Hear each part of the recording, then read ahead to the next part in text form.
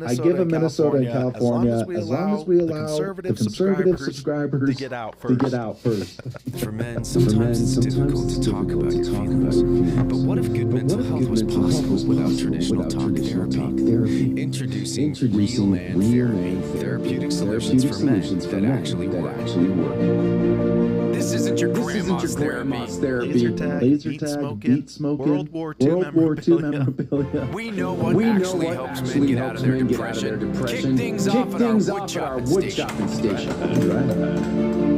Connect with others in meaningful conversation. All I'm saying is a squad of Marines can easily take out a Roman soldiers. You're not taking into consideration the tortoise formation. Experience soothing aromatherapy. Our dietitians will treat your mind by treating your body to a healthy organic diet. Experience the healing power of meat. Your inner frustrations in a positive, uplifting You want to smash your bros. Or take out your aggression at our state-of-the-art batting cages. And perhaps the most effective treatment of all, pick up heavy stuff. Our self-certified man therapy wellness sessions also include a car for you to fix, learn how to quote tombstones, Bible reading, and prayer, advanced golf simulators, an old wizard who gives you quests, a tank, an old woodworking tool, board with little troops you can push around like a general, an anvil, a riding lawnmower, chainsaw battle, stuff for beautiful, a pre-recorded video of Matt Walsh telling you to shut up and stop being an idiot. P-51 books about the Civil War, it's so much more. So if you're struggling with anxiety or depression, don't go to normal therapy. Check out Real Man clinics today. Because talking is for women. Was there an address included on that therapy clinic? It's finally been revealed how Trump was able to take out the Ayatollah. Did you know the new Ayatollah is gay? And President Trump has reportedly taken advantage of this week by luring the Ayatollah out of hiding using a cardboard cutout of David Hasselhoff. The mission was codenamed Operation Hot, and it went off without a hitch. Military operatives placed the cardboard cutout on the outskirts of Tehran, and sure enough, within minutes, the Ayatollah came out of his bunker and attempted to smooch the likeness of Hasselhoff. But the only kiss the Ayatollah would be receiving was from the 30mm Avenger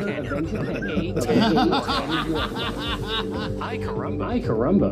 No one can resist the Hoff, Trump said. Muscles, tremendous hair, and a cool car to talk to. The gays are powerless against the Hoff. Muscles, tremendous hair. How men treat each other. Oh man, FAFO, dude. What were you thinking? What's up, retard? How you doing? Good. Honestly, feeling a little stressed. Not great. What's going on? Well, Natalie keeps bugging me. Work is piling up. Just stressed. Are you? Sounds like your feelings are hurt. I don't have feelings. Shut up. Let me go find you a tampon to help your feelings. I don't even use tampons. What are you talking about? It might be your trauma. Hey, everyone, Brent has trauma. What have you been doing? Escape from the gym. Oh yeah, you gotta work on it. Were there any other men on the elliptical machines? It's very low impact. Hey, I'm not judging. I support Pride Month. You wouldn't want to risk working out while you're getting exercise. That really hurts. Literally the weakest man I know. Yeah, I like how you say that as you're crossing your legs. It makes me respect you more. Do you still have Natalie open pickle jars for you? Check it out, guys. It's Jocko Willink right here. Natalie has a jar he needs you to open. You put lotion on your hands. I enjoy the sensation of moist skin. Yeah, most women do. You know how I know you're a woman? You use an emoji on every text. Every single text.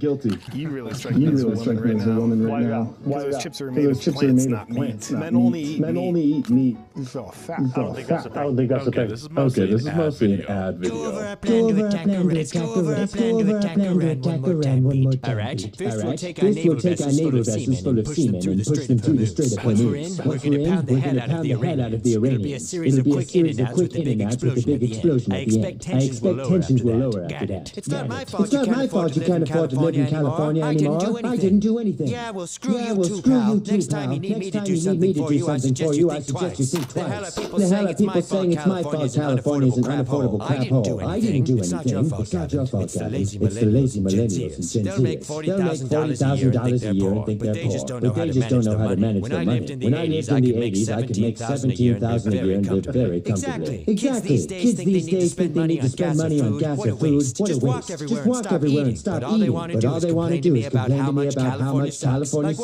what the hell? I didn't do anything. That gives me an idea. What if we offered to teach these kids about their finances? Show them that if this were the 60s, they could live very comfortably on just $9,000 a year. That's a great idea. And it's perfect timing. I just spent $150,000 on a podcast studio on my third home. Come on, Dave. Hey, Californians, this is Angry Money with Gavin Newsom and Dave Ramsey. We're here to teach you how to save your money. Oh my gosh, we got our first call already. Hello? Are you angry? Yes, very angry. I see. And why are you angry? Because I make $80,000 a year and still can't afford to live in California. Gas is $8 a gallon. There's homeless people everywhere. Taxes take half my money, and I can't afford my rent. Well, you shouldn't be mad at me about it. I didn't do anything. Let me jump in here, Gavin. Sir, you are in no position to complain. If this were the 1930s, I could make $1,000 per year and live very comfortably. Wow, it's really like listening to a Dave Ramsey show. Harry Potter might be a little bit racist. Howard, explain to us one more time why you don't trust Professor Snape. I don't know. I just have this feeling that he's working for Voldemort. You're geez. You see that nerdy old white professor laying around? Man, I need to tap that behind ASAP. Professor, are you going to teach us how to make polyjuice potion this year? Shut up, Ho. I don't know about no polyjuice potion. Just let me know when you see that old white mama. In the meantime, I'm going to be out back shooting hoops. Oh, I see. It's because he's black, isn't it? No, it's just something about him, that's all. Look, if I was on the sidewalk and saw him coming, I would probably cross the street where it feels safer. Right, because he's black. Oh, Harry, I think you might be a little racist. No, I'm not. Let's just change the subject. What do you want to talk about, Ben? Malfoy. I think he's up to no good. Why is that? Hey, Harry, I heard you're a secret for the Gryffindor Quidditch team. My father says you're going to fail. Shut up, Malfoy. Whatever, fool. Oh, I see. It's because he's Mexican. No, it's just something about him. I know he works for Voldemort. I know it. Mexican I've ever Everyone seen. like him probably does. You mean everyone like him is no Mexican? That's not what I mean at all. Harry, what would you say if I told you I'm Jewish? But you're not, so it doesn't matter. Well, actually, Harry, I am. Ron, can I speak to you in private? Harry, what is it? It's Hermione. I think she's working for Voldemort. Because she's Jewish. No, it's just all of a sudden she seems suspicious. Blimey, Harry. I think you're a bigot. Can I just ask what is it about Lord Voldemort that's so evil? Bloody hell, Ron. Are you serious? Just look at him. What video was your favorite? Drop a comment down below. Don't forget to like and subscribe to Conservative Vibes. I'm CV. And I'll see you in the next video. God bless America. No fucking way. Cancels JD Vance event over death threats? What the fuck?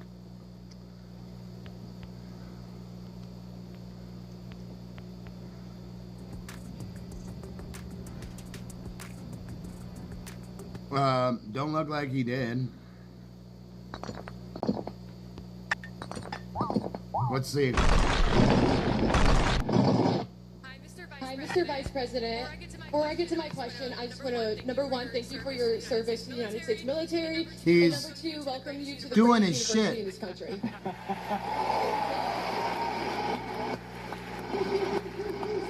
Thank you. My question is, as somebody whose parents adopted 3 children from the foster care system, Epstein was arming Israel's enemies at the behest of Israel so they could stage fake wars. Is that not a better reason? I can make up more reasons that make more sense. So you think that the results of the investigations into the allegations about child sex trafficking were that we found out that he was running guns? I'm saying that if you are told to search a house for a weapon and the guy says it's for sure in the basement, we have to go to the basement, and you don't go upstairs because you're damn sure it's in the basement, you'll come out of the basement with nothing, and then everyone outside screaming at you, why didn't you find the weapons that are in the basement? Well, I would agree that we should investigate this with a totally open mind, but we need transparency in this issue.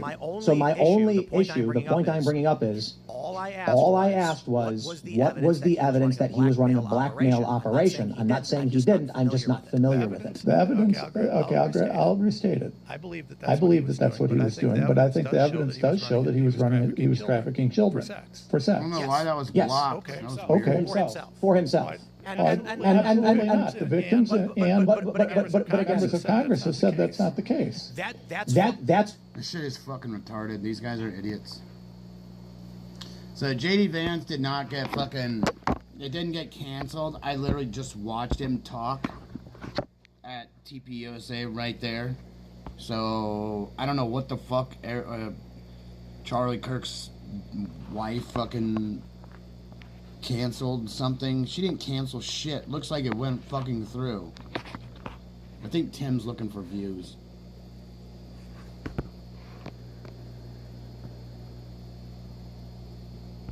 That's cool.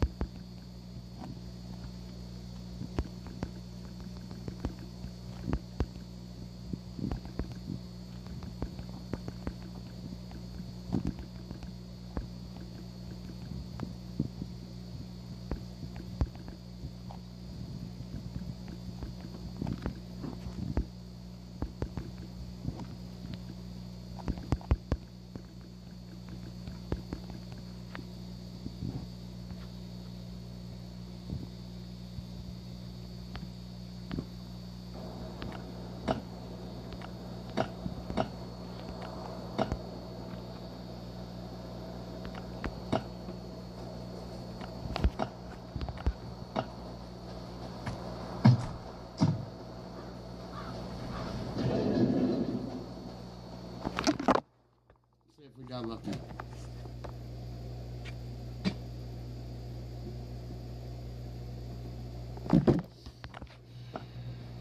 Nope. Or it's going back in is when you know.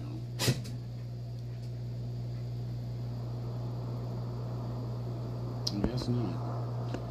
Alright.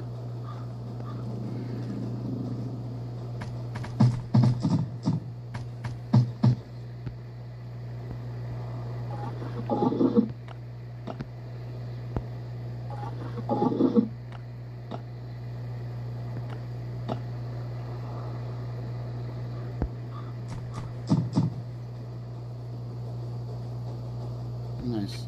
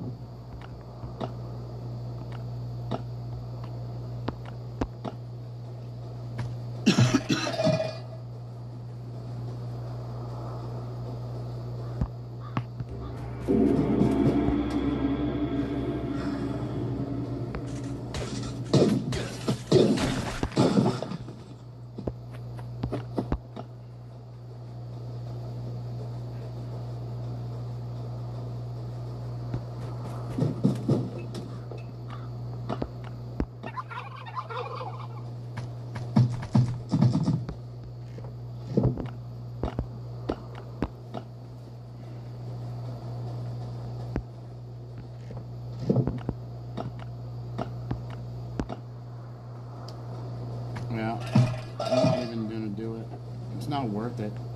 I've done it too many times. Like, it's fucking annoying, I'll just say that.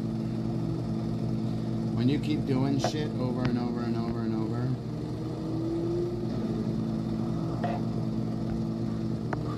it kind of gets boring after a minute.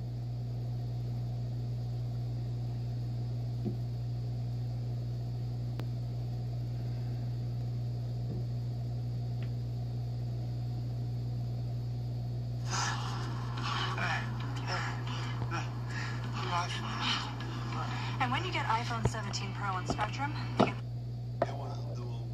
elongate Steph's career. I think he's going to go back next year.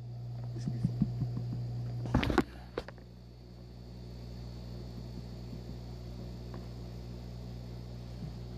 In Austin, Texas, they're happening in LA or New York. So Chris shops at Tractor Supply.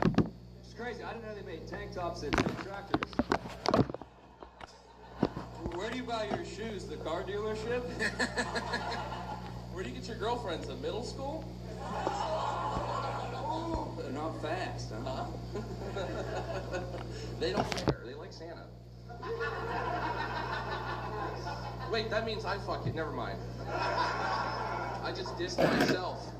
Clementine told me he regrets selling a bunch of Apple stock in 2010 and instead spending the money to purchase banana stock because it more easily fits inside of his asshole. He's gay. Rascal. Grab a soda.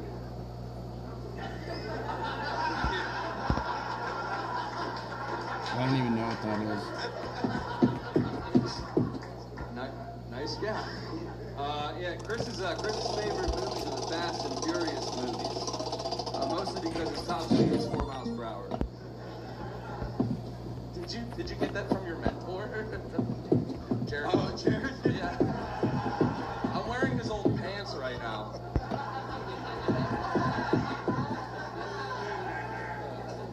Semen all over him. Clementine's very, very proud of his recent performance on Skankfest. I haven't seen any. Clap for him. That's cool. You feel better? The only games that I've seen that were like Rust, I forgot what they were. I just forgot. I played 3 of them. There's like, there's some extreme survival game, and then there's another one that's just, you can't stop getting destroyed. Chris skateboards. He actually skateboards in Pittsburgh, the Steel City.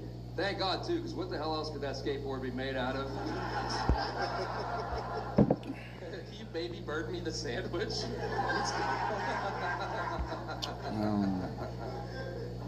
Clementine dropped out of the Naval Academy. Most likely when he realized working with semen on the pamphlet didn't mean what he thought. He really wanted a mess in his poop deck. At least I made him laugh, I guess.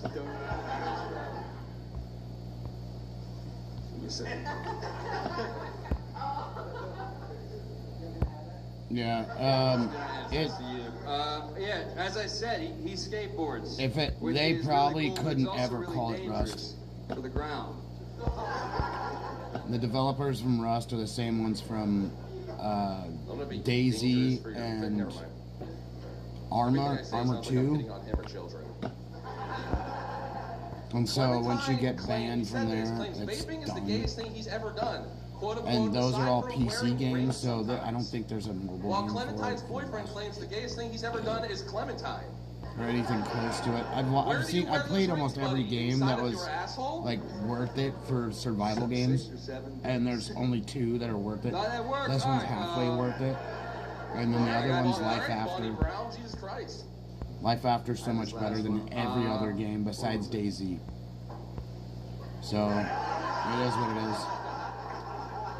So I'm gonna see if I looted this. I don't think I missed a spot. Adding on. Chris, the Pittsburgh Prince.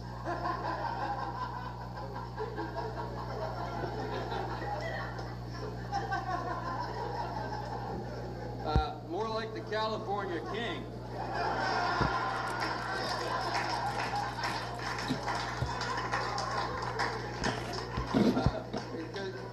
because he's white, lumpy, piss stained, and I'm absolutely not carrying him up 2 fucking flights of stairs. Dude, when I sleep at your house later, I'm breaking every piece of furniture in that bitch. Your IKEA is going down. Alright, that was 5 jokes, guys. Give it up for them. Dallas Fort Worth, stand up if you can because you're so big. I won't ask you again. That's a Berlin battle. Berlin getting 4 points out of that one. And Scotland getting 2 points out of that. Those were German battlers in Dallas? No. So remember, Berlin drafted the WWL affiliate that we just watched there. Yeah. Second time in history that's happened. A lot of shooters coming out of both places, Berlin and Dallas. All right. That was a fun battle. Chris Gribba gets on this thing a lot. That was my first time seeing Clementine. Very, very fun. That looked like Michael Moore, who directed Bowling for Columbine, versus a kid who died in the Columbine shooting. All right. Let's just get to the breakdown here, because that's what we do here. We like to... Clever ways to call him. Well, either way, if we've seen him or not, I enjoyed that performance. His callback of using, fast food products as his notes. It's dangerous. Never seen that before. Okay, I haven't seen it like that. Now, I'm glad you got to that, and I know you're going to have an opposing view on this, and I like when you get dialectical like this, which is why I love their podcast. Now, props. What do we think about props in a roast battle? You've done enough roast battles to know how dangerous it is. So I feel like this battle's theme was consequence. There's a lot of big swings, a lot of traditional swings, right? Like Chris Gribba went a little clever on doing the traditional thing of calling a guy you may not know personally, you're calling him a pedophile. You find clever ways to call him a pedophile. You're finding clever ways to call him gay, right? So he's gay, he's a pedophile. He's gay, he's a pedophile, right? That's probably the crux of most of Gribba's jokes. And then the crux, obviously, of Clementine's was he really leaned into this guy's huge. Let me write in the language that you understand, kind of a thing. Yeah, I don't remember a single one of his actual jokes, but I remember the bit. That's my problem. And it's one of the hedges of props, honestly, too. You say the props are dangerous. I say that they can be, obviously, but there's a hedge, too, where you remember the prop, you remember the thing, and you go, what was the joke reason why they brought it? I don't know. It was just something. Now, the very, very last bit... don't make content for anybody. He's a Pittsburgh Prince, but actually unless you're getting paid. Where the line you didn't expect to get was the biggest laugh or whatever, and you have some stuff left over, cut it out. Leave it. You gotta edit. Edit in the moment. New battlers don't. I think that's what it is. It's and that's like joke writing. I think in general, right? Or even screenwriting. It's editing because you're like, this is still gonna kill, right? But if you get the biggest pop, you're like, you know what? I can save this for another battle. Yeah. You can just save that tag because at the end of the day, that's what it's gonna be. Because you're like, if this is good and I'm at the red light, I should probably get off stage right now and leave them wanting more. And most people that ask you to do something like that will charge you. When I say don't if it's personal for like Twitch, tell them to go fuck themselves because literally if they can't make their own content, you can't make content for somebody if you're not able to make content. You understand what I'm saying here? No, I think it was a SpongeBob joke or something. I think both of those actually. We'll just drop my set. Love that you said that. Because it's not like you just. Your brain just kind of. Usually. I don't even know if they do that a lot, but Scout and I. But it's not. Go over there and try to say spaz, and they're like, you could not perform in the British Isles anymore, actually. What does spaz mean? Yeah, don't say it twice. Oh my gosh, yeah. We gotta bring Josh Meyerowitz in here to apologize to him soon. Oh, okay, yeah, that means mental. All right, let's go to the Bay Area. They're killing it right now, and I don't like that. They're just idiots. They're killing LA right now, and they keep doing it. This is a lot of times they'll just ask you for information, then all of a sudden your account's gone. Alicia Noah Guerrero has a championship match. Alicia won this one, just so you guys know. Let's get into it. So I don't divulge too much information about anything about that. Alright, I just want to start the battle by saying, as you can all tell, Alicia is unkind. Yeah, this is a battle between a school shooter and a sister that made me like this. Yeah, Alicia looks like Cruella from 107-11 Dalmatians. I'm thrilled to be here, you guys. It's not every day I get to battle my little sister.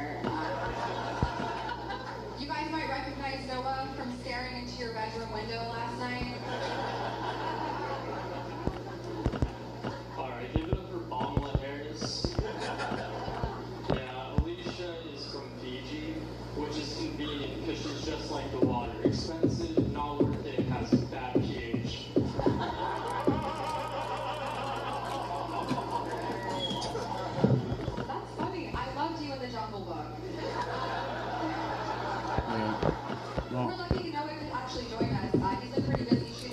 I went by one name before and just let it go. Nice, I got it. Yeah, Alicia looks like she takes her daddy's money and dick at the same time. Wow, Noah, your energy is electric. The first time I met Noah, I thought he was the mic stand. But Noah is here tonight to remind us that the fight against AIDS continues.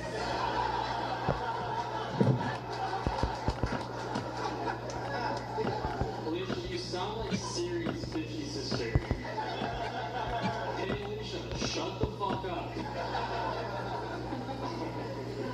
I kind of look like Noah's mom, so this is therapeutic. You got it. It's traumatizing.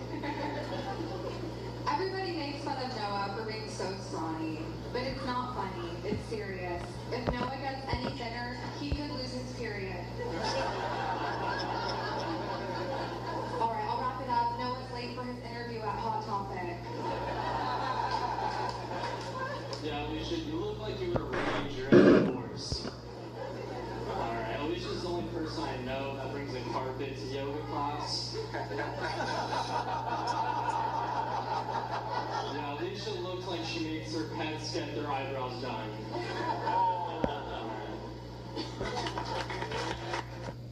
I mean, the Bay Area's been killing it. I was talking about the Tokyo Cash where something you're like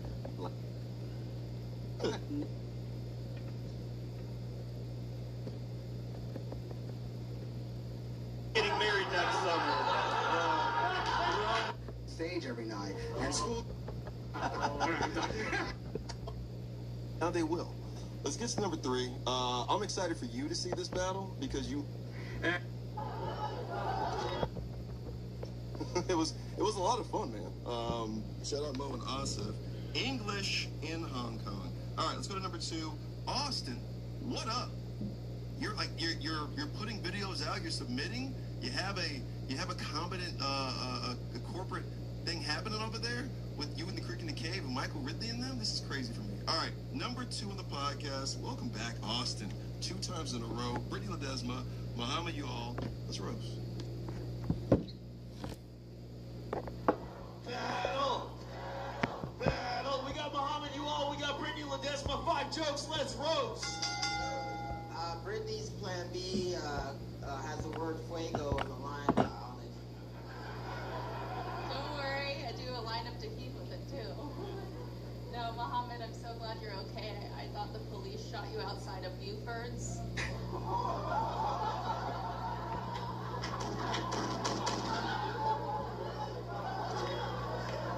It's like a double-A baseball. Maybe not so much a finish.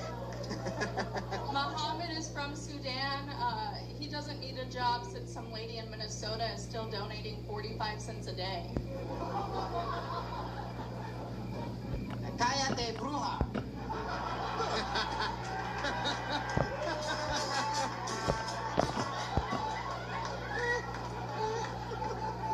Brittany has asthma. She uses an inhaler. Brittany, maybe you wouldn't have trouble breathing if you wouldn't talk so much. So African. No, I know Muhammad doesn't really like me. I'm not really his type since I still have my clit.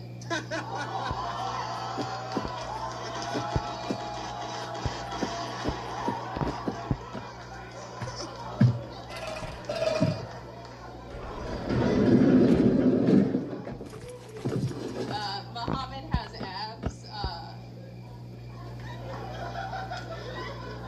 Yeah, he got them because of this diet. It's called living in poverty.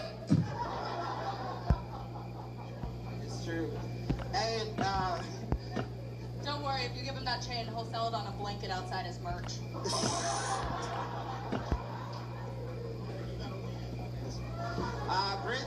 Brittany, you look like you did housekeeping on Epstein's Island. I wasn't young enough for them to want to touch me. Keep it going for the Somali pirate that's just in it for the booty. If you're here, then who is the captain now? Oh, he has to get up his dog. That's cute.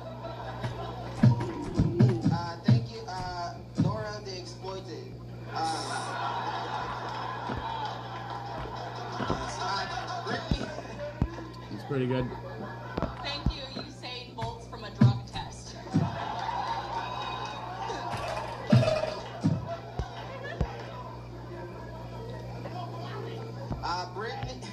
Brittany is bi. She had an ex-boyfriend and an ex-girlfriend cheat on her. The guy left because of her body, and the girl left because of her personality.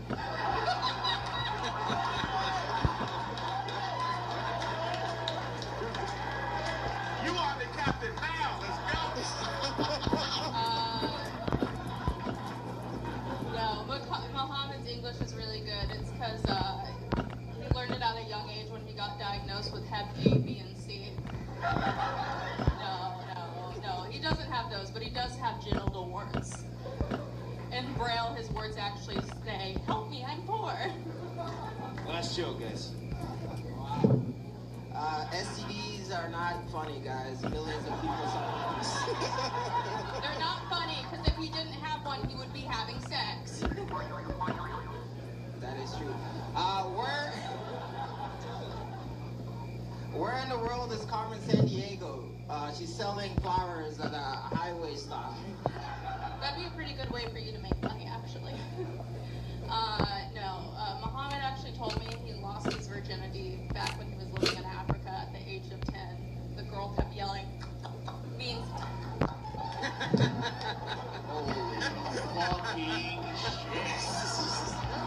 This is why you gotta love Austin and love when they hit the countdown. We get so deprived. They've been in the league for so long. Number 2 on the countdown this week, Brittany Ledesma, my man Muhammad, y'all. A lot of fun. Different languages in this one. Just buzzword heavy. This is what Austin does. You know, they're gonna go for the big swings, the big polarizing material, and then like the crowd's gonna have fun with them. I mean, if you've ever been to Friday night, RBL Austin, I couldn't recommend it more. It's at 11 p.m., so it's after all the cool shows happen, right? So at 11 p.m., and all the cool comics go there, and it's a riff fest. It's a drug den. It's it's insane what happens in that place, but you can see the energy. And then you have this type of battle here where you have...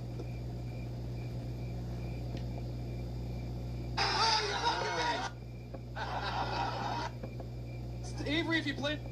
I'm only a 4th Jew. Wasn't bad enough. Avery is also... Sean had... Skin.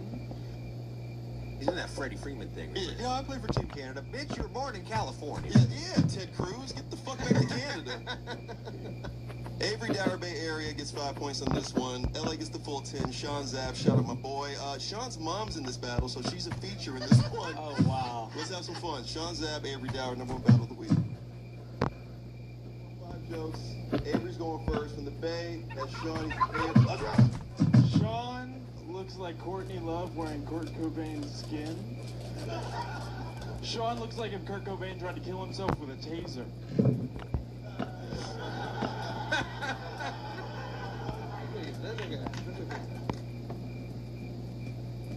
Oh, that's it? Avery doesn't even have cerebral palsy. He was just really bad at suicide. Avery told me he's bisexual, but he has a thing for girls with short hair and flat chests. So you're gay, bro? I said yes already. Shut up, quasi-homo. Avery is a virgin, not because he's crippled, but because he's ugly.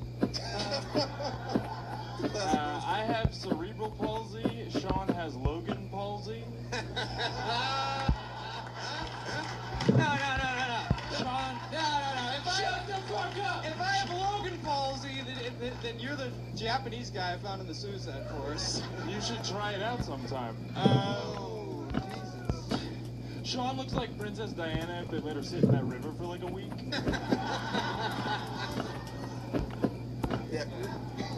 What? If cerebral palsy wasn't bad enough, Avery is also Jewish. But at least he gets priority parking at the gas chambers. I'm I'm only a fourth Jewish, that's why only my legs are crooked. Yeah, tell that to your nose, big boy. Tell that to your nose. Have you seen yours? Yeah, it's good. Godlike. Avery said he's going to destroy me in this roast battle because the win was promised to his people 4,000 years ago. Avery, more like a very bad pair of legs. Yeah, that was good. Everybody give it up for Billy Ray Cyrus. Sean drives underage girls across state lines. That's right, he takes Hannah to Montana. I got an achy breaky spine. This guy. What's out? Yeah. That was good. I drive girls in my Mustang. You drive girls in a mobility scooter. You live in your Mustang. I asked Avery if he played any sports, and with a serious face, he said wheelchair basketball. D1, baby. University of Arizona, bear down. Avery doesn't have cerebral palsy. He just never stopped playing Hasbro's hit board game Ants in the Pants. Because of his disability, the government gives Avery free Uber rides. Now, I don't know about you, but I don't pay my taxes just so the government can keep a goddamn Frankenstein alive. When Avery's in his wheelchair, they call him Virgin Mobile. Sean, you can tap in whenever you want. Sean looks like Owen Wilson if Cars was describing his living situation. When Avery goes to restaurants, he always tips. Over.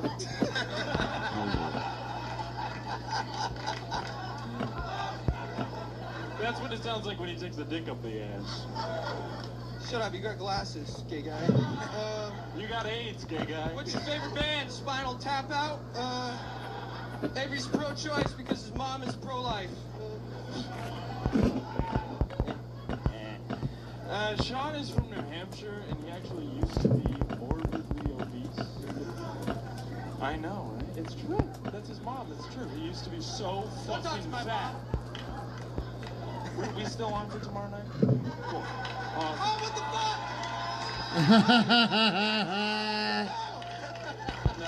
Avery, shut the fuck up. I was telling a joke about fucking your mom. No, Sean is from New Hampshire and used to be morbidly obese. New Hampshire's state motto is live free or die. He thought it was live free or pie. That's okay. Avery is a bisexual Jew. Yeah, motherfucker uses oy vey pronouns. Oy vey. Yeah, it was. Avery's an alcoholic, but he can't do a 12-step program. There you go. Avery won prom king in high school, but not because he was attractive, popular, or disabled. It's because prom court is run by the Jews. No, it was a fucking make-a-wish, okay? It's true. It was a make-a-wish. Take your coins. Throwing coins at him. Bend down and pick those up? No, I'm not a Jew. Shut up, Sean. Shut up, Sean. You look like George Michael if you didn't have a father figure. Sean looks like George Michael's arts and crafts. Sean and I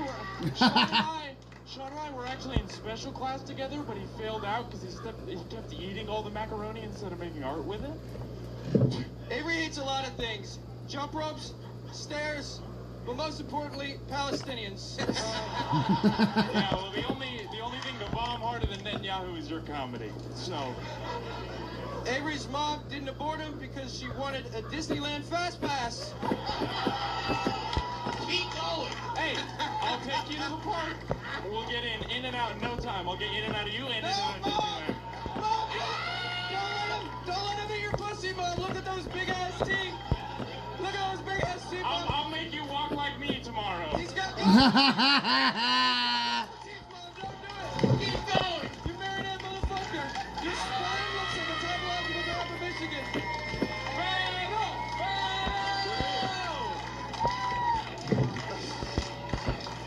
They didn't want to stop. Holy shit. That was so much fun. I mean, if we're talking about the most fun battles we've seen, the top three were probably that between Muhammad and Molly. There's some guns out there. A lot of these sound like law firms, but I'll give you. We have a lot of Jewish people in Los Angeles. I know this has been a very Jew-hating heavy episode, but that's what we are. All right, so let's talk about LA a little bit and the fact which is like fact check during battles. Yeah, but Only if it's funny. That's my attitude. right, and at points they had it because they were shut the fuck up this and you don't know, you know, whatever.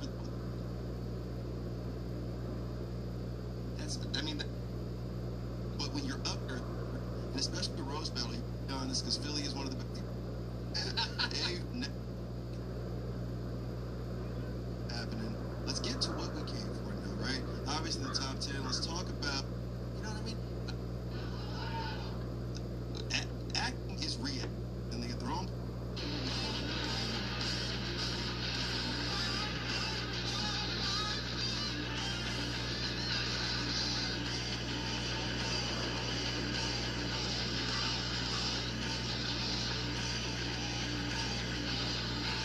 God, those suck dick.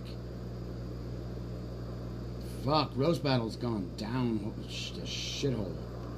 This is the best waterproof 6K drone for beginners I've ever seen. It features automatic obstacle avoidance. Hello, it's me, your Gen X auntie. The very first dumpster fire we ever did, back when I was young and hot, before I was married and had a baby and lived in the suburbs, I covered Trump saying, "I am the chosen one." The week started off with our president calling himself the chosen one. Somebody had to do it. I am the chosen one. He looked up at the sky afterward like he was checking to see if God was gonna strike him down. And lightning didn't come, and apparently Trump took that as a green light because he's been blaspheming him ever since. But have you ever asked God for forgiveness?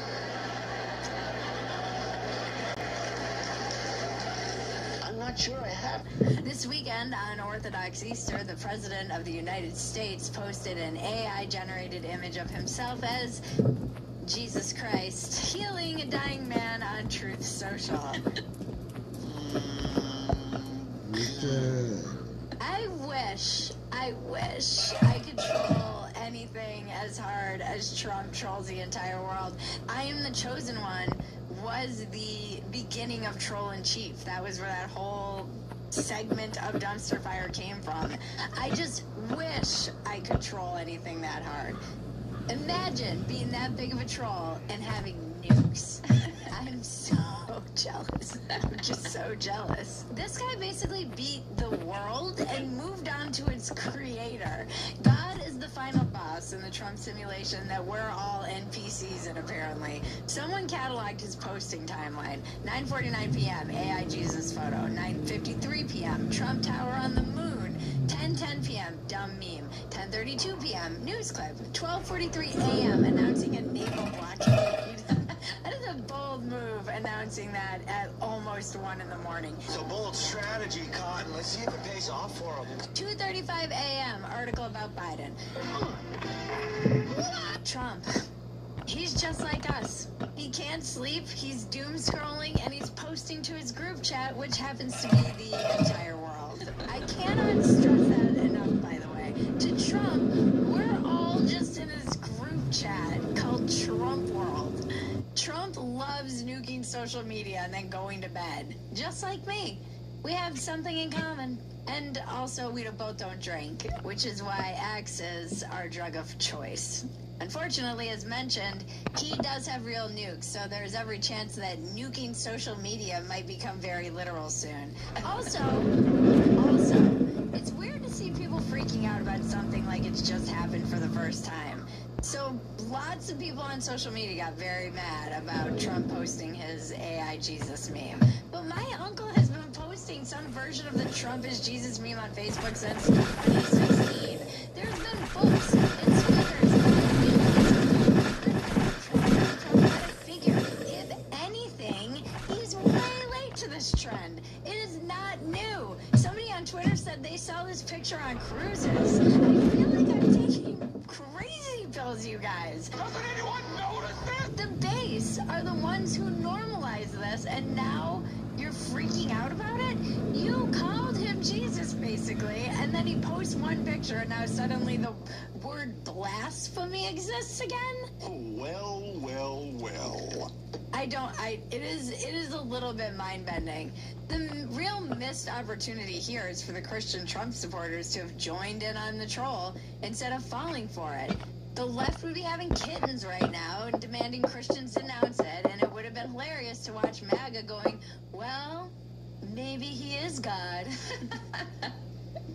That's what I'm doing on this frickin' episode, apparently.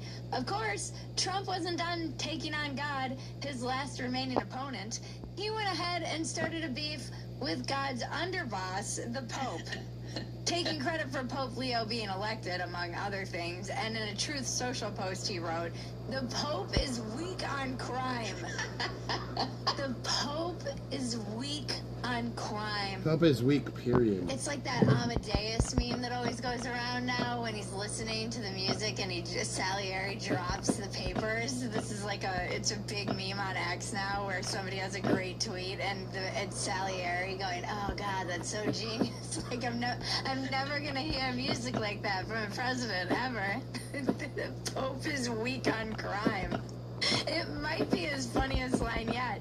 Call me crazy, but I don't think there's much crime happening in Vatican City. I mean, other than the pedophilia. Did he even... We know that's been happening. Did he even check the crime rate in Vatican City before making this claim? Well, we decided to look it up, and guess what? The Pope really is weak on crime! God damn it! You can't make this shit up! Well, technically anyway, this is the thing about Trump. There's less than 1,000 people residing in Vatican City, despite tens of millions of annual visitors. The result is that if 1,000 people are pickpocketed a year, the stealing rate is a 1-to-1 per capita. So it doesn't look great, but regardless of the technical details, once again, Trump was right. The Pope is weak on crime. It's unbelievable, this guy. Pope's a faggot. Literally, per capita crime in the United States is lower than Vatican City. God damn it. This man, how does he do it? I mean, just last week he tweeted about all the podcasters being low IQ, and what's happening this week? They're all purchasing hats identifying themselves as low IQ. I mean, you cannot make this shit up. It's Tucker. He's the one selling these hats. And of course, they think they're doing it ironically, like when Trump commandeered Basket of Deplorables as his own. But all I see is that Trump pointed at them and said, low IQ, and then they all put hats on. We are living in the Matrix, and Donald Trump is the designer. I'm more and more convinced of it. He's the architect. It's his world. We're all just NPCs in it. The Matrix has attacked me. I'm Bridget Fedesi, and this is your dumpster fire. Welcome to Dumpster Fire, where we make burgers out of your sacred cows. Like Jesus, New episodes drop every Tuesday and Thursday at 9 p.m. Eastern, 8 p.m. Central. Get in the chat. The chat's half the show. If you've never been, come join us live. It's fun. These people are not normal, and I mean that as a compliment.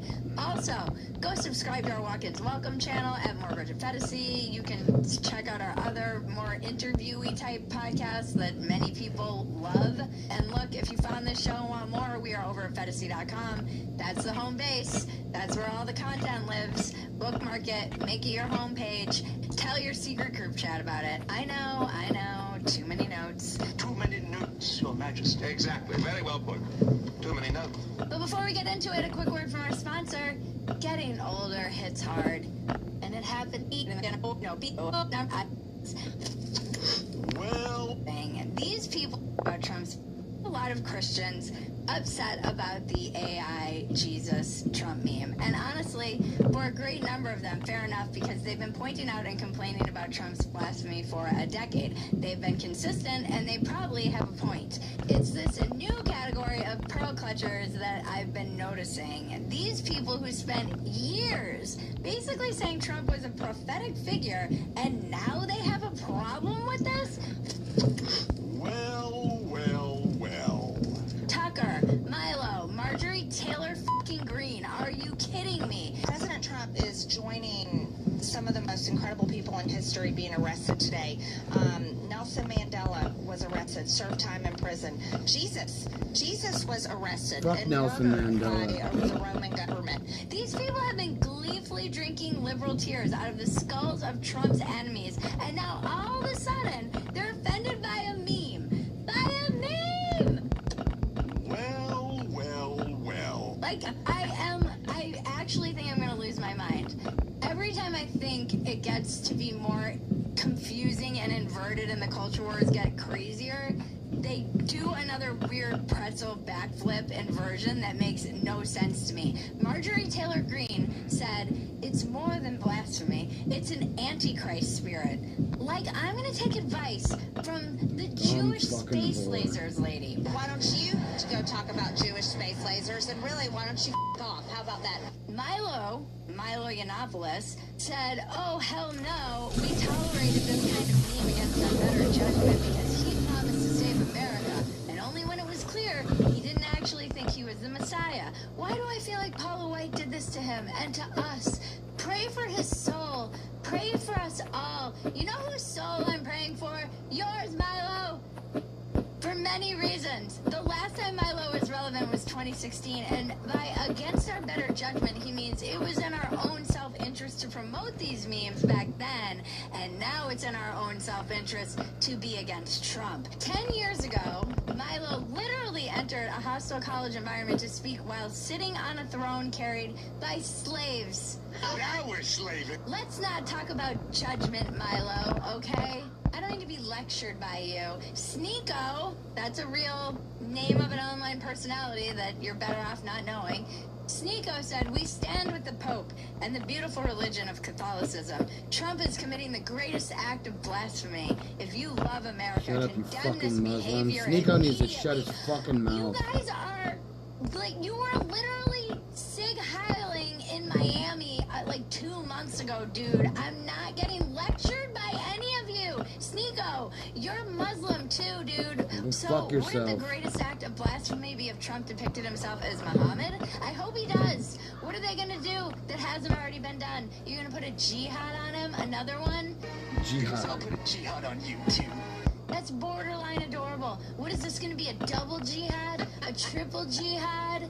They've already tried to kill him twice. You all said, "Oh, that's just Trump. He's just kidding." You guys are so offended. You're all getting so activated.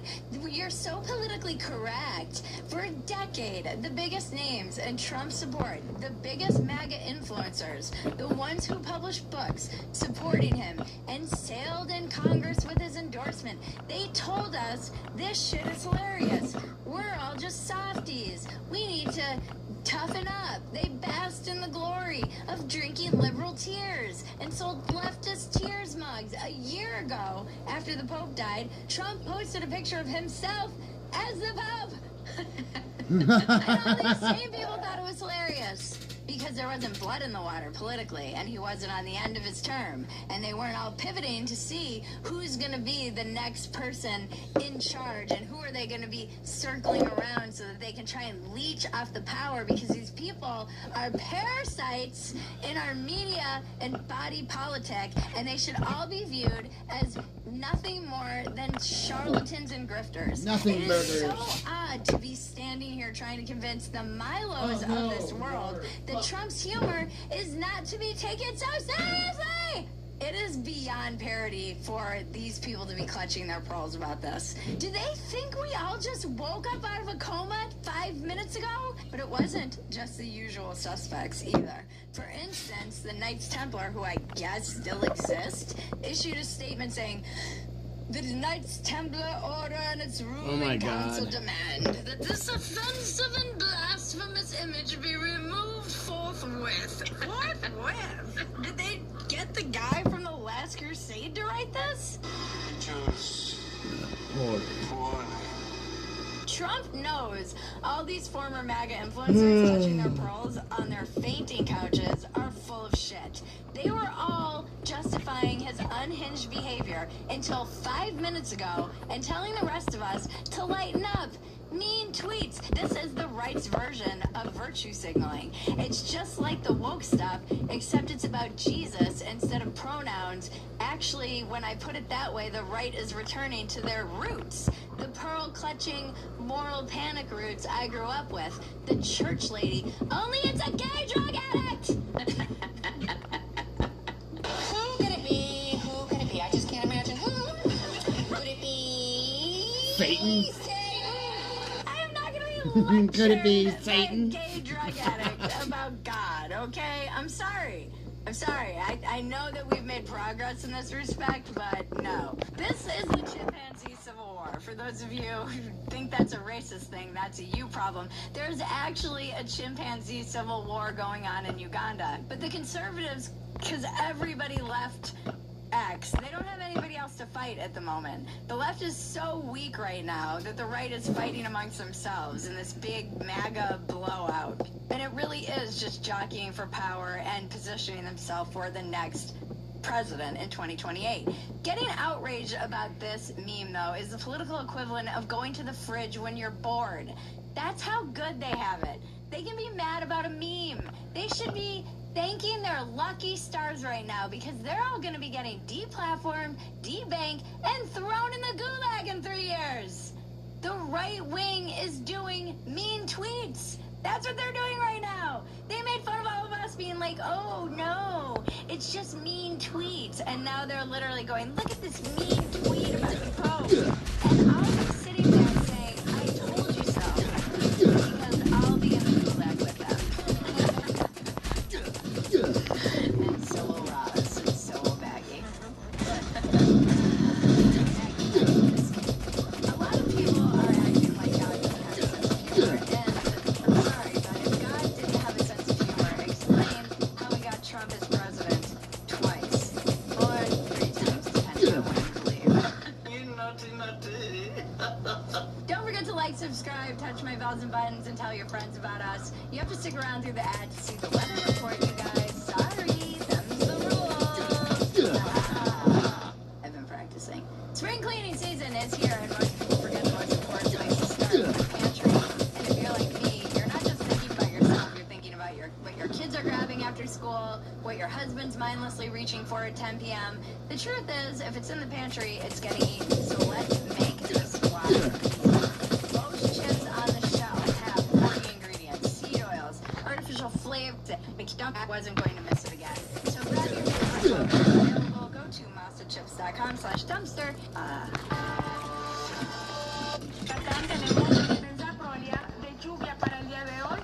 Rachas de viento que estarán superando los 200 kilómetros por hora para las costas de Oaxaca. Se espera que I didn't mean to send that fucking stupid faggot ass flashlight. Thank you, Andrea. So, the world went crazy over the image of Trump as Jesus healing a dying man. The pearl clutching took hold, and how did Trump respond? He deleted the tweet. Oh, no. He deleted the tweet. Apparently after Glenn Beck texted him to let him know the original meme had been altered and there was an image of Ball in the background.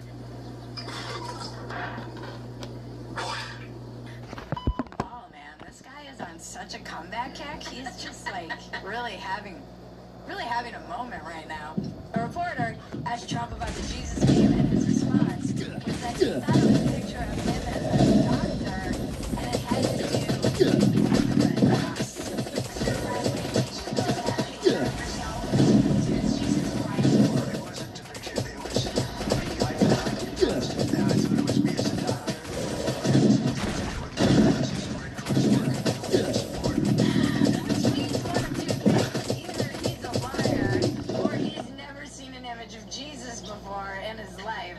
Jesus is a Jew, and Jews are doctors. Don't you see? He's just making a leap. He's noticing. I think there's a chance that Trump genuinely thought this was a doctor.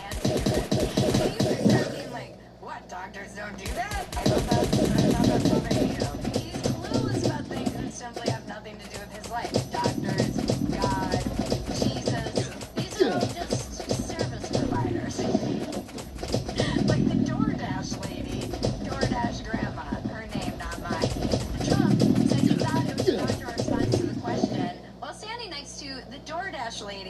just delivered McDonald's to the White House because he's trying to maintain a tradition of making everyone feel like they're on an acid trip while he speaks to the press.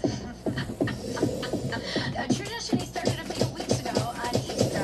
He was discussing the war and the destruction of Iran while standing next to a giant Easter bunny. I don't think it gets much more hostile than Iran. They're capable fighters. They're very tough people. And there are others like that. You don't mind when the enemy is weak, but that enemy is strong. Not so strong like they were about a month ago. I can tell you, in fact, right now, they're not too strong at all, in my opinion.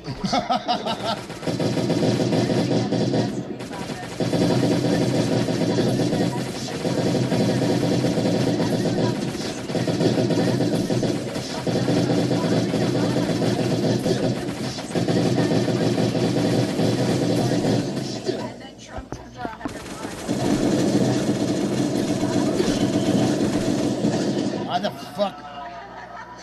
Yes, very. And sent her on her way. So let's take it from the top, just so we're all... I mean, this is a classic troll-in-chief dumpster fire.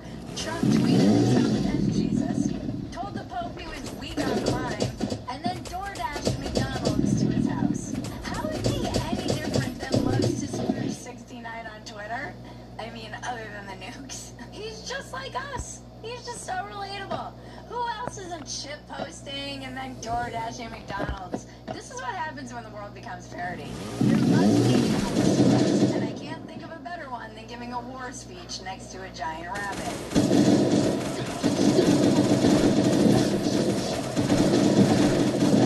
What's happening on one side of the internet, the rest of the internet, all 10 of us, are still enjoying themselves. We're busy enjoying all the memes that were coming out, and they came fast and furious as memes do. Trump healing Hunter Biden. Trump is Bob Ross painting the Last Supper. Trump with McDonald's at the Last Supper. Someone actually did make one of Trump as Muhammad, and I was like, oh no, Sneako's gonna put a jihad on McGill's. I said, realizing I need to log off forever. I'm too online. McGill's quote tweeted, Trump has removed the Jesus post from True Social and said, wow, Trump really got crucified. Stephen Miller quote tweeted the deletion and said, give it 3 days. Jarvis. Jarvis said, you know who else got attacked by an outraged mob for healing the sick? Bill Gates.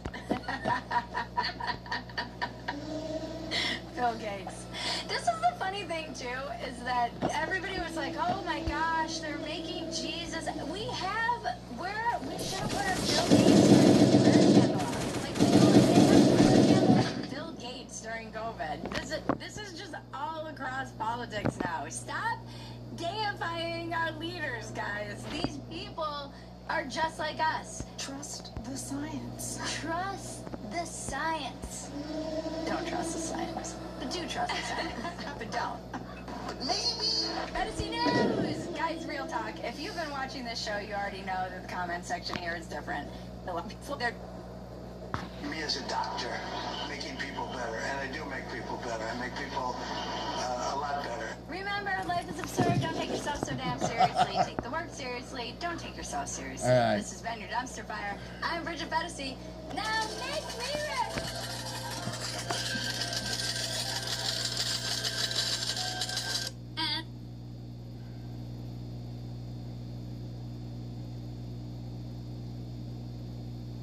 Now, while most people have, very justifiably, been focused on international news over the last 2 months, a lot have...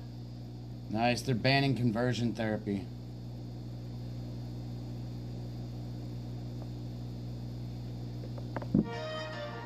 Frustrated with the way you currently file your taxes? What if you could track your tax expert's progress? Welcome back to another episode of Ripping Up with Fiona Collins. Matt Taylor. Hell yeah, and today we have a very special guest. Give it up for Uncle Laser. What's up, man? Dude, ramping it up.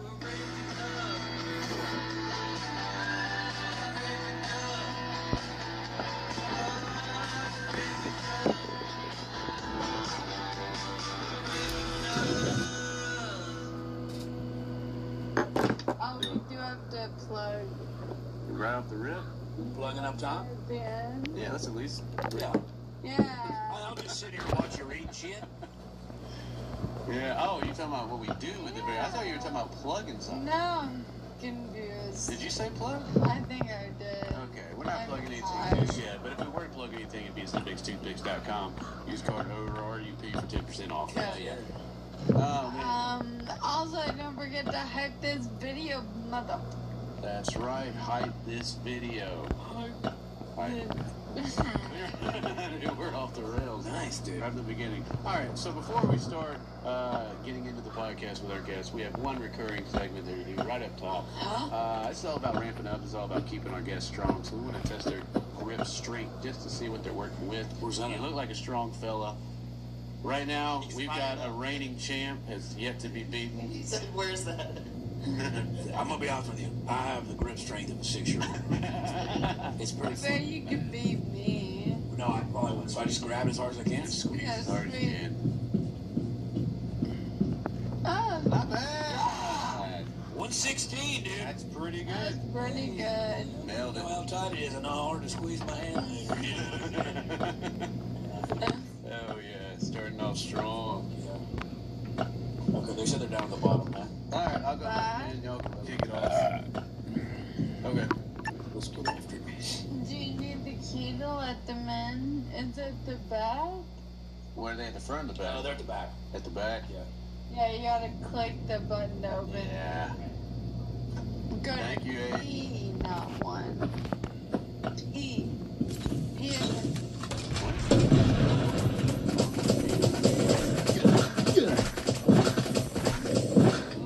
I like to assume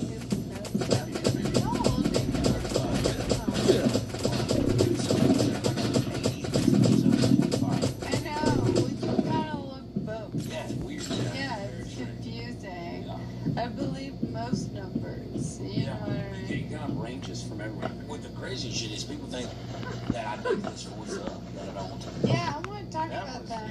Yeah, I'm like, oh, you think I chose this at the start menu? Like when I create a character, this is the voice I chose. Like, did you hit puberty and how was it like that before? Yeah. No, so what it was right around the time the nursery rhyme books were coming out about all them princes getting the frogs turned into princes. Yeah. And all those girls on the block would be kissing them frogs. And I'm like, not on my block, you know. So I was already eating them frogs.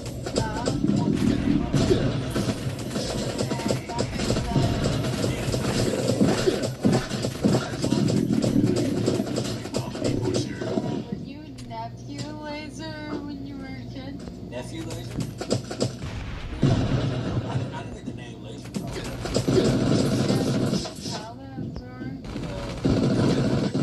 How I got it? Yeah, so I was taking sociology. Strong names are 2-syllable words, like one word, 2 syllables, like Hitler and shit like that. That's not a crazy example, but, you know, so I was like, yeah, I'm gonna call myself laser. And I stayed, although, you know, we call that laser. And went to talk, so I was like, I'm laser.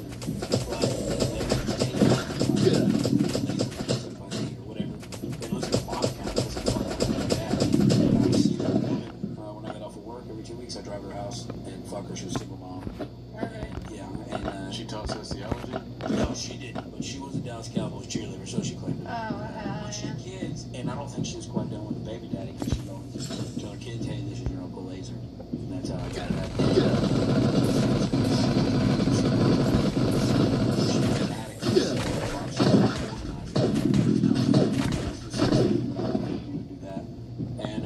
I didn't go. The day that I didn't go, she had some other showed up for her strange husband and shot her, shot him, shot the kid, shot himself. So, dodged the bullet. This is my drug Oh my god, dude. Yeah. Yeah, that's a crazy story. And you kept uncle, that's very sweet. That's a sad story. I feel like I didn't acknowledge that at all. What up? Like, What up? wow.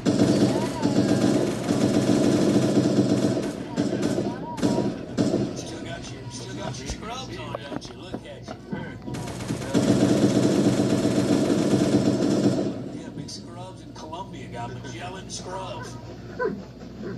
Oh, hi, good to see you. Hey, I'm Matt. Nice to meet you. Saints on tour with Rodney now.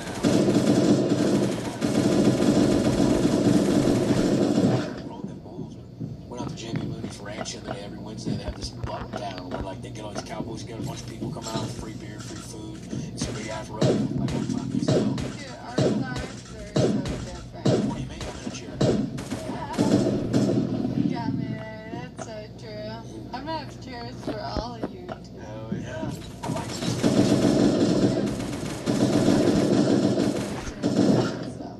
Did you? You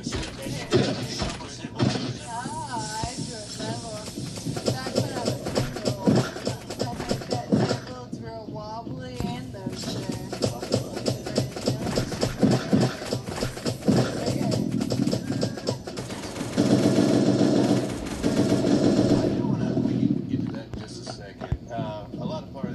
Podcast is having hot takes. Yeah. And you are a Texas boy, correct?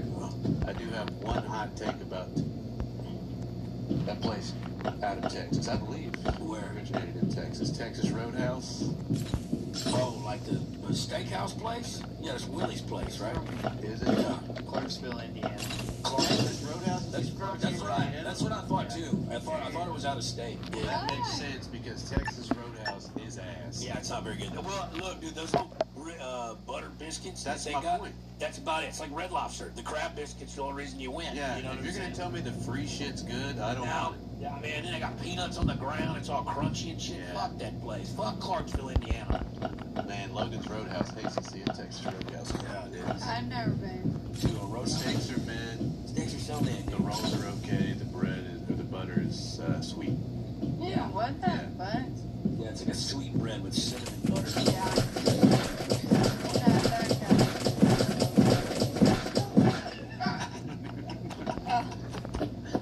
Like diabetes. Take your feet. Sweet butter where you draw the line.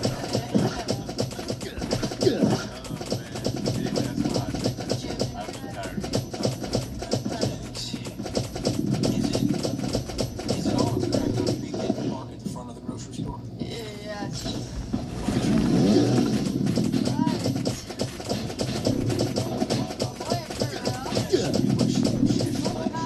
And cleft palate. And her hands was funny. Yeah, it's a lip stuff. Where you should go out. Her ankle was sprained all the time. And we were in love there for a while, but she's a gold. And like the boys gave her sticks and beat her because she short.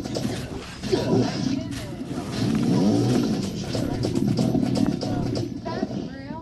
Yeah, she's at the top of her mouth. You ever have like a cleft palate blowjob? Just touch somebody. No, I haven't. No. Wild. Sweater house while you're with it. Doesn't matter. You can touch brain if they don't have the top roof of their mouth.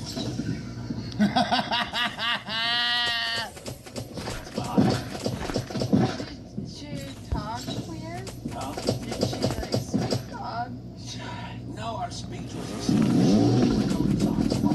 like that. She don't without her mouth. Where'd you meet her? Daycare. Excuse me? Daycare. Moved to daycare. Oh, okay. Like we went to daycare together. We were both kids. Okay. Yeah, no. No. No. I was a yoga instructor at the fucking yeah, you know. At the Leering Center? Yeah, at the learning center. Is she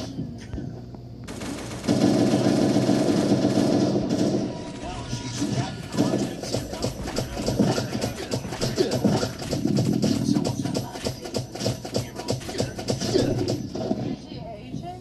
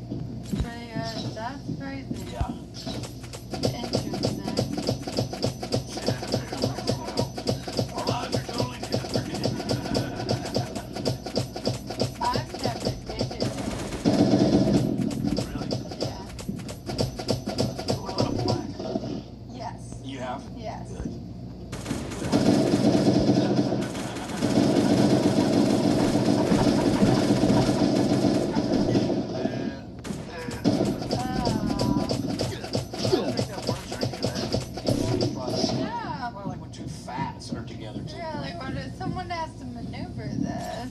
Yeah, someone's gonna push the boat. Like, who's getting on top of people who can't walk? Yeah, or, you know, hey, you gotta fight over who gets to lay next to the air conditioner or shit like that. I feel like being it, brother. Yeah, who gets to be closer to the outlet, Yeah. you know? To the CPAP? Yeah, for the CPAP. Oh. Same. What about you?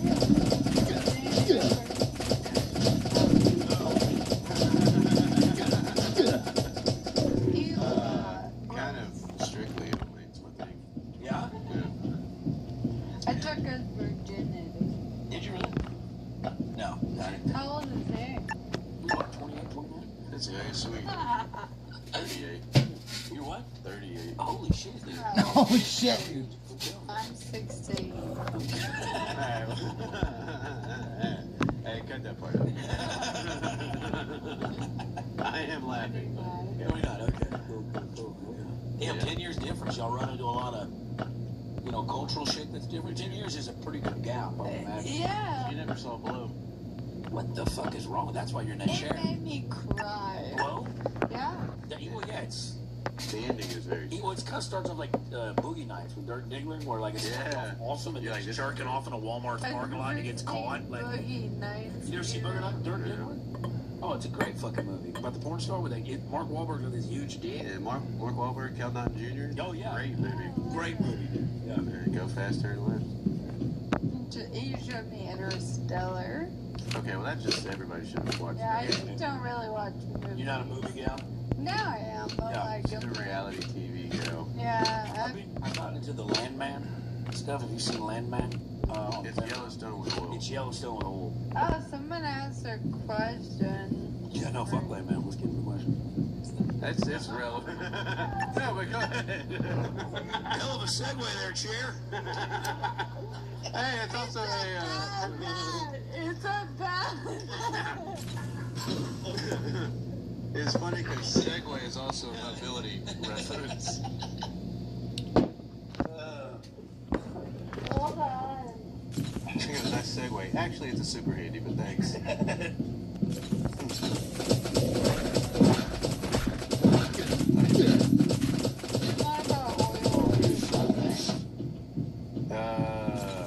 What's more real, the oil field stories or your accent? Well, we kind of already covered that. Yeah, I mean, the talking's, that's my real thing. And the oil field stories, I mean, shit, I've seen people die out there. It's all pretty... I don't really lie about it. I mean, but other than that... I don't even know about this story.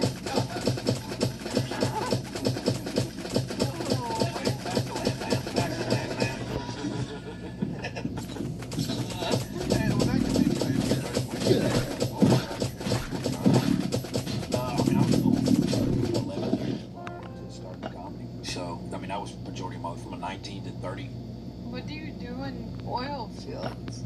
So, I mean, I worked my way up, but eventually I was a lead directional man. So, you don't just drill straight down and hit oil like they show and stuff in the movies. You drill down, it's called, you're extracting the fracking shell. You drill down like 10, 12,000 feet, and then over the course of like another 1,000 feet, you bend the pipe up to 90 degrees, and you get this phase up in the shell, and sit in that shell. And it's not like how, you know, you look at the earth and the topography, it's not just like lines that run parallel. It's, you know, you'll have, like, if you ever look at the Grand Canyon, see peaks and valleys of different limestone. So as you drill through shit, you get pushed off of stuff, and I'd have to keep it in like a 10-foot zone and stay in the shell. You gotta realize, I've put the table together so you should know. Like, if you ever take a hand drill and you try to drill something, sometimes you get something hard to the left. It's called reactive torque, and that'll happen down hole, and it'll flip you, and so you put right hand torque in on the top drive, and it spins it all the way down the pipe and locks it in place, and you point it, if you got to go north, south, south. Formations, shell is soft, so you'll have a certain amount of torque. You gotta hit something fucking hard and flip you around. You gotta catch up, you gotta realize you're 17 to 20,000 feet down, so even though the torque is up here, it'll take fucking 12 minutes to get down to the bottom. The trap torque is all fucking done. I mean, look, I'm like shit to go to the bottom half, like shit like that. You get a certain amount, if you land too low, you get like real fast shit, the well can catch on fire, a lot of shit. I imagine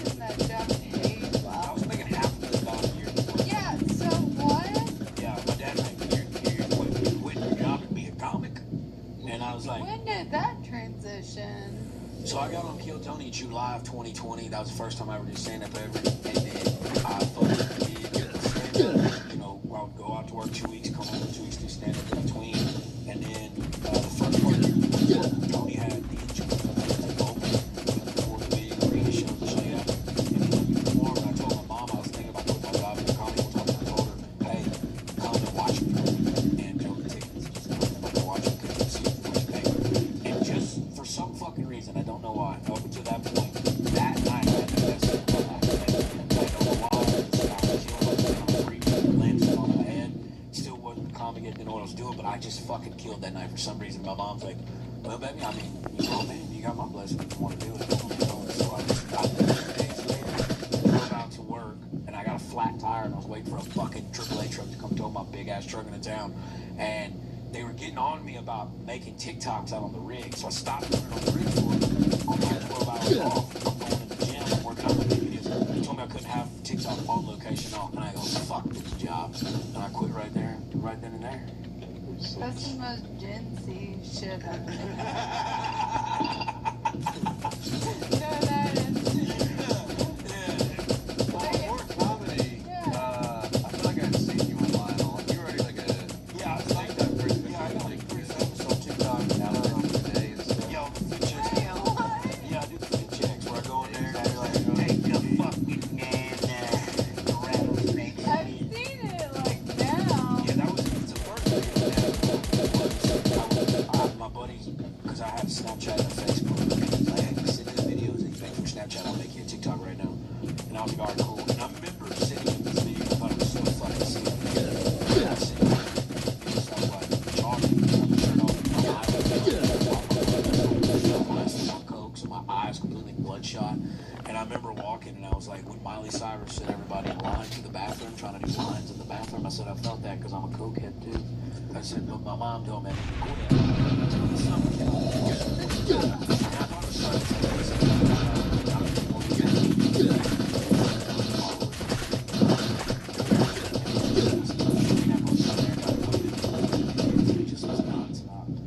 Yeah, I still remember the day, like, I'm just like, I was like, dude, and then how did we can make money off of this? And then my fucking thing started changing, like, that was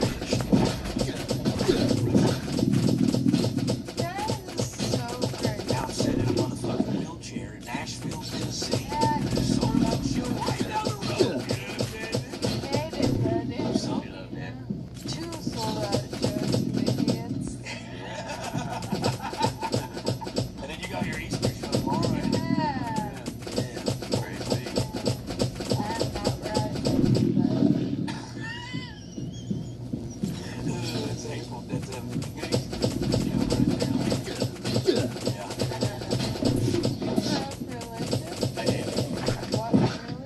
we were fundamental Baptist. It was, I mean, my family per se wasn't super religious, but the kids next door, they were all homeschooled, and I would go to church on my Wednesdays and Sundays. And then when I started questioning religion, I was 14, the church came in July, said it was 127 degrees outside. The fundamental Baptists didn't allow boys to wear anything but pants, can't wear shorts, can't show skins, girls can't wear them skirts all the way down their fucking heels. And we're playing basketball activities outside in summer.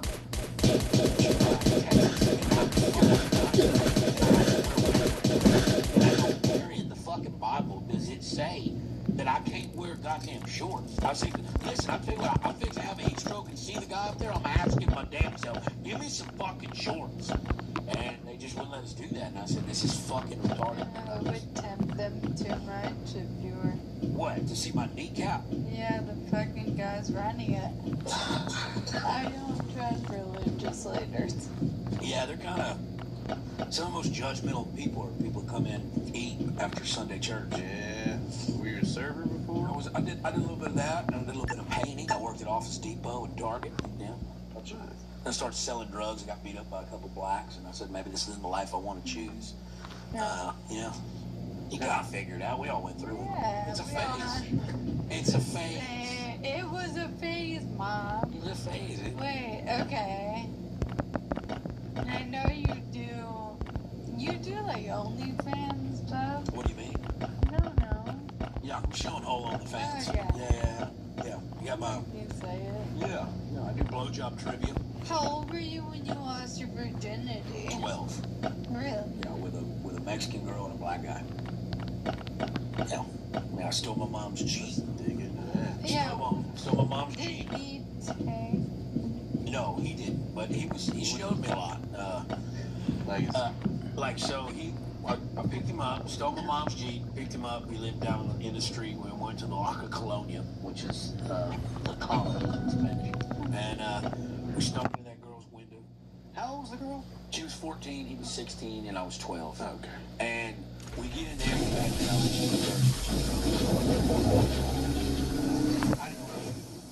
we're like kissing her naked, and I'm like, I put my wiener between her like calf and her knee or whatever that is right there.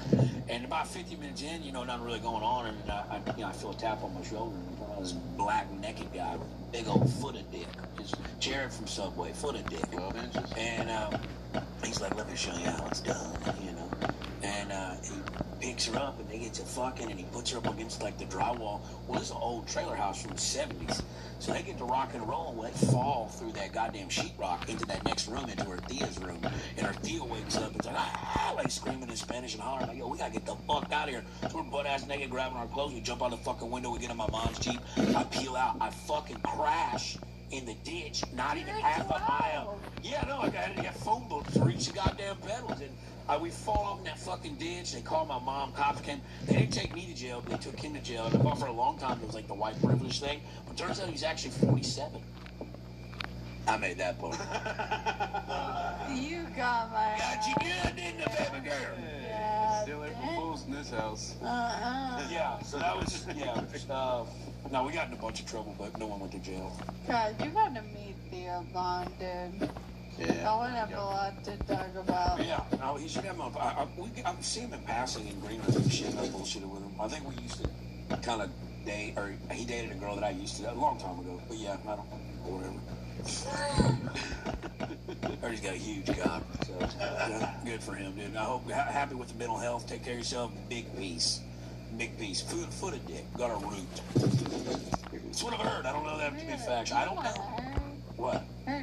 He has a huge dick. Tony has a huge dick. You've heard that? I've seen it. Wow. I remember at the Vulcan one time, we're all pissing, before the show, and he goes, you want to see what a headliner's dick looks like? Shut the fuck up. He fucking flips the urinal cake like a quarter. That answers too. Oh my god. I did hear he's got a big old dog on it. Yeah, I've heard that too. Played a full game of Pogs with it as a slammer. Hit him with that hammer of yours. I don't want to kill him. I just want to hurt him. The longest yard. Yeah, my man. Yeah, you gotta watch movies, man. Who's ready for the biggest fucking dick of their life? Yeah. Hey, Casio, will you grab me a beer, dude? You gotta be careful. There's some non-alcoholics in there. Be so careful. They're NAV. Yeah, please don't give me a non-alcoholic beer. They're in that bottom group. That's like when I give you fat-free ranch or something. Don't do that. Fat-free ranch or something. So how'd you get into porn? Luck, really. Fucking. No, so I was 12, she was 14. Yeah. Huh? No, what it was, man, because so like when I had a house in Austin, and I sold my house, and I made like $140K on it, but I had to pay out my ex, who I almost got married to. I had to pay her a bunch of money out. Yeah, a long time before. I was almost married in another life. Wait, you had to pay out a bunch of money? We bought the house together. We both put $17,000 down, and I made about. She was a school teacher, and I was making a fuck ton of money, so I was like, I'll do all the renovations and shit. So I put about $450,000 outside deck, patio. Like, it was a nice house.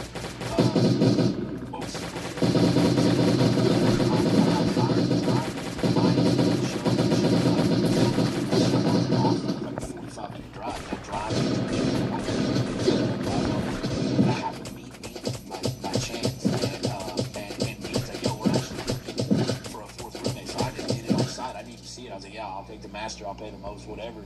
And so I sold my house and that. I started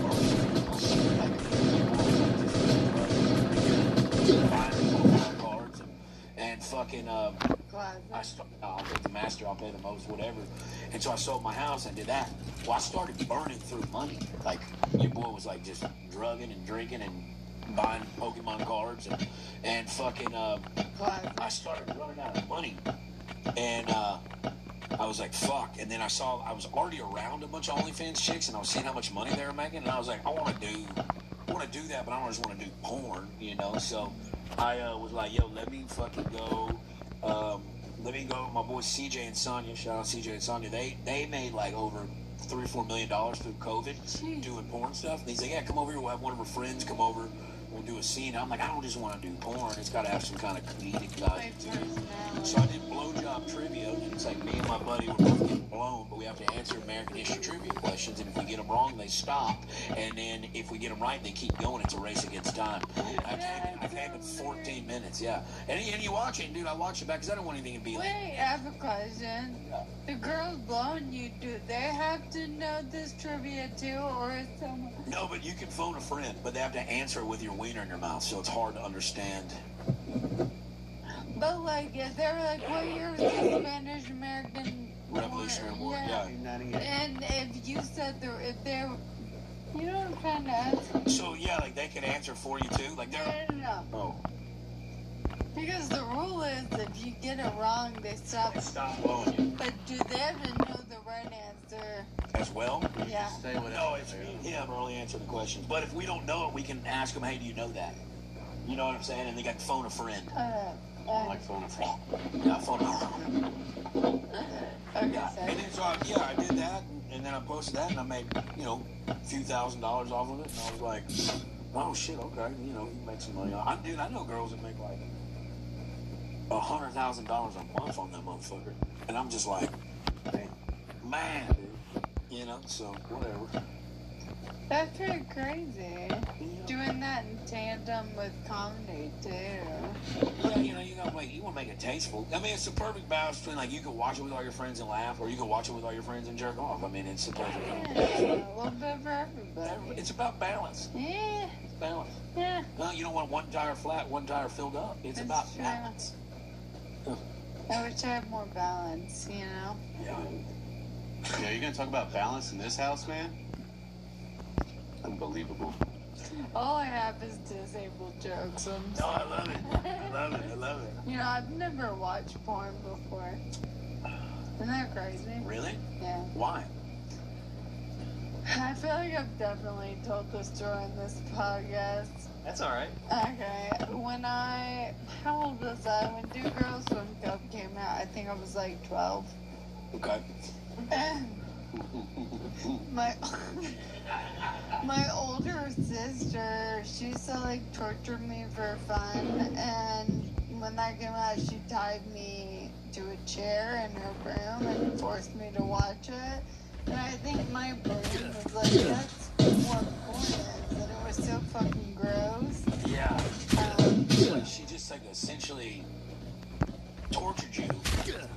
Yeah, she used to like drown me for fun. Whoa. She tattooed me my will. I don't know. Now, yeah. Look, I'm dead. I'm dead. Oh, really? Next one.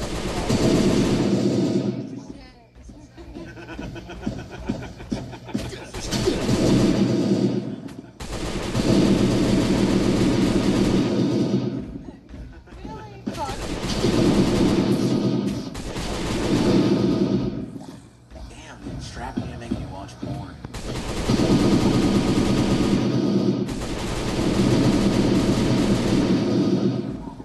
I went through probably 6 or 7 family. They didn't make a.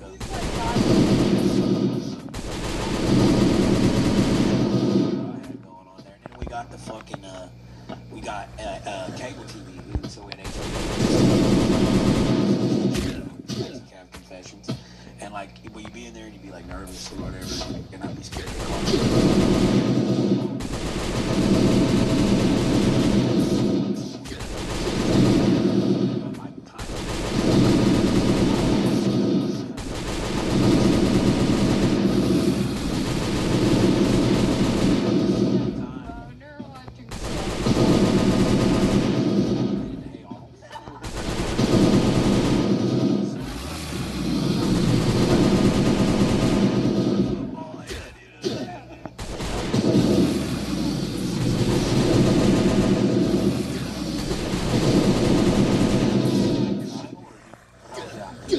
Oh, oh.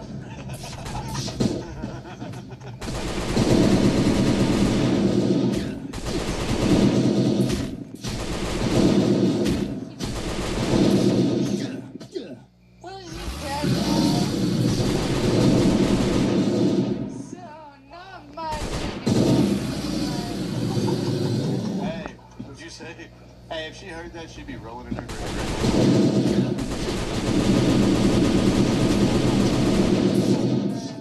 godmother Gotcha, of bitch. the ADA movement. See, Hey, what's that? Two-wheel drive? It's like, you know, buildings have to have like ramps or accessible bathrooms. Yeah, for sure. Yeah. So that law was not passed till like 1995. Oh, really? Yeah. And she had cerebral palsy, so she was in a big wheelchair. And they used to have like signs on private businesses that were like no disabled people in here, because it made the other customers uncomfortable. Really? No one knows how bad the disabled community has always been treated. I mean, we had separate schools and... Yeah, they put them in the state schools, ain't it?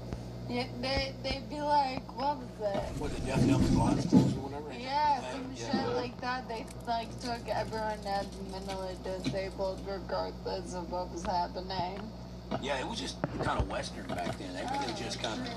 I mean, I would have been lobotomized real quick. Just put a fucking nail in your eye and call it a day, dude. Just sit there and drool and piss shit and sleep on yourself. Yeah. Well, the biggest thing was it started because she wanted to be like a teacher at a school or something, and they wouldn't let her be a teacher because of her disability.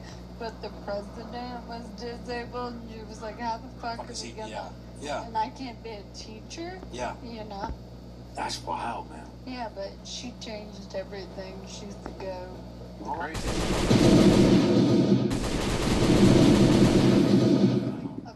They had like a sit-in where, I mean, literally. And, like basically the politicians and everybody were like, just wait them out. You know, they'll have to get their medications, they'll have to leave. And they weren't leaving, and like they were having a bunch of issues with like their disabilities. And the only people willing to come in and help them stay at the protest were the Black Panthers. Really? Yeah, the Black Panthers. So that's why you dated that black boy. Reparations. Reparations. Exactly.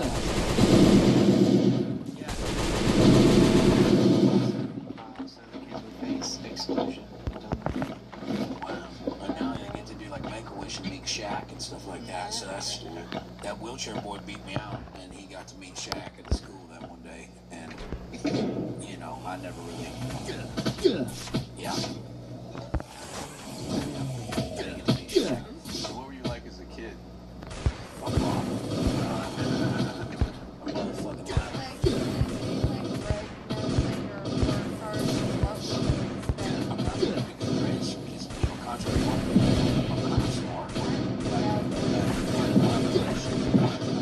I know how to do shit, and I like to photograph delivery sometimes. Anything, just shit, super stuff. Yeah, when I started getting into puberty and shit, started liking girls and stuff, I became real ministry society. I remember I got too tired of being winter formal because I was in there just creating friction. Like, rocking, dropping, and shake that Laffy Taffy, and I'm in there just, you know, to the point where like the counselor had to call my mom. They're like, "Come get him. He's doing that thing again." I told him we can't get him under control. Spraying him with water. He hit with bear maze. It's just making him harder. So D4L was setting them off. Yeah. So I mean, I was, you know, and then I joined a band when I was in freshman in high school. I was in sports for a lot of it. And I joined a band and then started marketing. You know, find the same shit. You get out of high school, you're like, what the fuck am I going to do? I can't get to the university, go to junior college, and then, yeah, just fucked off, and then went to Oakville and started making a bunch of money. So, yeah. Did you have like a core group of friends? Yeah, you know, people from back home. And then, you know, the guys that I met while at, you know, University of Texas or Texas State down there, like all my boys still live down there. One of my best friend owns the river company down there. You go float on the. Did you ever get to go? I told you next time you come down, we gotta go float. Yeah, never. Yeah, so it's you can stand up in it. So you know, we get you probably floating on your chair. Hell, I don't know.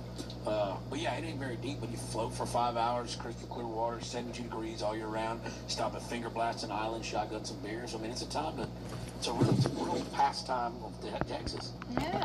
Yeah. Actually, on that river is like the first documented threesome in Texas. That's where Lewis and Clark fucking gangbanged Sacagawea. Oh, that's beautiful. Yeah, I know. Yeah. Quite the expedition on that one. Yeah, it's a 5-hour float. You'll love it.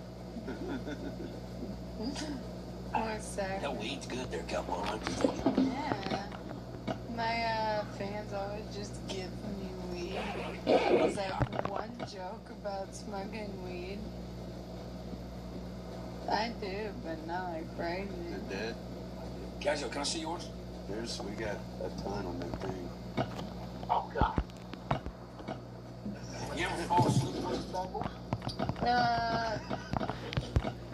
What do you get miles for the game? Each battery is 4 miles, and there are 2 batteries. Hell yeah. That's really good. Damn, that's 4 miles. That's not very far. I know. They're trying to keep us down. Do you ever do like any kind of camping? What? No. You never been to the Renaissance Festival? No. Really? They call me a witch and hang myself. No, you're amongst your people out there, man. Yeah. Let me tell you something. The goddamn Ren Fair, remember how you sent me the little questionnaire about jokes that never work or shit that I've been working on? I can't make this motherfucker work. This is a true story. Now, the Ren Fair in Texas, the Houston Ren Fair, I've been to that Ren Fair 9 times. I've still not seen the entire park. 50,000 people live outside of the Ren Fair during the weeks of it going on and camp. And they have these clans. It's not Ku Klux Klan, but like Pirate Clan and shit like that. One of the clans is this pirate clan.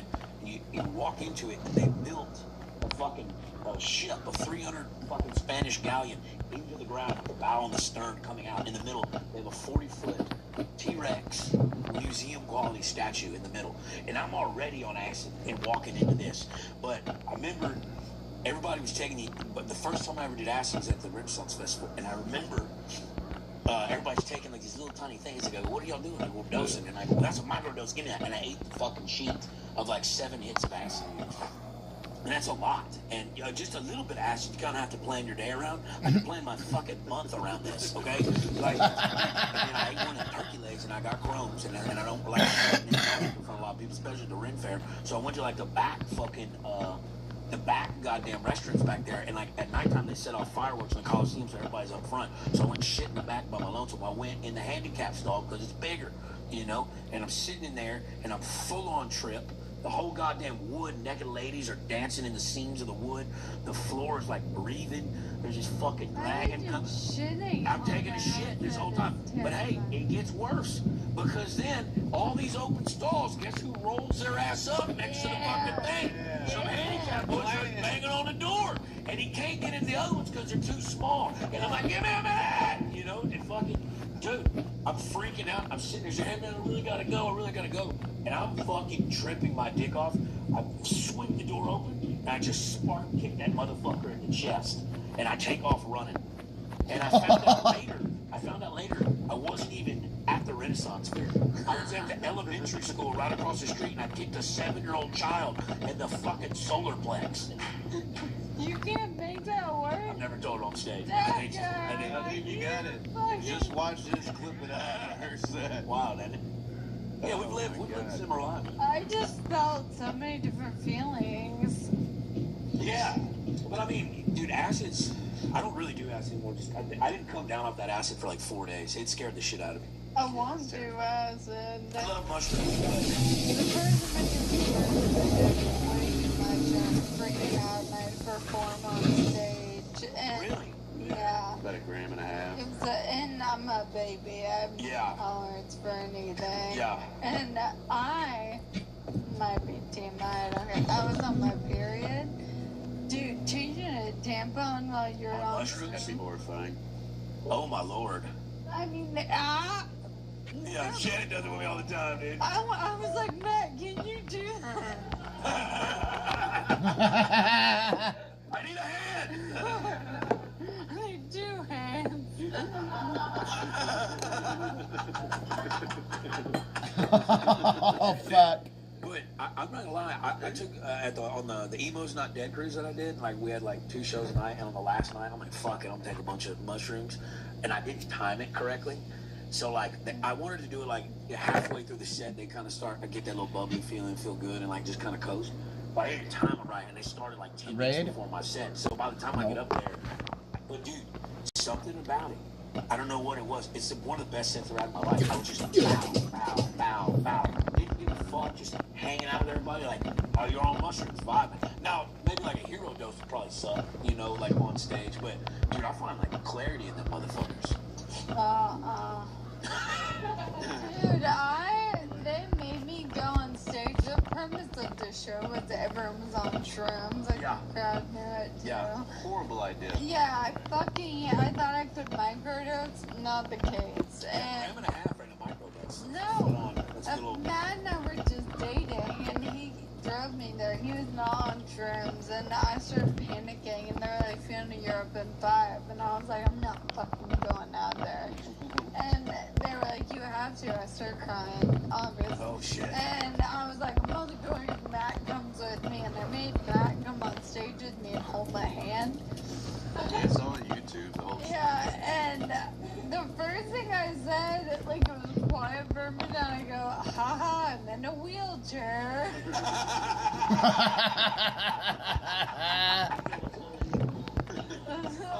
Haha, I'm in a wheelchair. I felt like an animal at this, too. Like,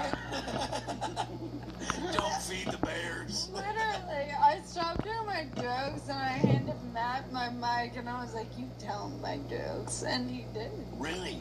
So you like telepathically communicated to him on the mushrooms to tell the jokes, man? No, she said you tell my jokes. And I was like,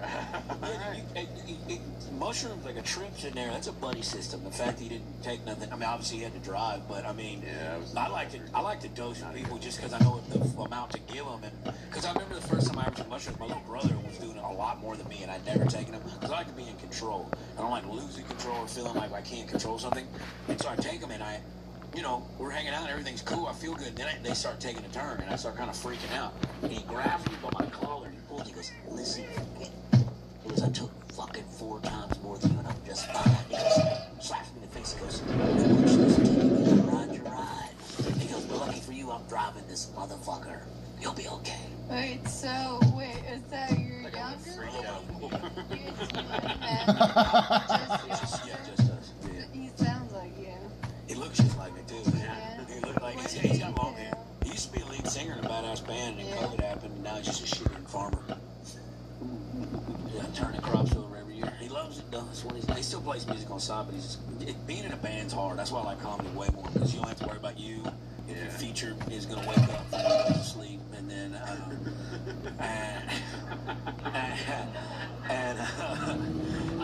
but with a band, man, you got to take a goddamn church van with a big-ass fucking, David knows, and you got to drive up and down all the fucking goddamn road, and it's 5 motherfuckers piss, shitting, and farting in a band. Nobody agrees on anything. People are late. Everyone's doing drugs. No one's doing drugs. Someone's doing too many drugs. It's just too much fucking shit going on. But, yeah, me and my brother, we get down on it. Does he talk like you? Yeah. He runs a bingo game. I'll take y'all out to there in San Marcos. On Wednesday nights, he runs a bingo at the tap room. Is it porn bingo? No, they give out all kind of. They give out like beer and like all kind of. It's just like adult bingo, but like it's real bingo. And then he just talks shit on the mic. It's pretty cool. Honestly, I've used it sometimes. Like how you were saying the other day, like fucking. I'll go there like the mic, like run the mic, and I'll just run shows as an open mic because there's a fuck ton of people there and everybody's having a good time.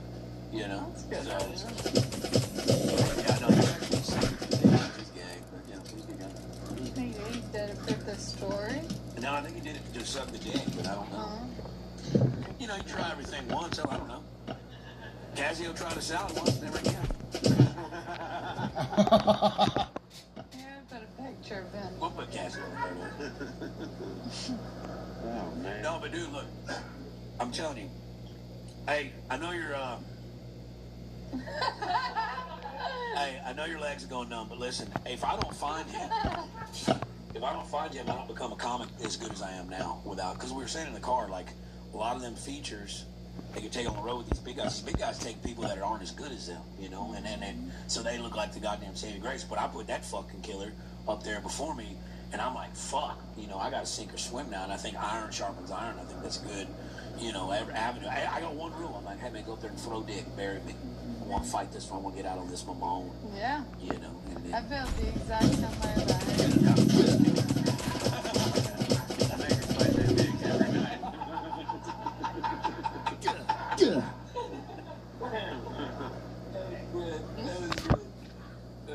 Yeah, so, and there we were, you know. That's so important early on, too, just to have people that push you and help you through the very, very bad times that are at the beginning.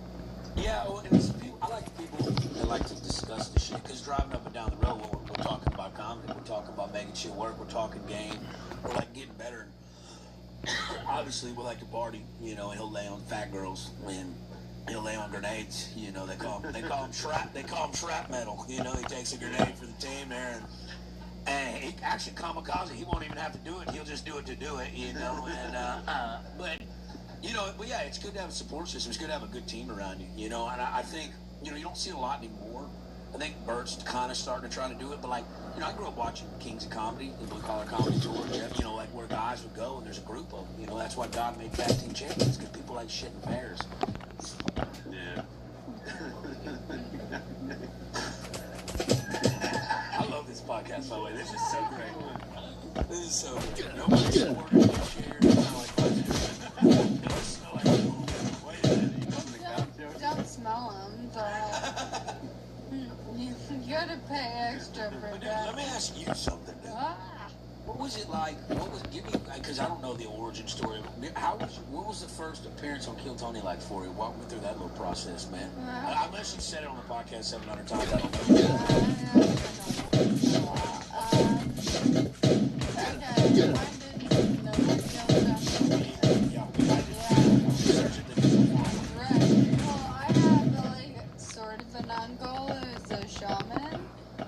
He's like my uncle's wife's brother, you know what I mean? Yeah. Okay. Shaman? Like a medicine man? Like, he was in, like, what that country's it to Alaska. Okay, so yeah, he's a shaman, yeah. Yeah. He heals. He's cool. Yeah. He's super cool. But he was like, I started doing comedy. And he was like, have you heard of this show, Kill Tony? And I was like, what? No. And he was like, you'd be great for it. You should try to get on. So I researched it a little bit. Matt and I have been dating for 6 months at that point. Yeah. And I was like, alright, but I can't like go to Austin and just sign it. Like I didn't have the money or the time or the like lifespan to do that. And so I found out Tony was coming here to Nashville for the comedy festival that year, and I asked the owner of the club here if he could introduce me to Tony, and he said yes. So at an after party, I was drunk, and I saw Tony walk in, and I grabbed the owner, and I was like, hey, introduce me now. And so I grabbed Tony and was like, you come to me, piano, she's so funny, blah, blah. Tony came over and like took a knee to talk to me.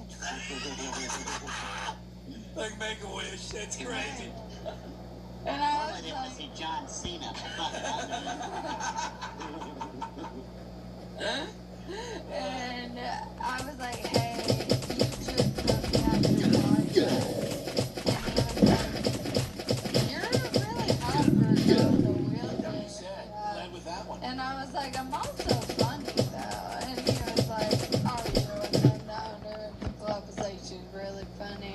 And he was like, okay, I'll give you one job, but if you fuck it up, we're gonna be mean to you. And I was like, yes. And so we planned on a trip. We went down there. I DM'd him, hoping he remembered. Yeah, Big Valley. Yeah. And the day of, he replied and was like, yep, you're on tonight. And we were like, what the fuck? And so we went, they separated me from Matt, so I was terrified. Like, Matt was in the crowd. And this is a mothership.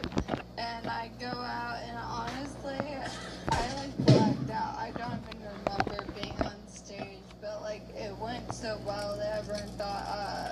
like rehearsed really? interview and stuff. Yeah. You're just cooking. How'd they get you up them stairs? Because there ain't no accessible wheelchair, right? Carried They carried you up there? and my wheelchair. Oh, they held you up like haba, habiba, habiba. Fuck APAC. Anyways, no, I can't say that. I love APAC. They'll get old. Yeah. They'll make your plane go down. What do you think of the Jews? Hard left turn. I'm gonna say it's been real sunny outside, so I'm gonna keep my mouth shut. No comment. Yeah. But yeah. I love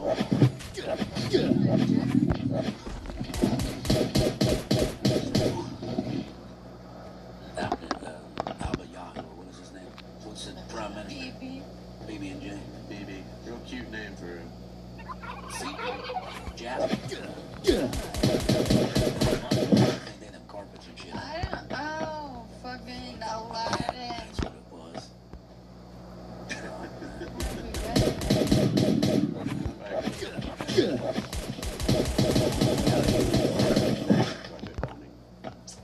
Yeah, I've been right.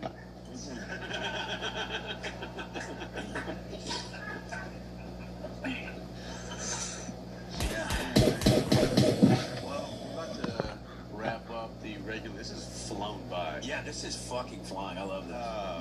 But we always wrap up the episodes with any good conspiracies. I can start out with one that helps get the gears turning. I just saw this one, and you were probably raised around like farming people and friends that work in the farming industry and everything. So this one is pretty new and it's very interesting. Okay. And it's not on this phone, it's on this one.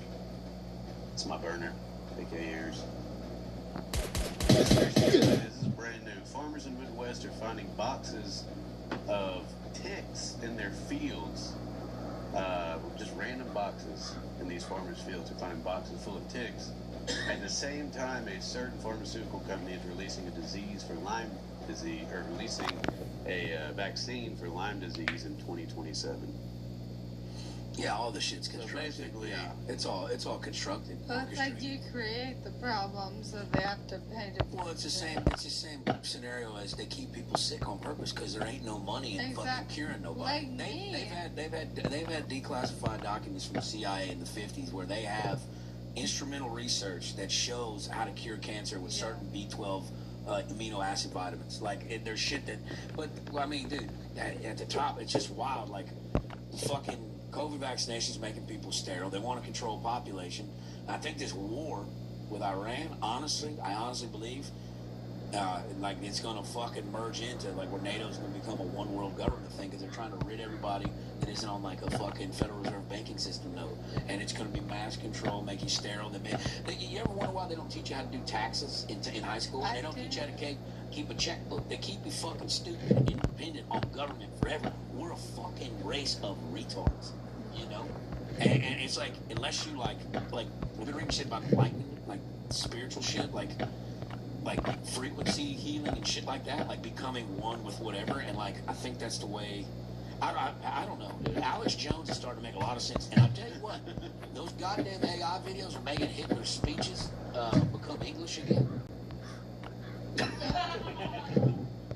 Well, I mean, water's making the frogs zesty. Yeah. So I don't know, man. Yeah, but that's great. Hey, did you know there's a certain tick in Texas? It's called a red leaf tick.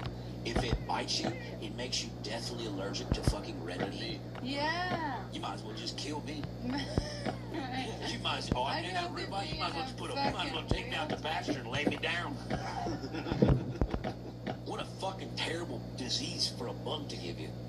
Yeah. Shannon got bit by a brown recluse on her eye on a fraternity couch and almost lost her eye when she was 20. It's crazy her fucking head returned to the normal size. That's terrifying. Yeah, I hate spiders. I do too. I hate birds. Birds are the spiders of the sky.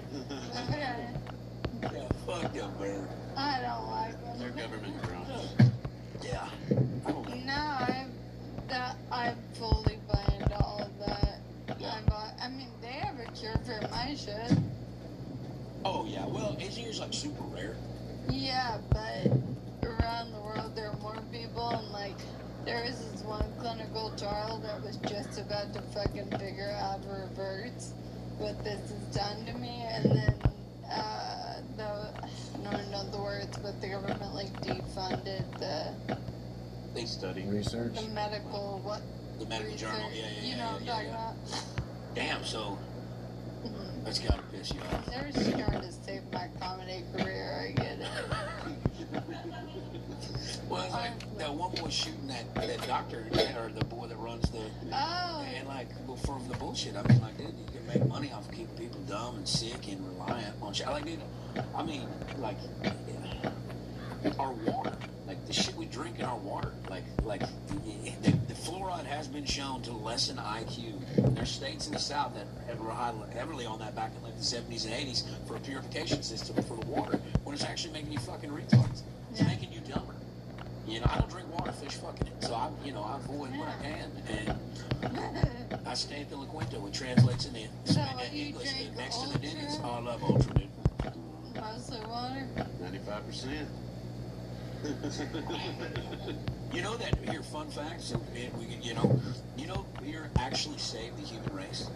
During the bubonic plague, the rats near the water source, water was giving everybody the bubonic plague, and they didn't know it at the time, but you have to boil water to boil the hops in beer. The boiling process killed out all the germs from the plague. Beer saved the human race because they learned that through that they couldn't get contaminated because of the boiling process. Interesting. Yeah. You ever walked into a bar? Nope.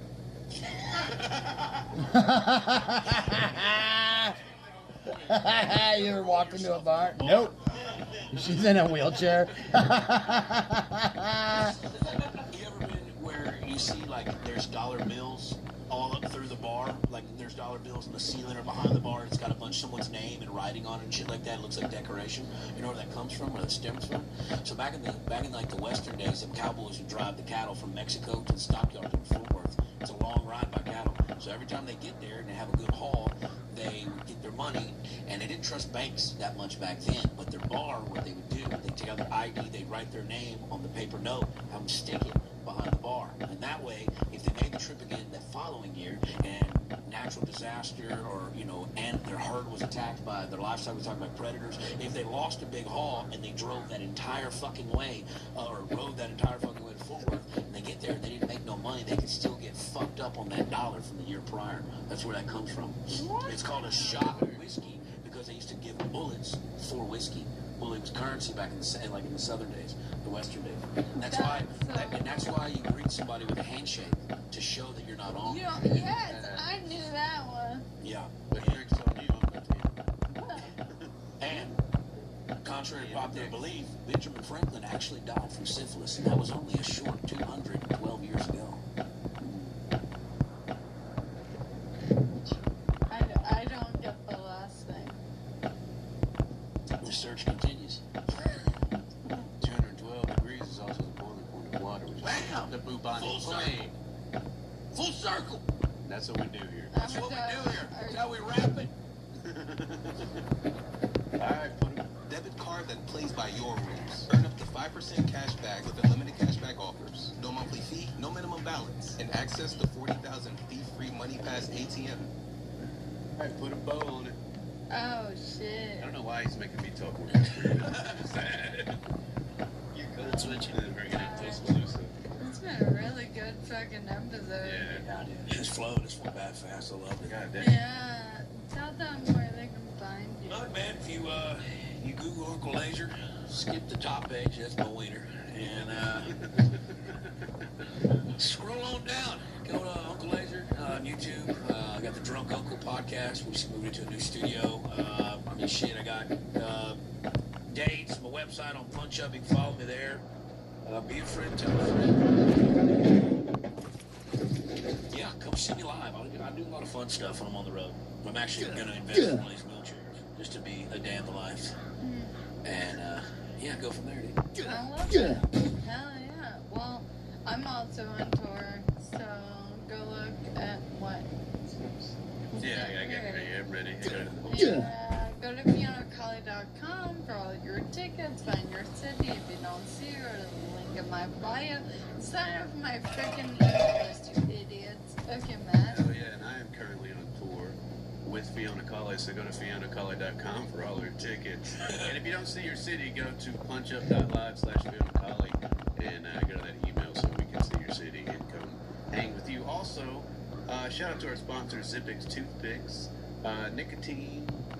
Look, let's be honest, smoking's bad. It makes you look cool. Pouches are cool, but they ruin your gums. You know what's always cool? Toothpicks. So throw a little wood in your mouth. Pause. Play. And contractually, we have to say this, that nicotine is an addictive substance, so be careful. No, it's not. The chemicals in nicotine are addictive. Okay. Wait, you gotta wait. Time out. Legally, we have to say that? Or Yeah. No, I ain't been saying that one. Ain't been saying. And I just tell everybody who smokes vapes that they're fucking. There you go. Zippix Toothpicks. Go to ZippixToothpick.com. Put in code RUP for 10% off.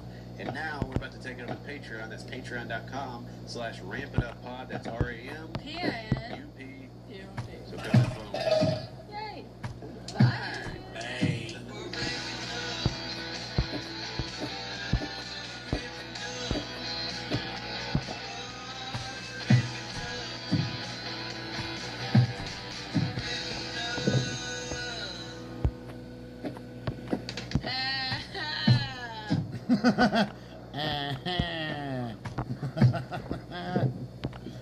That's her laugh. It's fucking hilarious.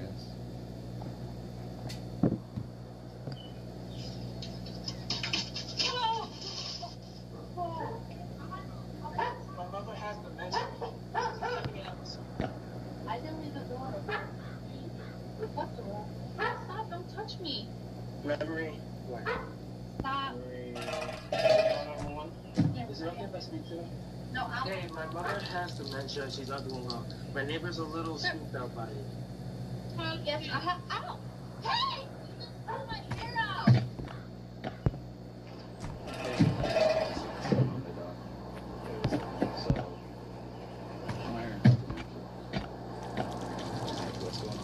So, my mother has dementia. And I spoke to go ahead and bring it.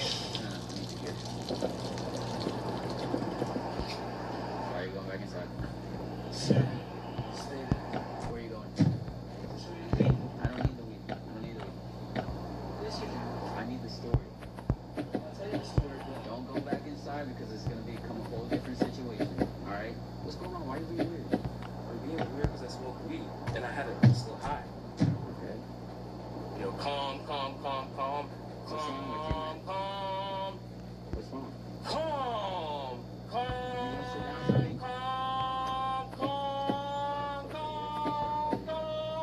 Hey, back up. You're gonna get tased. Don't go back inside the house. Sit down. What is going on? What did you take? I was trying to show you. Just weed? Yes. Okay. What are you doing, man? You're doing way too much. Sit down. Yeah. Sit down. Trying to blind my mind. You said calm. Ah! Tased him in the balls. He's got him in the nuts. Oh, fuck.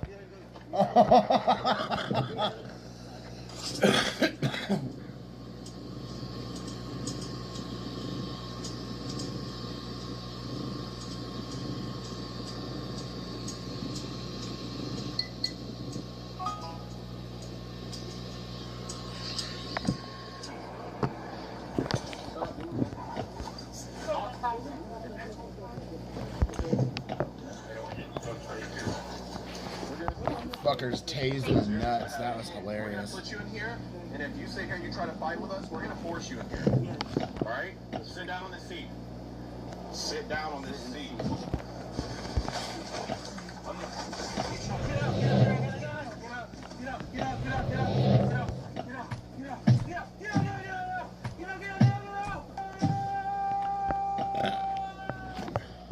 You come forward? Yeah. Wait a minute.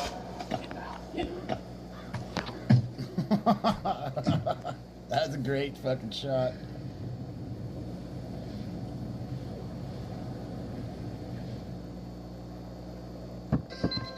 Most mornings start before the sun comes up. And I do it for Alright, so getting up early, long hours, whatever it takes, just to build a life for my family. But Democrats in Congress wanted to make things harder. Voted for the largest tax hike in America. shut up. I'm alright. You nervous?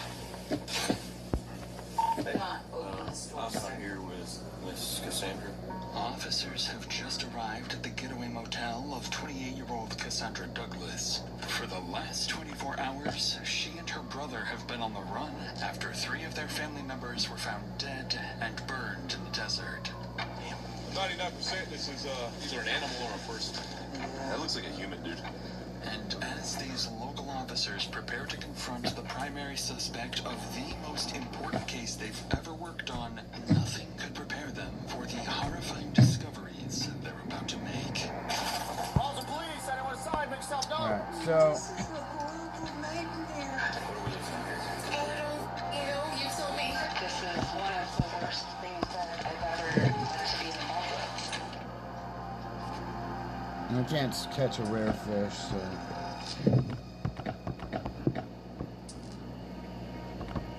Let's see what we can get up there. Friday afternoon at the Otero County Sheriff's Office, when dispatch begins receiving a series of unusual 911 calls from a young man. Communications. Hi, good morning. I'm hoping to file a police report, and I might need some assistance doing so. Okay, and what's your first and last name? Kane. Okay, and tell me what's going on. I've been living abroad for the past 6 years, and I found out that my father died last year shortly after Christmas.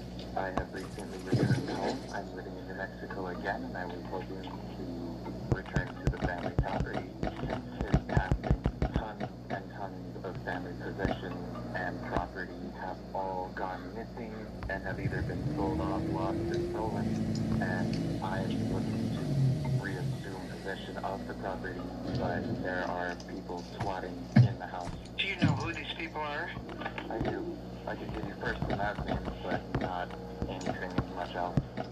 Kane goes on to clarify that the squatters inside his deceased father's property are actually family members, mainly his Uncle Victor, who allegedly took over the property and is living there with Kane's grandmother and his stepbrother. He also seemingly claims that his Uncle Victor has sold off valuable assets, including firearms and expensive jewelry belonging to his father. The dispatcher logs the information Kane provides and passes it along for legal follow-up. However, not long after this first contact, on a Monday morning in January 2025, Kane calls again. But this time, it's for something strangely different. Dispatch. Hi there. I was calling because I'm wondering, what would it take for me to request a wellness check on somebody? A welfare check on... My grandmother, Mary Mauser. Okay. The sergeant is aware. They are on an emergency call right now. As soon as they are done, they will head up there to do a welfare check. Okay, excellent. Thank you, man. You're welcome. A couple of hours after Kane requests a welfare check for his grandmother Mary, he calls police again for the 3rd time to share new updates. To the Russell Communications, you're on a recorded line. How can I help you? Hi, my name is Kane. I called earlier. So, Sergeant Norquist is going to give you a call back. They have not responded there yet because they've been tied up with a warrant service where the person doesn't want to come out. No, that's okay. We stopped by on our way down and everything is locked up tight. That's why I was returning your call, because you said it that I should call you back. All right. And like if they're tied up with an emergency, yes, sir. We got to worry about the officers and make sure. Yes. That they're Thank you so much for understanding. I will. Okay, I will let the sergeant know then.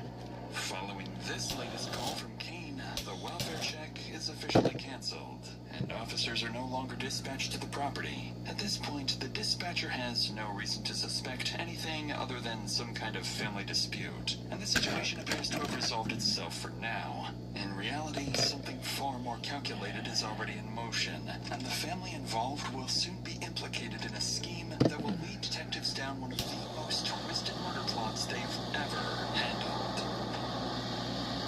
That same Monday, a few hours after Kane's 911 calls, a man arrives at the police station in the afternoon perfectly timed request.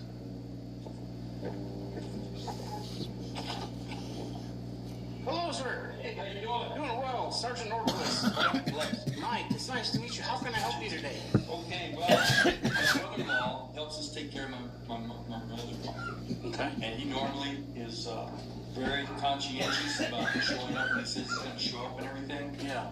And we have this, we schedule him. We've been taking care of my mother-in-law for 7 years. Okay. She's 90 years old. So anyway, we normally communicate quite a bit during the week and stuff, So, are you wanting to check on him or your mother-in-law? No, on him.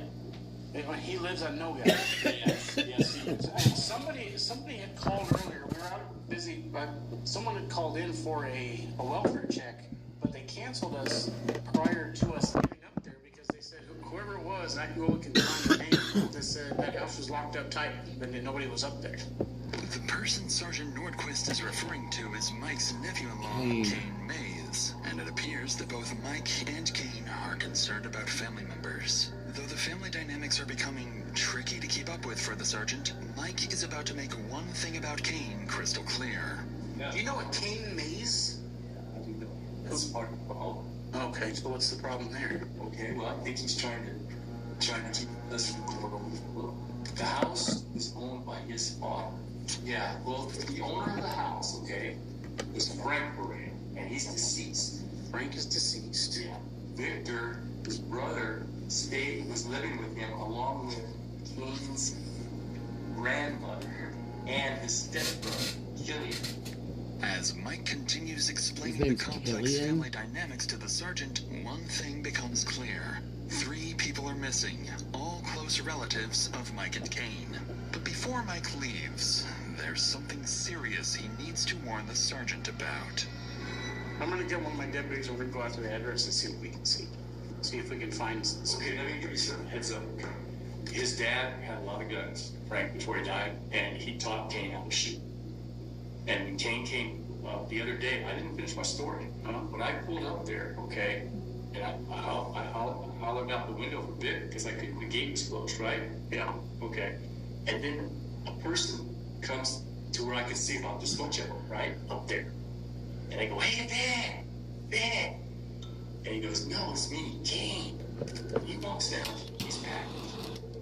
He's on. And I says, well, have you seen Victor? He says, no, nobody's up here. Okay. So I think if I were you, I would look for more than 2 guys. Because I think he knows how to shoot. And I don't know if there were any rifles and stuff like that where he could be, anyway. So I had his phone number. But then after I had his phone number, he had my phone number, he started texting. Your grandmother's missing, your uncle's missing, your stepbrother's missing, right? And this is what he's talking to me about. He's a pathological liar. I think he's up to no good. You guys got to be really careful. He said he just got off the line with Sergeant Nordquist from North. He never called us. Because we never contacted him. It's becoming clear to the sergeant that something is off. Mom gets pet meds from Chewy Pharmacy, which gives Mutt that confidence drug. Off. Sensing this won't be a routine welfare check, Sergeant Nordquist takes note of Mike's concerns and prepares to head out to the house. What makes this case so unique isn't just Burn the the fucking car officers with all of them walk in it. into, but the way police have to piece it together. Oh my god, that using advanced luminol is forensics and insane. strategic elicitation to cut through the lies. And as the investigation unfolds, this will prove to be one of the most resource-intensive cases for everyone involved, with constant pressure, long hours, and difficult decisions at every step. Many of us deal with our own pressures and emotional struggles.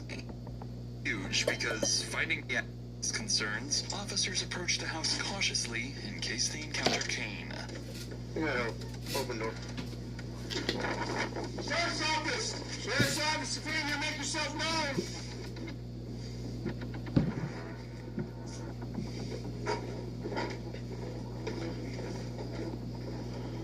Sheriff's office! Stay here with Sergeant. Stay here with Sergeant. Got you.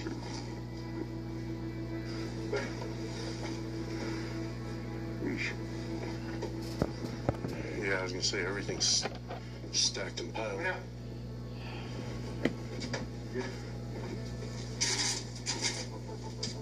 knob was locked on this. Yeah. Literally, when I went like that, I was like, the door just kept going. I was like,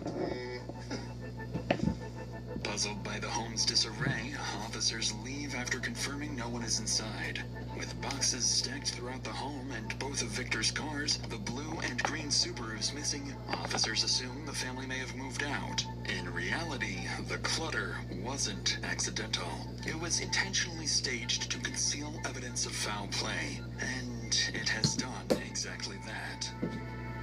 None of that is apparent now, so Sergeant Nordquist calls Mike on the phone to update him on the situation. This is where the two men will slowly start to pick up on just how sketchy this whole ordeal is. Oh, sir. So we went up to that address. So we cleared the residence. There was nobody inside. There's no vehicles matching the descriptions of the Subarus you gave on the property. So, but there was no signs of a struggle, no signs of any foul play that we could determine. There were some boxes that appeared to be like being packed up, but other than that, that's all we got. The thing is, all three people are missing that were staying there at the house. But definitely the king is the kicker. That he's the one that did all that. He called, got your name, and then he was able to send me that text saying that he spoke to you. Yeah. And then he called back later and canceled the deal, right? Yes, sir. And on the face of it, it looks super sketchy, but there was no indication that we could see of any foul play or a struggle or anything. Struggle, yes, sir. As the sergeant tries to reassure Mike, even he begins to wonder if the scene is hiding more than it appears. A few hours later that afternoon, Nordquist returns to the station and calls Kane, trying to understand why he canceled the welfare check and why, most strangely, no one was inside the house. Hi, this is Sergeant Nordquist at the Sheriff's Office. Is this Mr. Mays? Yes, sir. How are you? The reason why I'm calling is in regards, earlier this morning you had contacted our office to do a welfare check on a family member. That's correct. Who is that family member to you? It's my grandmother. Your grandmother? Who lives up there with your grandmother at the 121 Nobel? That would be an uncle of mine and my brother. Do you have any information on them attempting to move anywhere? I was told that my brother and my grandmother are planning to move soon. So the reason why I'm calling is we went up to that address because Mr. Bleddy stopped by. Yeah, he was the one who recommended that we give you guys a call. He seemed pretty upset. He was looking for Vic. So we went inside the residence to make sure that nobody was hurt or injured. Nothing was broken into. We didn't see any signs of struggle or any signs of foul play. Did you text Mr. Bleddy at all today? I mentioned that we stopped by and I had given you guys a call. Everything was okay. Who told you that everything was okay? Dispatch coordinator. I don't remember her name. Because the information that I got was that you called back and said you went up there and everything was okay. Correct. Now, what was in that text message to Mr. Bleddy? That's what I'm confused with. I let him know that I had tried to call you, and the dispatch officer said that you were tied up with, what sounded like a pretty hostile situation. The way the text message reads was that you had made contact with me, and I know for sure, you know for sure that didn't happen, so that way it looked kind of weird. Naturally, Nordquist doesn't know what to make of Kane's message to Mike, in which he seems to falsely claim to have spoken with the sergeant. Suspecting Kane is hiding something, Nordquist immediately requests a search warrant for a second search of the house. While they wait for the warrant to be processed, all police can do now is hope the missing trio turns up safe. A hope that is far removed from the gruesome reality awaiting them just a few hours from now. Ryan Reynolds here from Mint Mobile. Now, I first ditched big wireless and started using Mint Mobile way back in 2019. Back then, you could get premium wireless for only $15 a month. Today, Ryan Reynolds is a fucking retard. Early on a Wednesday morning that week, around 10 a.m., something strange happens about 200 yards from the house where the trio vanished. A passerby takes notice and calls 911. 911, where's your emergency? Yeah, I'm phoning there's a fire off into the mountain area. We got called before, about 2 minutes ago. We drove down the road to see if we could get a better view of the fire to help you guys out. Okay. Well, we have already toned out the fire department, so we will get units headed that way to see if they can locate. Yeah. Okay. Can get us off that road for a second. I'll be able to see it. We'll let them know. Shortly after the call, two deputies are dispatched to investigate the fire. Once they arrive at the reported location, one of them spots something disturbing in the distance. A burned, flipped-over vehicle matching one of Victor's missing cars. We got tire tracks towards the direction our workers followed the path.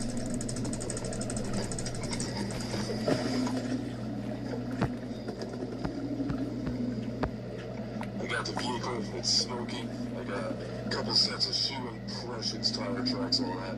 99% sure there was a major-ass spinal cord in here, in this vehicle.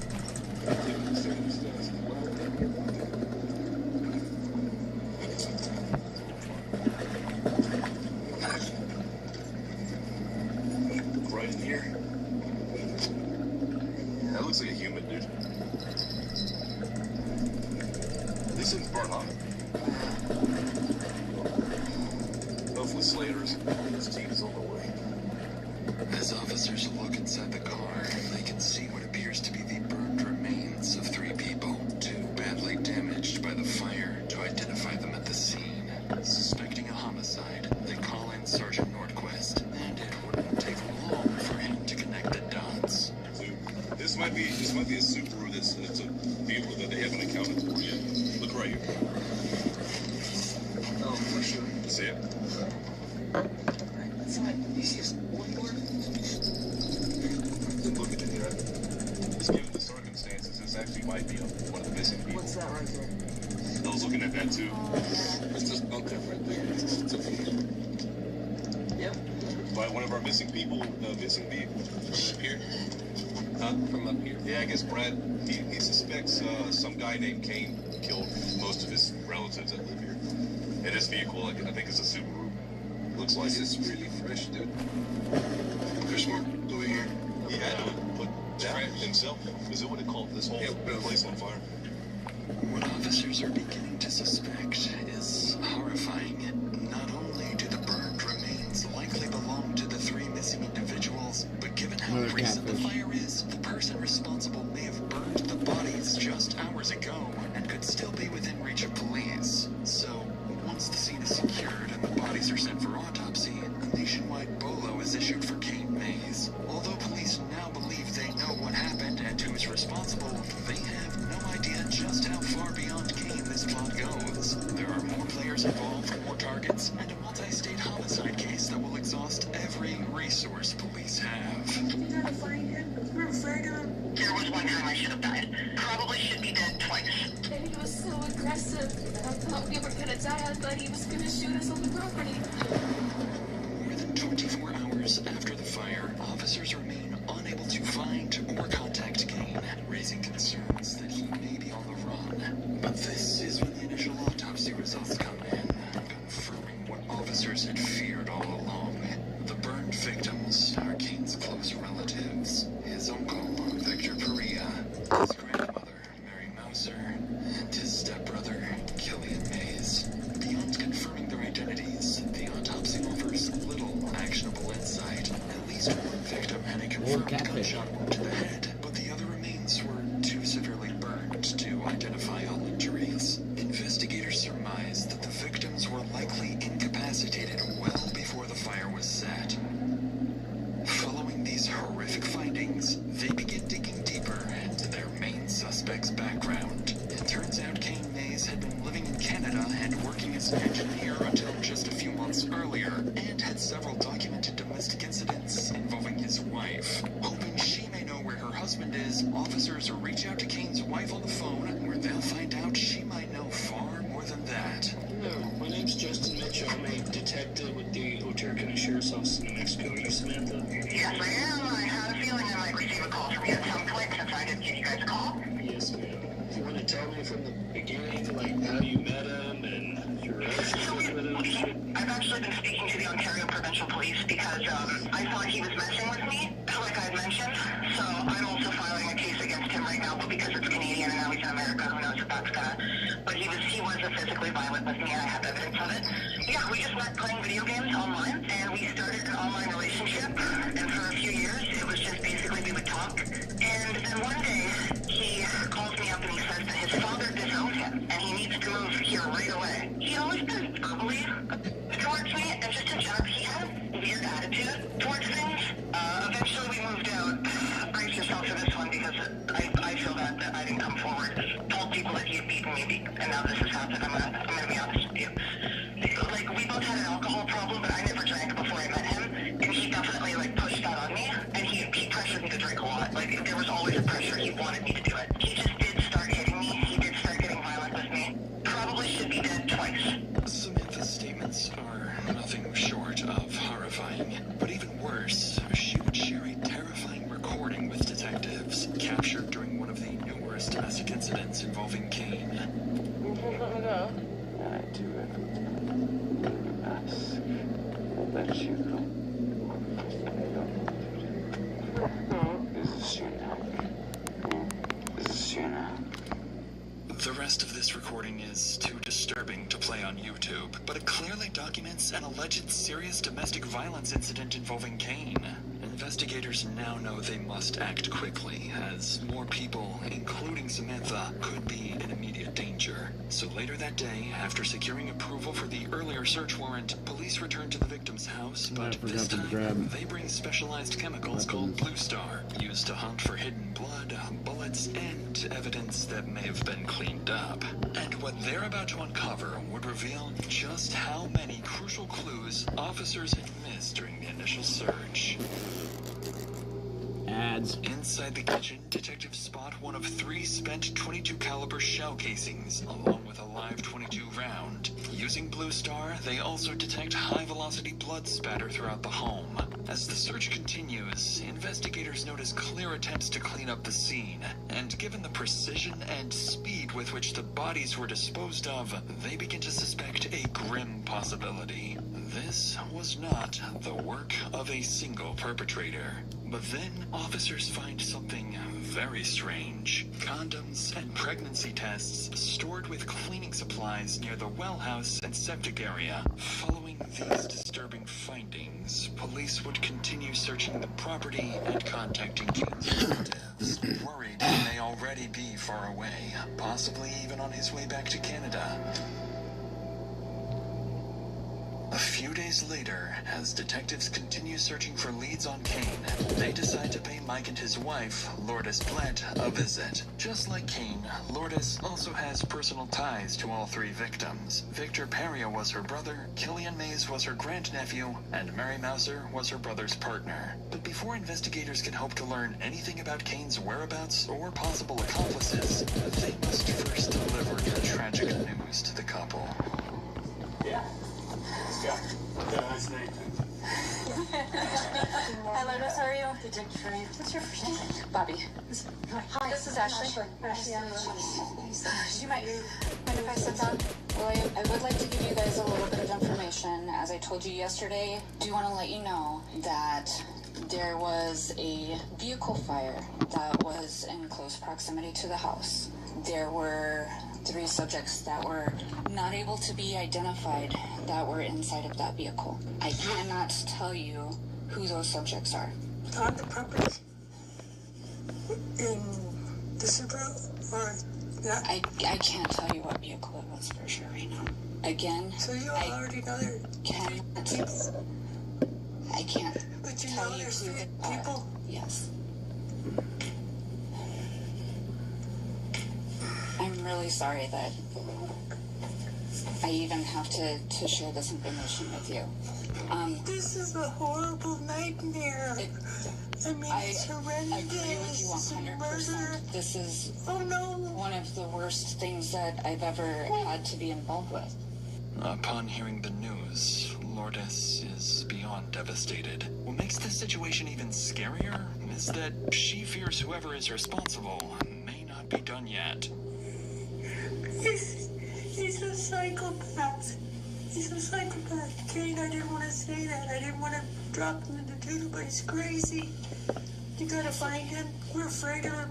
He hasn't even asked how my mother is, and that's his blood grandmother. We're working. Oh my God, how can you be? Michael, how can it be?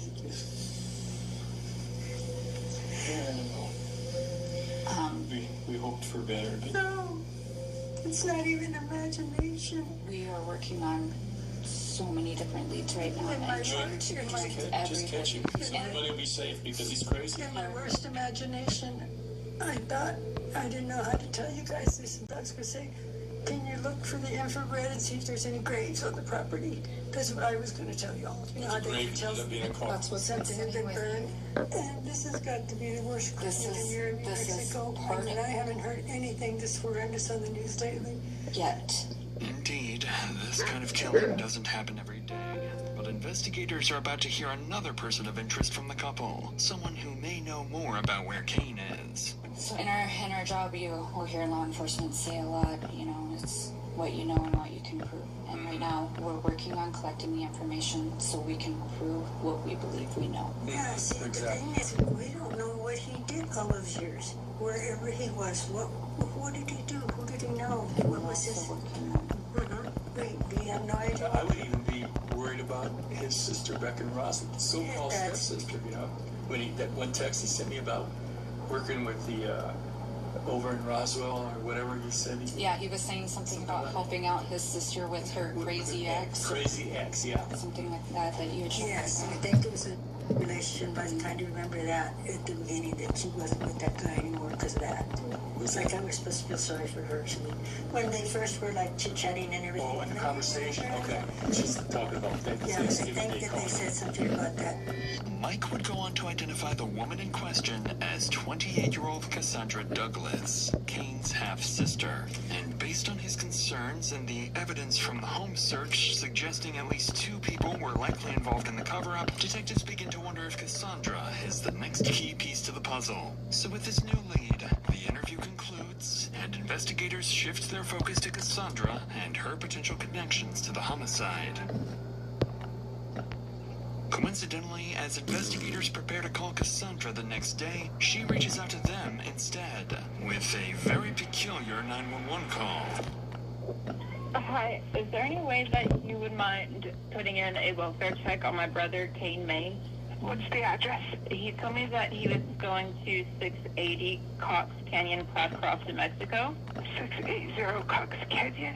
Yes, ma'am. He was supposed to meet up with our uncle and told me that if he didn't come back last night, and definitely if he didn't come back in the morning, that I needed to call you guys. He's been part of a missing persons thing, and Mike has been acting very aggressive and hostile towards us. Not only is Cassandra claiming her brother Kane is also missing, but she's suggesting that her uncle Mike might have something to do with it. Once investigators catch wind of this 911 call, they immediately sense something is off. The timing is highly suspicious, almost as if it's part of a plan to deflect suspicion away from Kane. So later that day, officers are sent to her address with one goal in mind: assess the situation and determine whether her claims hold any weight or if it's just an attempt to mislead the investigation. Hello? Hello. Hi. Are you Candace? No, Candace is across the street. Okay, are you Cassandra? I am. Okay. So my name's Ryan Poston Reader. Hi. I'm a detective with the Ruidoso Police Department. Hello. Do you have a second to talk to me? What's up? So, did you make a 911 call for a welfare check? I did for Kane Mays. For Kane? Yeah. Yeah. That was you that made that call? Okay. Have you heard from Kane? I have not. No? You still haven't heard from him? I have not. How do you know Kane? He's my brother. He's your brother? Or my half-brother. And when was the last time you heard from him? He was supposed to go up to meet with Mike, I think on the 21st. He told me that if he didn't show up by the morning of the 22nd, that I needed to file a missing persons report because I already have 3 family members missing. Killian and Mary were supposed to go up to Albuquerque. I haven't seen those 2 alive since 11/23. Give me just a second. Okay. Officers have no clue at this point, but Cassandra isn't alone. Right this moment, their prime suspect, Kane Mays, is hiding inside the very house they're standing in front of. Sorry, we're also having issues with a psychotic ex of mine. So Jeez, you're going through a lot right now. a little bit. And then with Kane going missing and Mike presumably having like over half of his guns, it's a really, really long story. Okay. And not one that I'm 100% familiar with because Kane just came back into my life September of last year. So, like, I wish I had all my facts straight. I completely understand. No big deal. How did they come into your life? Through Kane. Okay.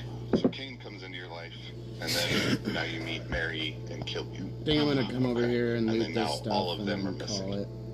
And have you talked? Did you ever have direct contact with Mike? I never had direct contact with Mike, no. I just heard him screaming from the hill both times.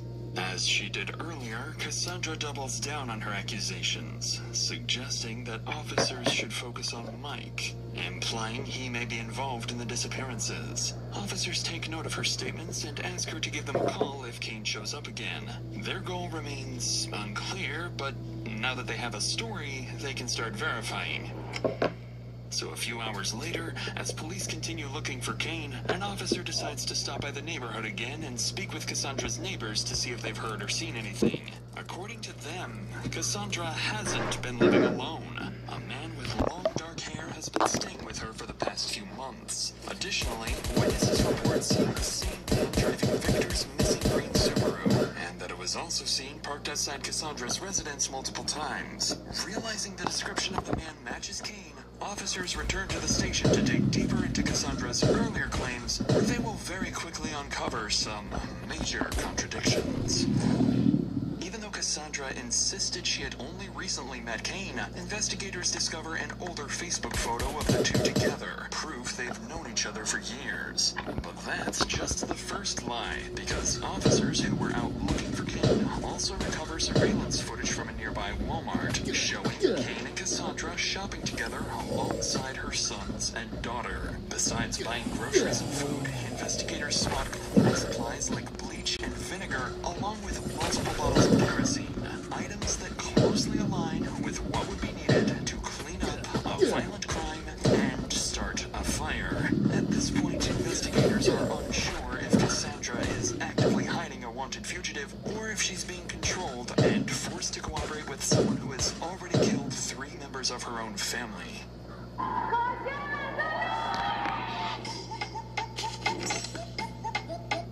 Her own family. With suspicion mounting, detectives obtain a search warrant for Cassandra's house. Then, around 8 p.m. that night, a group of officers return to the property, taking up positions outside the house as they prepare to raid it. This is the Los Police Department. Exit the front door with your hands up. Here we have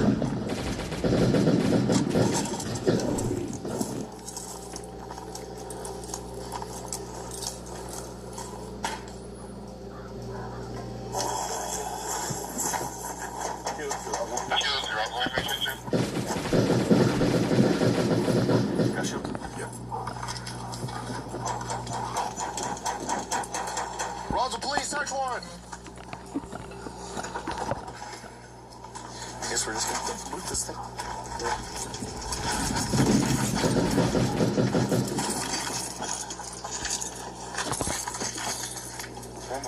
One more.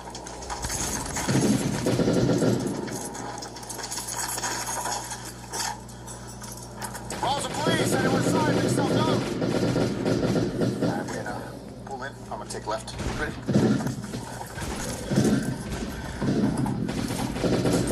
Small room. No, we've got another door here. Ready? Yep. Stop there. I'm gonna go. I got a hallway with, looks like the refrigerator kitchen. Bring on me.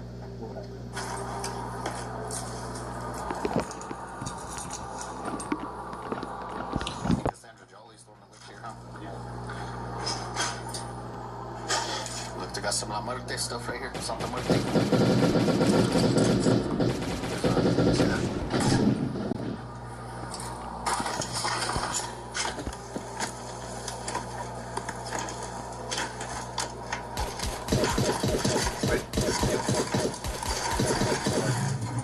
This is weird. It's been hanging up because there's not monitors for the camera that's in the window. What are those guys on the military force? I had a hard roll and then I had a... Yeah, I saw that one of the girls. I wonder if your big cans are all in this room. Your Red Bull can. Inside, something about the house immediately feels off to the officers as they observe unusual posters, graffiti, and other unsettling details scattered throughout. They then make their way into the bathroom, where one officer recalls hearing that something might be hidden underneath the house. I highly doubt so. The back door was open? No, we opened it. I'm sure this is what he was referring to. Like under all this? That's what he said. He said the neighbor across the street said that he used to live here, and there's a door underneath the one of the Because then they said there was another secret exit or something here. What did they go to? The user field in. They look up there already, you know.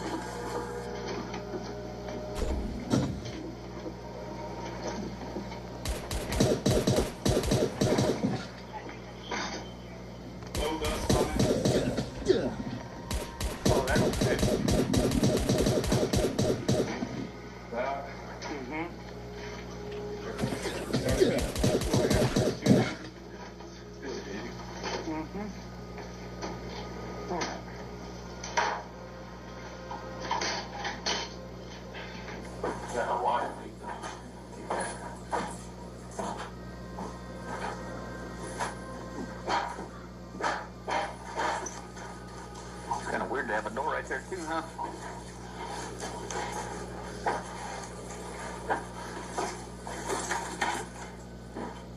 At the center of the basement sits a plastic storage tote, toolbox, duffel bags, and other various items. Officers notice there's no dust on the items, and whoever left them behind was in a hurry, possibly trying to leave unnoticed. Beyond the basement, police would go on to find something highly suspicious: documents belonging to one of the victims, alongside paperwork linked to Kane's father and live .22 caliber ammunition. Following these discoveries, investigators secure the scene and begin working to obtain a real-time location warrant for Cassandra's phone.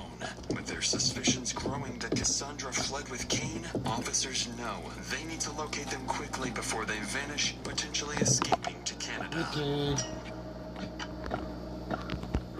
12 hours later, investigators strike gold. The warrant for Cassandra's phone is successfully approved. And in a major development, Verizon pings Cassandra's phone nearly 1,000 miles away.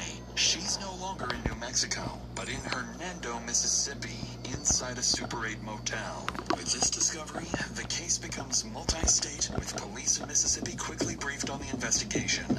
Officers are then dispatched to locate Cassandra. This is the final phase in the case, and what happens next will determine whether police get the critical answers they need or lose the lead entirely.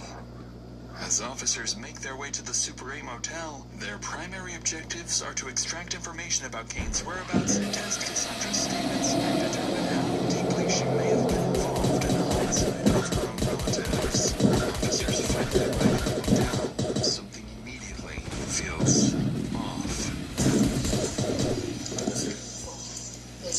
Or actually, technically, I'm Douglas because I still have my ex's last name. So, what's going on?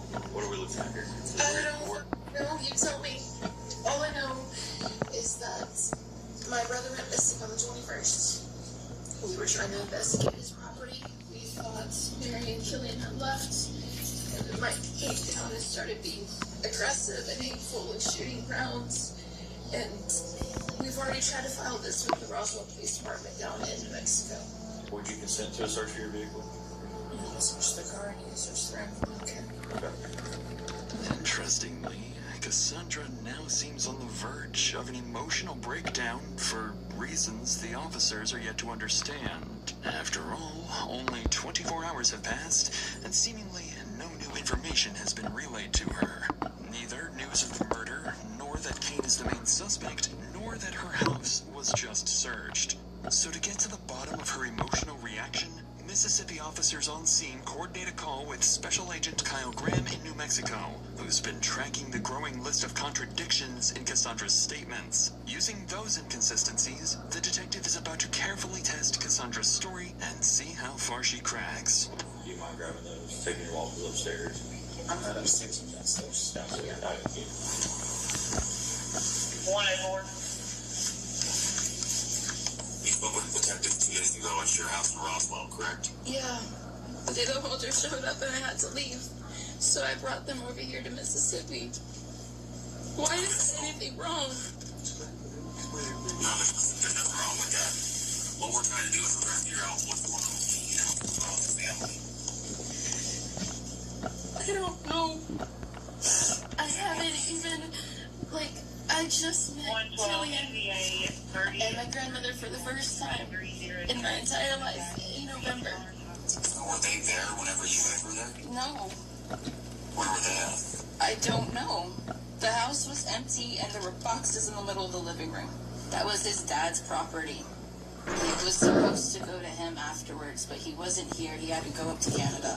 And so who was driving in the dead house? Like who could drive a car? They all could. I know that they had that little blue car. And who was driving the green car? That I don't know. As far as I know, that car's not drivable. Well, we have video of Kane driving the green Subaru. Huh. And we have information from the neighbors that the green Subaru was at your house at one point in time. This is what I want, okay? I just want honesty. Okay, I know you know a little bit more than what you're telling me. I don't know if you're trying to protect Kane or if you're scared. I'm scared just because I don't know what's going on. Okay, well, we've been working this case for 3 days straight. And I know a lot more information than I'm telling you. Of course you do. I'm trying to see if you're going to be honest with me. With every sentence, the detective becomes more convinced that Cassandra is hiding something she fears could incriminate her brother or even herself. There is something a lot more concrete detectives previously uncovered, and the detective is about to leverage it to completely trap Cassandra. Are you aware that Kane made a police report whenever he got to the house originally, the very first time, about people squatting in his father's house? Yeah, because they weren't supposed to be there. They hadn't paid any of the mortgage on it. We found documents showing that they were still using Frank's credit cards, and Frank had been dead, and that all of the bills were still in Frank's name, and they were still using that. And so I told him that that was illegal as fuck, and he needed to make a police report because you can't be using. Don't stick that in my face, honey. That's like identity theft. Is it true that Kane didn't even know his dad died? Yeah. He didn't know that his dad died until he came back to States. He found his obituary. He found his obituary shortly before on the internet. That's how he figured it out. So almost a year later, he finds out his dad died. And I know that he's upset about that. But that's not enough reason to kill somebody.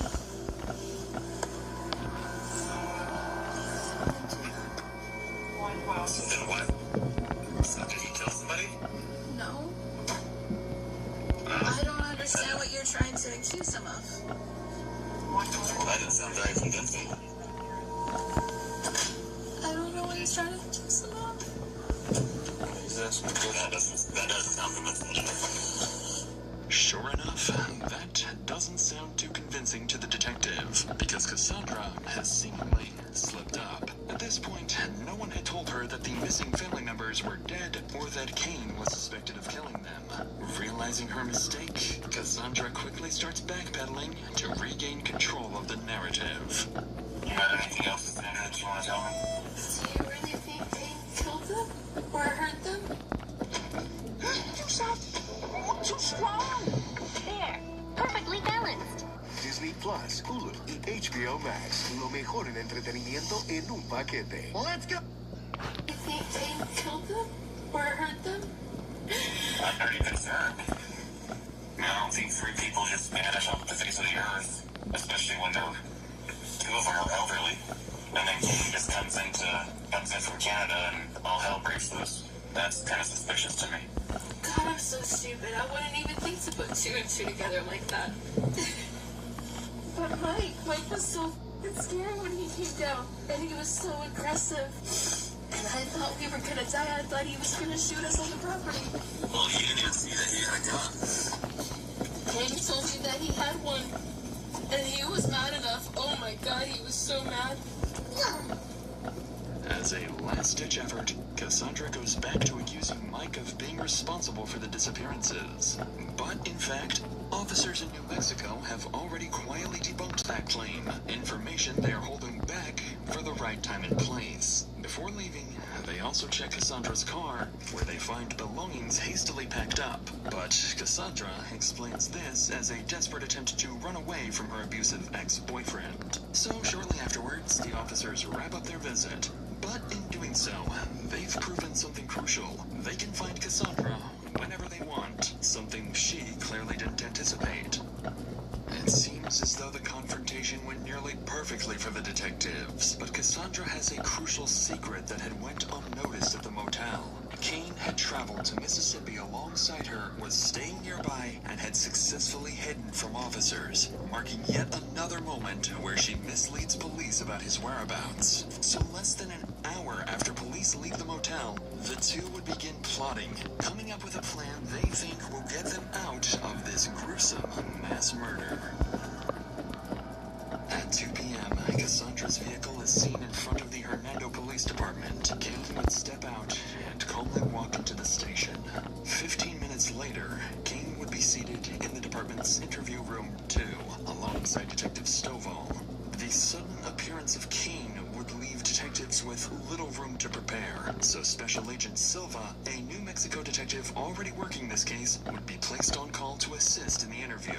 It's important to note that this is an interview and not an interrogation, as Kane has agreed to speak voluntarily and has not been detained. In reality, this interview can only work against him, but in his mind, this is both his and Cassandra's final chance at freedom. Agent Silva would begin the interview by making this crystal clear. And before we get any further, I do want to let you know that you are not under Miranda rights. You are not anything like that. You are free to leave at any point. You don't have to answer any of my questions, anything like that. You can say, hey, I don't want to answer that question. If you don't want to, we can go over another question and we can skip to the next one. But I do want to let you know that you are free to leave, okay? Thank you, sir. All right. After realizing he's free to walk out at any time, Kane shifts tactics. He begins probing the detective for information, trying to figure out how much investigators have bought into the false narrative he's been intentionally feeding them. Can I ask you something? It's, on one hand, kind of nice to talk to somebody from Otero. Also, maybe a little concerning. Did we have to speak directly because I'm considered a missing person? Well, that's what I wanted to talk to you about. Is there's so many like missing persons. There's a lot of phone calls to the sheriff's office. So, like, why would somebody be saying that you're missing? And then there's also some other missing reports going on. Like, there's a lot of firearms missing, right? There's a lot of vehicles missing. I want to talk to you and get your side of the story of what's going on. I was trying to come in and speak with somebody in person. And what happened with that? On my way down to Alamogordo, I gave another uncle a phone call because I had seen him on the property and he was a very looming presence at the time. I was hoping to stop in and ask him about some things and some personal aspects that were going on. I wound up getting run off the property and had to kind of go into hiding because I know his influence and the extent of his company. Okay, well, which uncle is that? Mike Blett. So Mike ran you off the property. You had questions for him. Is that what I'm understanding? Yes, sir. So when did this happen?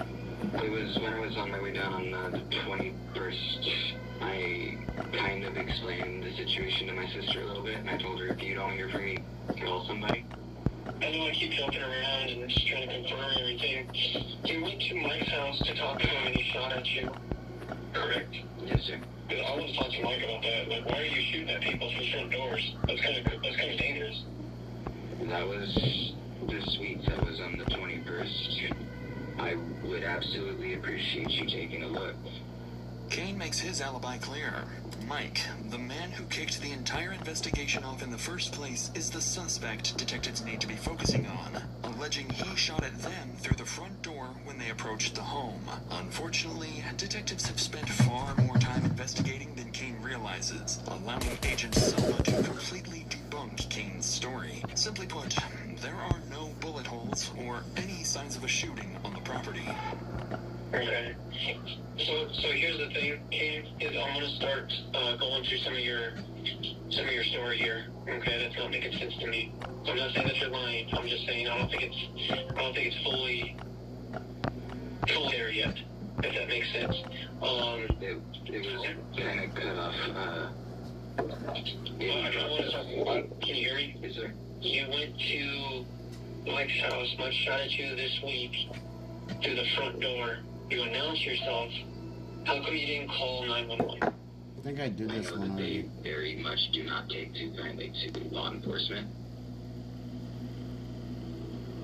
Okay. And I kind of really hope for that to be avoided. So here's the thing on that, is I have some investigators that are there at Mike's house, that have been to at Mike's house. There are no bullet holes through his front door. There are no bullet holes through the siding.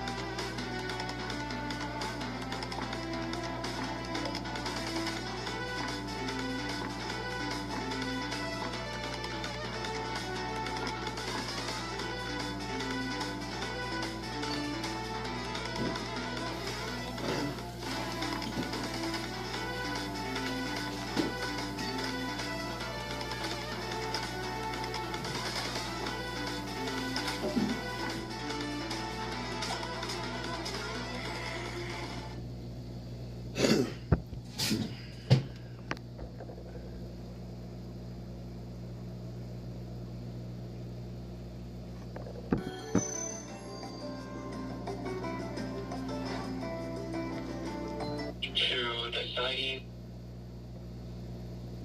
And I knocked on the door. I told him, hey, you just missed. Talked to her again. Okay. For about, I don't know, 2 hours. Okay? But I learned a lot from her. Okay? And I'm hoping that I'm going to learn more from you. I don't want to call anybody a liar, but I think there's some inconsistencies with your statements. Because I want you to know that there's going to be a lot of questions that I ask you that I already know the answer to, but this is going to be a test for you to see if you're being truthful with me. Okay? Because I know it's the truth. Because I've been working this case since Wednesday the 22nd. Okay? After Agent Graham makes it obvious Kane is on his own now, the interview demeanor changes fast. He wastes no time bringing up Cassandra's confession and placing it directly against Kane, making it clear that detectives are no longer relying on his version of events alone. Did you hurt anybody inside that house, including Victor, Killian, and Mary? No, sir. So, how does Victor, Killian, and Mary just mysteriously go missing? I've been trying to find out the same. You do understand, though, that we found all 3 of them, correct? I believe Special Agent Silva did tell you that. He alluded to something that I was really hoping is not truthful. So I'm not really one to beat around the bush, okay? I just call it like it is, okay? But Cassie's told me everything that's happened, okay? She told me the involvement. She told me what you guys did. That you walked into the house, you found all 3 of them dead. You guys picked up their bodies. You put them in the blue Subaru. You drove it up the hill. You guys both tipped it over. She's told me it all. Okay, you guys used a little green dolly to pick him up and put him on the dolly, wheel him out to the car. You tied a rope around Killian's waist, hooked the rope up to your dad's hitch, and drove the car to pull him into the back seat. So the gig's up, King. Okay? I told you I don't beat around the bush. We've done it. I've worked over 100 hours in 1 week. Okay? This is serious. So now, this is your opportunity, your chance to tell me your side of the story, Cassie's told yours. Okay? Okay. As Kane sits in silence, the realization sets in. He's on his own now, and whatever story he had planned coming into this interrogation has now been flipped entirely on its head. But Agent Graham presents the story strategically. By laying it out exactly as Cassandra described it, he gives Kane an opening to admit only to helping conceal the murders, while shifting responsibility for the actual killings onto someone else. If he can get this confession first, it'll be significantly easier to get Kane to confess to the killings later on.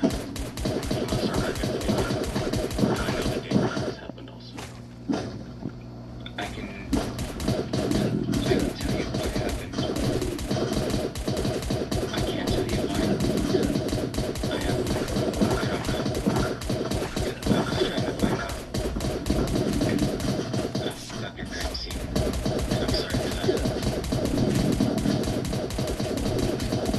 Is everything that I just said, what Cassie told me, is that accurate? To a degree. And what isn't? When we went to the house that day. And it's just you and Cassie? Yeah. Not the kids? No. There's a witness too. And who is that? The mailman. He can attest to this. Like the postal man that drives and delivers the mail in the mailboxes? Yeah. Okay. Yeah. We had gotten there just before him.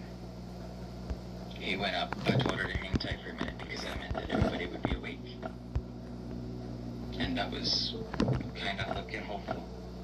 Killian was up and moving about. And I knocked on the door. I told him, hey, you just missed the postman. And he was real fidgety. He was scratching his head a lot. He was irritated. And I told him, hey, I got some good news. Everything's moving along with the mortgage company. We're looking to move in, and we ought to be all set by like the end of the month. Everything should be good. They got my process, or my status is pending. He closed the door. And watched him take the mail off to the bedroom. And then he went back. And I heard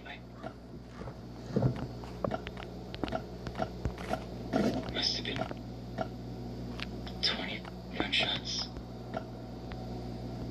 I didn't even think to do the front door. I just ran around to the side, came through my door.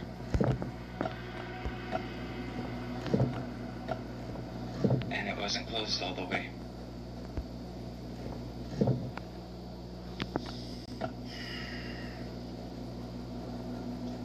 I ran through the bedroom. My Uncle Vic was laying in his doorway with a gun in one hand. His other was like shaking, just kind of like floating there. And Killian was across from him. I don't know why.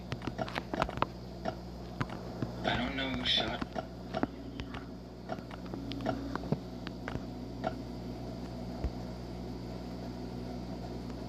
I don't know. So where... I'm sorry, Kane, but I don't mean to be an ass, okay? But I know when you were going down this road that that's where you were headed, okay? That one of them did all this. The evidence... They both had guns. Kane and Victor both had guns. Killian. They both had 15 guns, and they told me there weren't any left in the house. Where are they? You and Cassie were the only ones in there. So what'd you guys do with the guns? Do you see that we're... I've been doing this for a long time, okay? I'm not dumb. This isn't my first homicide, okay? I don't want their broken Falls guns. directly into Agent Graham's trap, confessing to concealing the bodies and giving a terribly thought-out lie about who committed the murders. But Graham doesn't stop there and begins pressing further, letting Kane know that nothing he can say at this point will dig him out of his grave. I'm not gonna lie to you though, Kane. Like, this was a pretty tough one for us. This took a lot of time. This is the most that we've ever spent on a case, by the way. This is the farthest we've been to investigate one, too. And I mean, the whole wrapping the rope around Killian's waist and pulling him in with the other car, I mean, that was pretty creative. And I'm being serious, I'm not being a smartass. I don't know how I would have got him in the car either. I don't know how I would have got him on the wagon. That's 200 pounds dead weight, 280 pounds dead weight. That's a lot. I mean, you're not much bigger than me. I mean, think about how crazy that sounds. And you went up there on the 22nd and you burned him, right?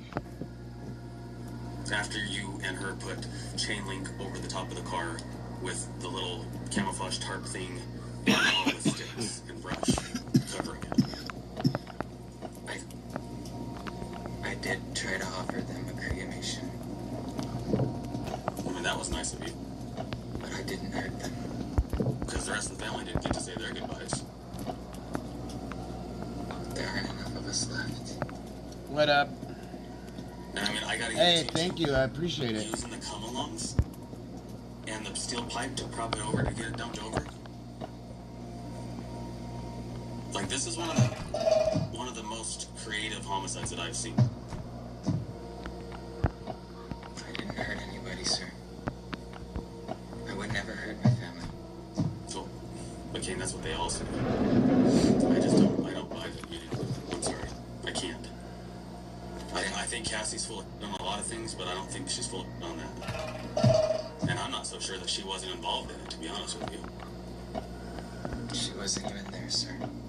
Okay, well, I'm telling you right now, Cassie's in jail. That's why you can't get a hold of her. Then I need an attorney. Okay.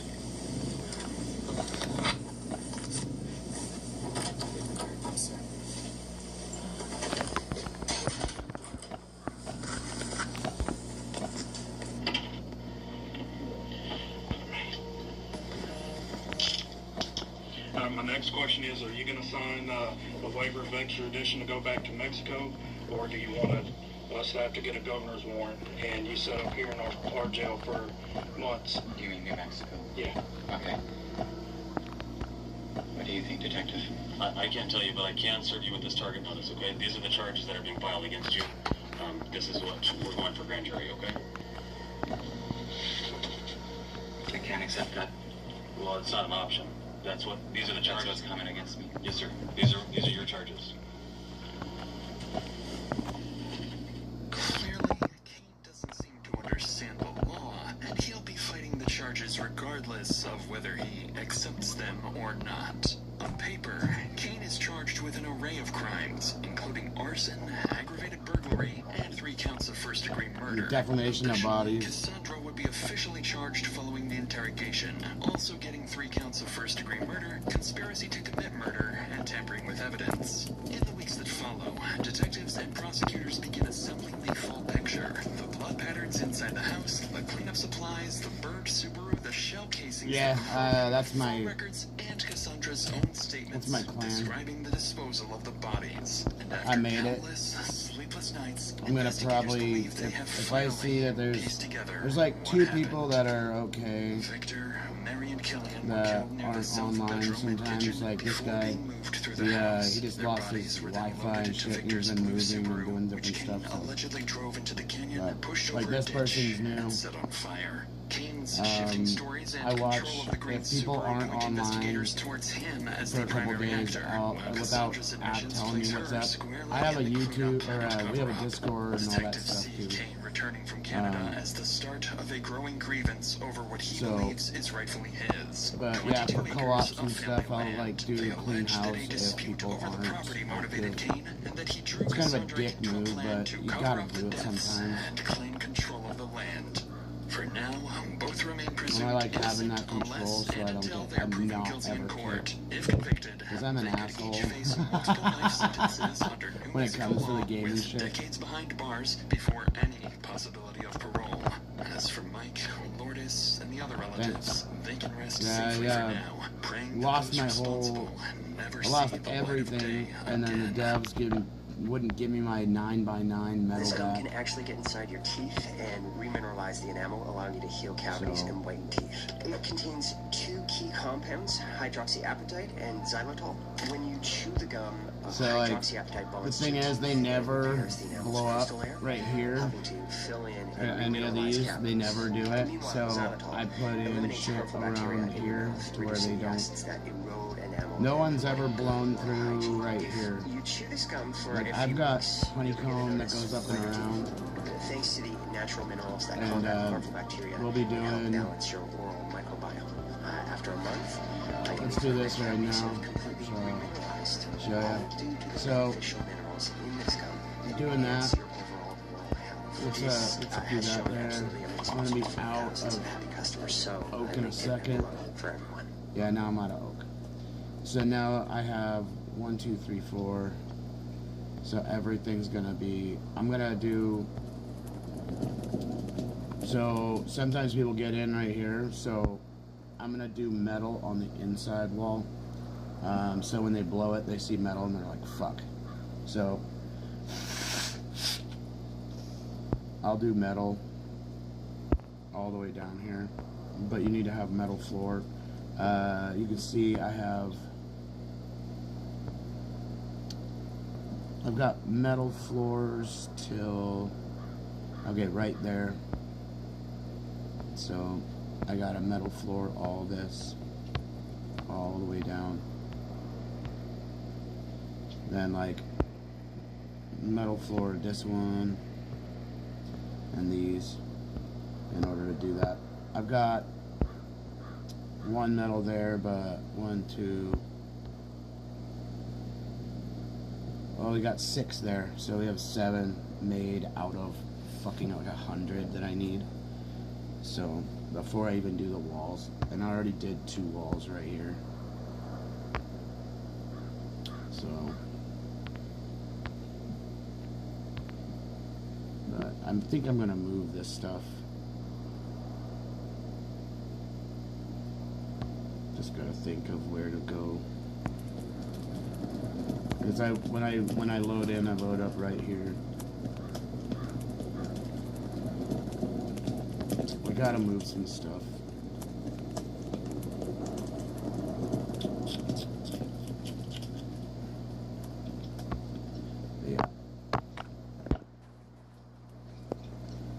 actually grinding our oak right now, right here.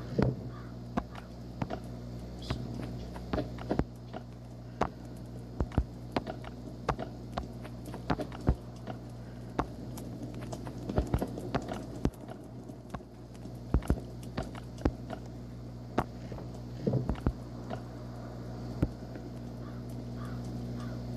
Yeah, try to. I had it all. I had a double honeycomb. I had 2 sets of walls like this, and it was a double honeycomb all the way around, a 9x9 metal base. So I made it stone first, just this 9x9 stone square, and then I went all the way around it with metal first, and then I metaled the whole thing out, and then I started doing the stone all the way around, and that's how I got a impregnable base. Like nobody could even get through it. So they only blow up like a wall down here or another wall there, but they see another fucking stone thing. So most of the time, those things don't. The AI, when you're raiding, they cannot heal. They will not heal. So, like, when they're battling all those, all the shit around, all like the zombies that come in, because they'll blow up, like, my shit, like these 3 walls, the outer walls will get blown, and like these 2 walls get blown, and like they blow up fucking 5 walls. And then like I just had a raid where I couldn't go back and raid it, and I was like, what happened here? I even asked about it. I was like, I was like, this is absolute bullshit. They're all, oh well, some people don't leave their feet tracks behind. You guys aren't, the raiders aren't good, and this is how it goes. I was like, so it didn't. I was like, doesn't make any sense. It was like, took everything from me. The fuck, dude. I was so mad earlier. I wasn't mad. I was just annoyed. Morally annoyed than anything. We already got a cat tree too.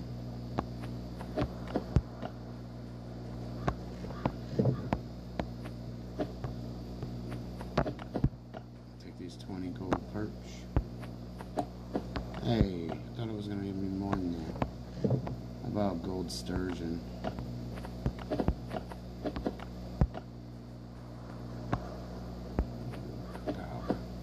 Only needed 3.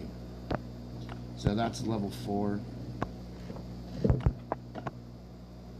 We got a lot of fish. I need to get a fish fridge. We need to pay the raiders here in just a second.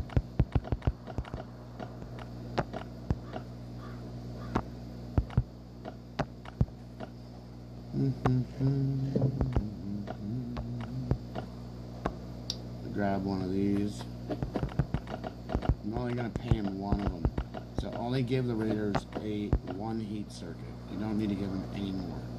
Because if you give them any more than that, then it's not worth even raiding. It's super simple to pay these things. So, okay, so an extra 5. Yeah, I pulled that shit out the dog, I'm pretty sure.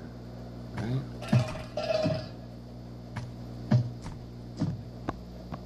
Thought I did, yeah. On top of the world.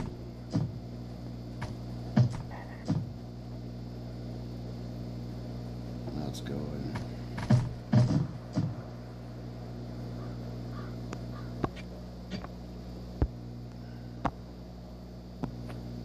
All you need is 1. 143. This is the next one's going to be 144.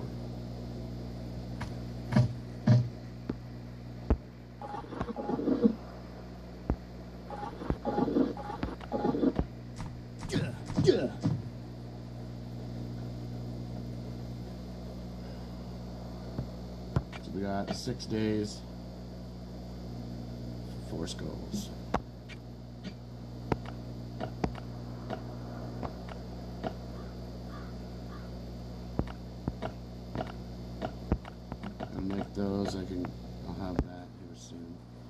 So we'll just wait for a revenge raid.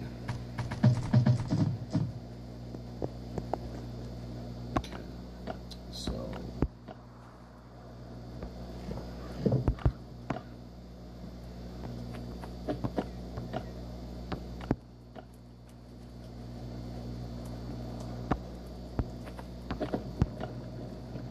here's the this is the ore storage. So I have nothing but aluminum in it. Probably should put all the other shit in it instead of just aluminum, like this stuff. Because we got a little bit of lead ore. I got a couple of those things, but I don't want to open them because it costs too much to fucking open them. It costs like 5 of these titanium alloys, and that's annoying.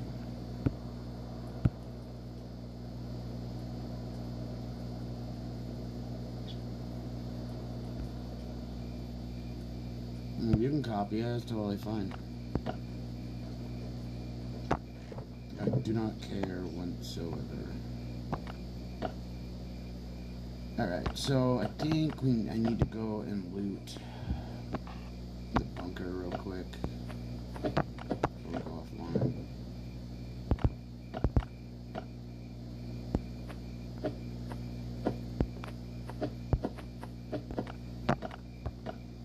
I was going to call it earlier. It's time to lock in. So do a tool that's always current and always paid for. Gear Edge gives you both. Look at that. These officers just found an abandoned car in the middle of the forest. They don't know it yet, but in a few minutes, this very car will lead them to the most horrifying discovery of their lives. Hey, look at this. This looks like a grave.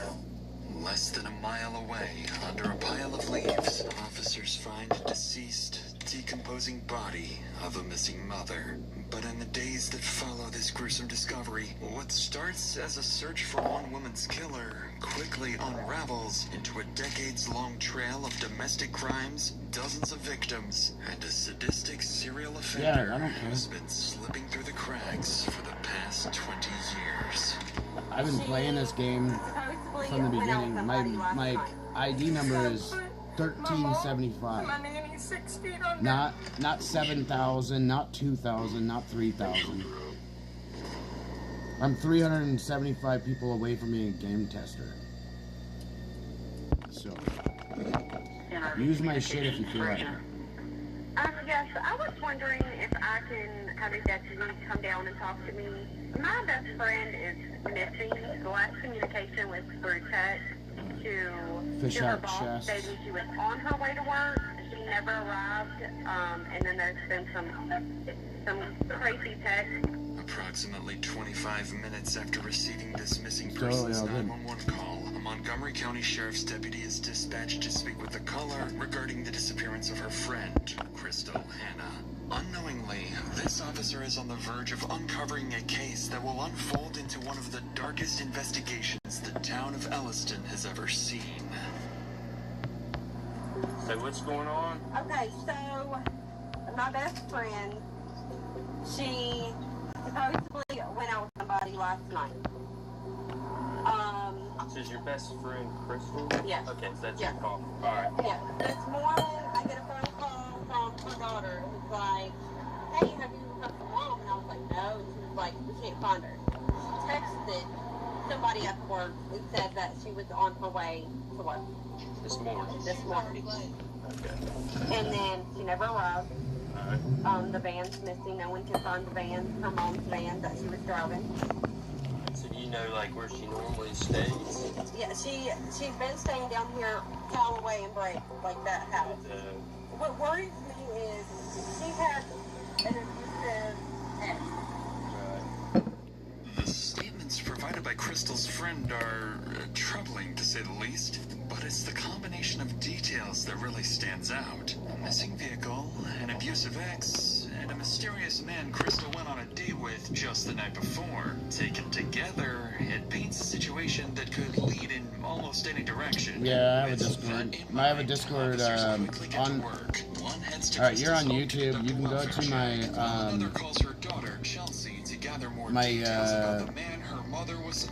the comment, like where the social posts are. If you look at where my posts are, it'll put the Discord chat. So what time about last night was that last text? Okay, so about last night, she told me at 8:03, she said, "Love you, beautiful," and I said, "Love you, Mom." She said, "I'm probably going out," and then she told me where she would leave the key, and I said, "With who?" And she said, "A guy named Matt, don't say anything," because she didn't want me to let her ex know, because her ex is crazy, and she said, "I may not have service, he lives on 12 o'clock knob." 12 o'clock knob? Yes. Was there a specific address at 12 o'clock knob? Okay, no, she actually said he lives on 12 o'clock knob, so on that road. What's his first and last name? His name is Matt, and I don't know if he goes by Matt or Matthew, but his name is Matt Thomas. And I would appreciate it, as soon as y'all find out something, and if you find her or find out anything about her, please call this number. Absolutely. Okay, will do. With Crystal's daughter questioned, officers are now able to attach a name to her mysterious date, Matthew Thomas, who supposedly lives somewhere on 12 o'clock Knob Road. Meanwhile, the officer sent to conduct a welfare check arrives at Crystal's home. I'm watching and her van is missing. I'm watching this right here. This is my reserve phone. I have a fucking crack in the side right here. This is a Note 10. I gave it to my daughter so she could have a different phone. But I gotta fix that fucking crack so if the screen goes out, the phone's out. I don't want that to happen because it'll start to do corrosive bullshit. I know too much about phones. I want to replace it myself, but these curved screens are fucking wrong. Detectives know the first 24 hours are critical. So I'm watching a crime thing. It's like abandoned car leads to this guy fucking crazy shit. Most girls fucking watch that shit. It's kind of funny that women watch that shit right there. Over in Ireland right now, they're having crazy amounts of protests.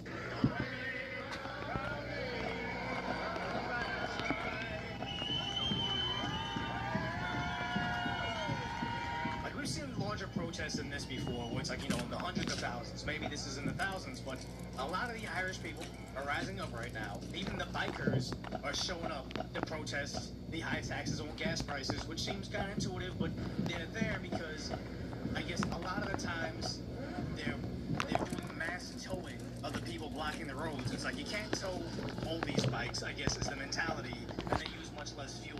But yeah, we have a lot of people over in Ireland showing up. Even the farmers again, because here's the thing, it's we've always criticized blue-haired idiots blocking the streets and blocking the roads because, I didn't get my way politically, so now you guys gotta suffer. But it's there's a small difference when it's going to be farmers out there, because if it's all the farmers, society kind of stops within not minutes, but stops within weeks, right? So over at the Galloway, they're trying to block the new shipments of fuel coming in. Is it farming or immigrants?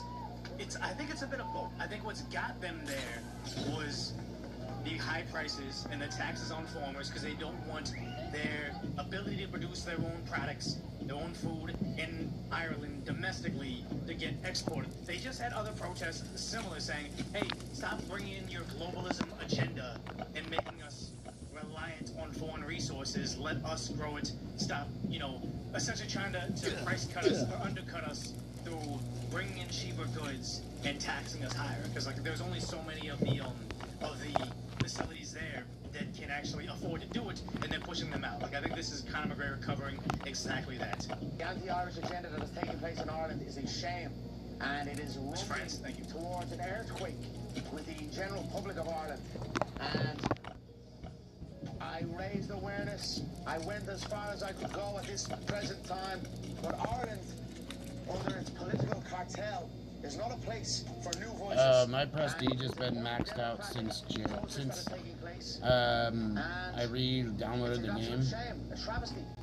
Nothing to do with Rosie O'Donnell. I don't know Rosie. I believe she's in Ireland. Like, it's down to like, so on Christmas I had 61 days and it stayed there for months. So it's been maxed out for yeah. Travesty taking place in Ireland that screams me to sleep at night. Over in Galloway, they actually started to deploy more riot police. It's actually getting intense quickly.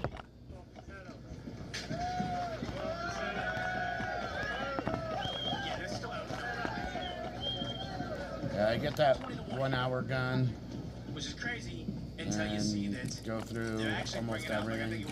I think it's called something the Guardian of something. The military is coming into a system. That's right. They gave me like $10,000 worth of shit, which is crazy. I had 11,000 gold okay, so when they sent me all this shit, my game crashed for 3 hours straight of like going to select something and accepting it, and fucking it would crash the game. It was fucking nuts. That was when like Twitch pushed everybody to have vertical fucking streams, so this game was like this fucking big on a giant black screen, like that big. I'm like, motherfucker.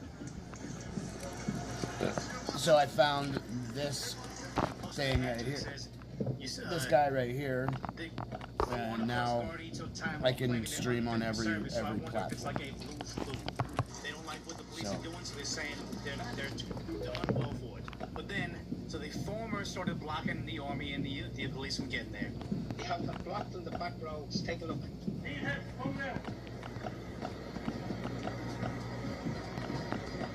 Not much you can do about a semi like that. They're taking semis and going sideways in the roads over there. Yeah, there's not that much protesters out there, but honestly, they're getting stopped because what is it? They have the police saying, does Ireland have like a First Amendment, like you have freedom to protest or you're freedom of speech? Because they're saying if you're not from the area, you gotta leave. Oh, they do. That's what we're doing. That's what we're doing, guys. We're not breaking any laws, and we have a reason we're supporting the protest. We're bringing supplies to the protest. That's what we're doing. Why did the guards send us all around the country if they knew that back there in the other routes? Why did they say that to us back there? They sent us to... They're lying to you. They don't want to deal with it. To come in this way, and they never said at any stage you're not allowed to. So that's only playing games, like that's what gets people annoyed. I apologise, I can't speak to my colleagues. I know you can't, Exactly. Where from? East Cork? No, I apologise, it's not from Millennium, okay? I understand you're only trying to do your job. You're okay, and we respect that too, because we do respect the force. We do. They're being polite. It's our constitutional right. We go in and protest peacefully. We brought a bit of food. We want to bring it down to them. This is so much like the Canadian protest. They're not there to loot the Best Buys or whatever stores they got in Ireland. They're not there to burn down their coffee shops. They're not there to shout at the police. They're being very polite with them. They're just saying, hey, we don't like this thing that's happening. We want to reject globalism. We want to reject socialism. We want to reject open borders. Yeah, you gotta pretty much grind this game 24 hours a day to try to get stuff and get shit going and whatever. Like I have to do so much shit on that settlement. But now they're being silenced because they're not as unruly it's so annoying. I gotta like keep dumping wood into that thing. I actually gotta like take like 100 wood over there and dump it in the things there for me, so I can do my thing. Gotta make a bunch of those light frames. I have some heavy frames, but I gotta keep making if you don't listen to them, I wonder what the punishment is. Shredded fucking. I gotta get the sawdust and all that. My superintendent is John D. St. Agnes Street. Like, I really wish I could always. I can't even get the settlement box from over at the transport. That's kind of a bitch. It's fucking annoying. I'll just say that. Protesting in the future would be on free too. Not a bother, because we're all Irish people and we all want to visit the country and you're only trying to do your job. If I got out of the car and started walking, Yeah, you can park the car if you want. and I could walk away. Right? That's fine. Thank you very much. Straight. Your mind's away. Your mind's away. So they're pushing them back. But then, sad to say, some of the farmers, I guess, got pepper sprayed or pepper balled or just OC spray on them. Pepper spray here on White Gate. They were fairly heavy-handed, but at least the resistance from the people here was good anyway. They fought well, but a lot of men and women just got a lash of pepper spray in the face. I tell you what, I walk here by good times, but everyone's helping out, you know. But it's like there's no, if they think this is it, they think this is the end of it, they made a fucking mistake. You're gonna make them more mad. Yeah, or just have to be pepper. Because it got worse. Now here's the video you gotta be careful about, because I guess the Gardaí are fighting them over at Whitegate. They actually got pretty heavy, like more heavy-handed than before. As a part of this, you can't play.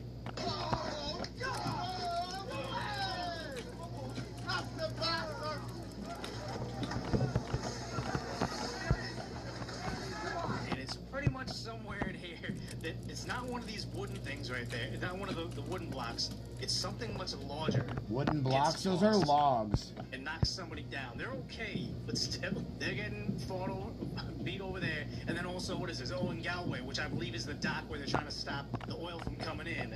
They actually got pretty heavy-handed over there, too.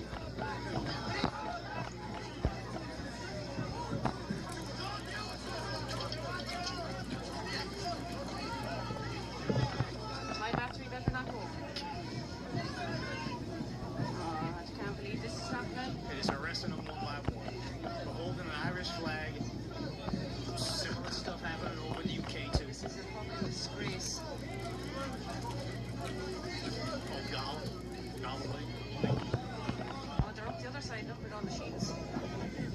Fucking bastards, isn't they?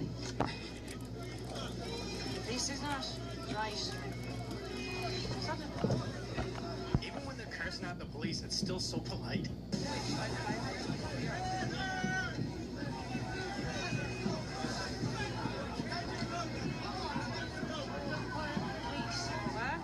Oh, go on, the boys, go on. Keep it tight. Go on. Jesus, they're all in now. Oh, this is fucking unreal.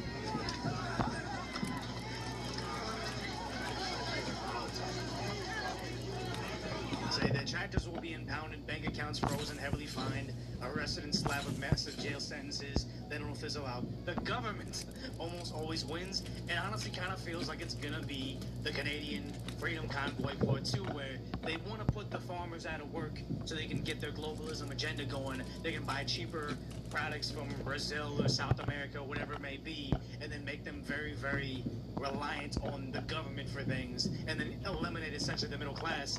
These protests essentially just expedite that by saying, we don't want you to be a farmer anymore, so you know what's quicker than taxing you until you go out of business in 2 years? Arresting you and taking your tractor. Doomer. Doomer was my cohab in Life After. The guard asked me for a fag. Doomerus. One of them fags.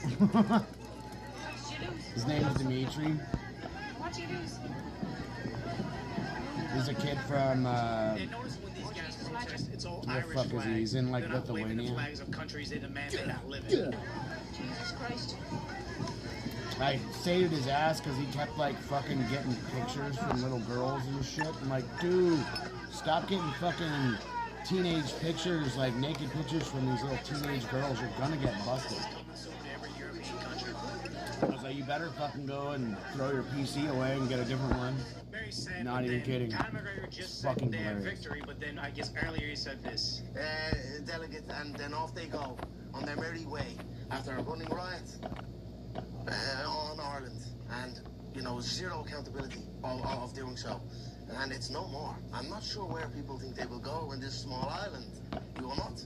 You will not destroy Ireland. Is Hey, Ireland what up? larger than California? California's 163 I actually had to square beg miles, 163,000 square the miles. mayor of the Ireland's camp I only was in 32,000. Life After to Population, bring him California's on. 40 million. Ireland's I was like, he's not an asshole. He's like, he's chill now. I've had a good give him a good talking to about shit, about life and everything, and just how to treat people. What's up, Ireland? I hope you all had a great Easter, because I had my best one yet. Seeing the courage of our people standing together in unity against the failed rule of this government has been incredible. It has also been eye-opening. No matter which side of the political divide you are on, one thing is for certain. This government has lost the confidence of the public, and that is it. No confidence as a government, and you are done. As a nation, yeah, of course he's reading off something. He's got the what do you call it, the teleprompter eyes. But this is very different from when he was on Fox News, which is kind of why I thought maybe he was using the assistance of Conor somebody. McGregor's fucking pissed. behavior at the exact same time, and there is now no going back. The horse has well and Gotta put truly those bolted. away. I have too much shit right The there. complete failure on housing, So, the refusal to ease the crushing cost of living crisis, the disastrous handling of immigration that's overwhelmed their communities and services, the shocking way that they have treated ordinary let's go grab our Irish other people in stuff out of the It's true, he's not blinking at all. garage. So the other one was him blinking the gas entire station. time. This is not. Honestly, I don't know enough about This that is all the to know stuff what I the have difference would be, for but, beating the bosses and something's happening. everything. Their All hand has the been exposed, and it like is a the busted police front. officers and shit over at the hub. So that's As the my mighty hub gear. republic hold all the aces. Ireland, we are another major I've step had to closer delete all to the this shit return before, of fairness. and then I filled it all And back honestly, up. it's like back in the old days. There's He some might be Kevlar. whatever, but if you were gonna rise up against your This is like the corrupt best shit. leadership, I literally should have used this on the boss. This is the boss kind of like the for modern day boss. Let's gladiator. just put So I that can in see the this. I other can see one. this working out for them. Fair cost of living, fair treatment, fair taxes, and a It's, fair to- opportunity for your voice to be heard. That is what we deserve as a people. Yes. That like and that that. is what is coming. We await the vote that will bring down this failed government that no longer represents us. Put that there. Ireland for the future of our country, for our children. We must stand together in unity and complete this battle. Era Abu, I love you with all my heart, every single one of you. God bless Ireland. Up the Republic. I dig it. I'm buying into it, but honestly, I don't know if they've won They're yet. gonna We fucking saw a lot riot of over footage there. of They're them rioting over kinda there so getting hardcore. It's dragged not even around. funny. We saw them getting knocked down by what was like it wasn't like a cinder block, but it was getting knocked over. I don't know if they can really say they've been victorious quite yet. Like we covered on what is it, a couple days ago, like the farmers fought their military. I got a lot of comments in there of people saying the clip you used in the thumbnail, that was from another Irish protest, not this one. And like, okay, obviously I'm gonna get stuff wrong, and that's just how it is. I'm not a major news network. I'm just kind of covering stuff on the fly. I'm gonna get took sometimes, but it just goes to show how long they've been fighting against the massive wave of immigration they've faced, and also their government not acting on behalf of the Irish people. Hey, Let's look, watch some Conor McGregor, he Timcast says what he real believes. quick. That's the thing, is like, there may be lots of criticisms of him as a person, but the same thing with, like, Donald Trump is like, at least with him, I know he says what he means what he says, and he says what he means. There's no, I'm playing politics, I don't like Rosie O'Donnell, but, you know, I'm going to be nice to her. It's like, Wait, what? I was like, why the fuck is that red? Vicks for tinnitus, my constant ringing in the ear that never stopped, is finally gone. And Never put Vicks vapor rub in your fucking ears, dude. What? I saw some that was like putting a fucking Q-tip in. These commercials are fucking retarded. Some of them on here on Rumble are like, "Hey, are you a Christian? I'll help you with this." I'm like, "What the fuck? Are you fucking kidding me?" I Are you a Christian conservative? This is the way that we do this. This and JD that. Vance What is the speaking fuck? at a Turning Point USA event, but Erica Kirk has backed out, citing very serious security risks, threats to her safety. And many people are asking, well, then why would the vice president go? It's not safe for you, but Let it's me safe for him. flip And there's this a into lot to hard break down mode, here, so but tomorrow I think this when we get story on, we can just go matters after it. because it's the shape of our political landscape right now, what's going to come from this.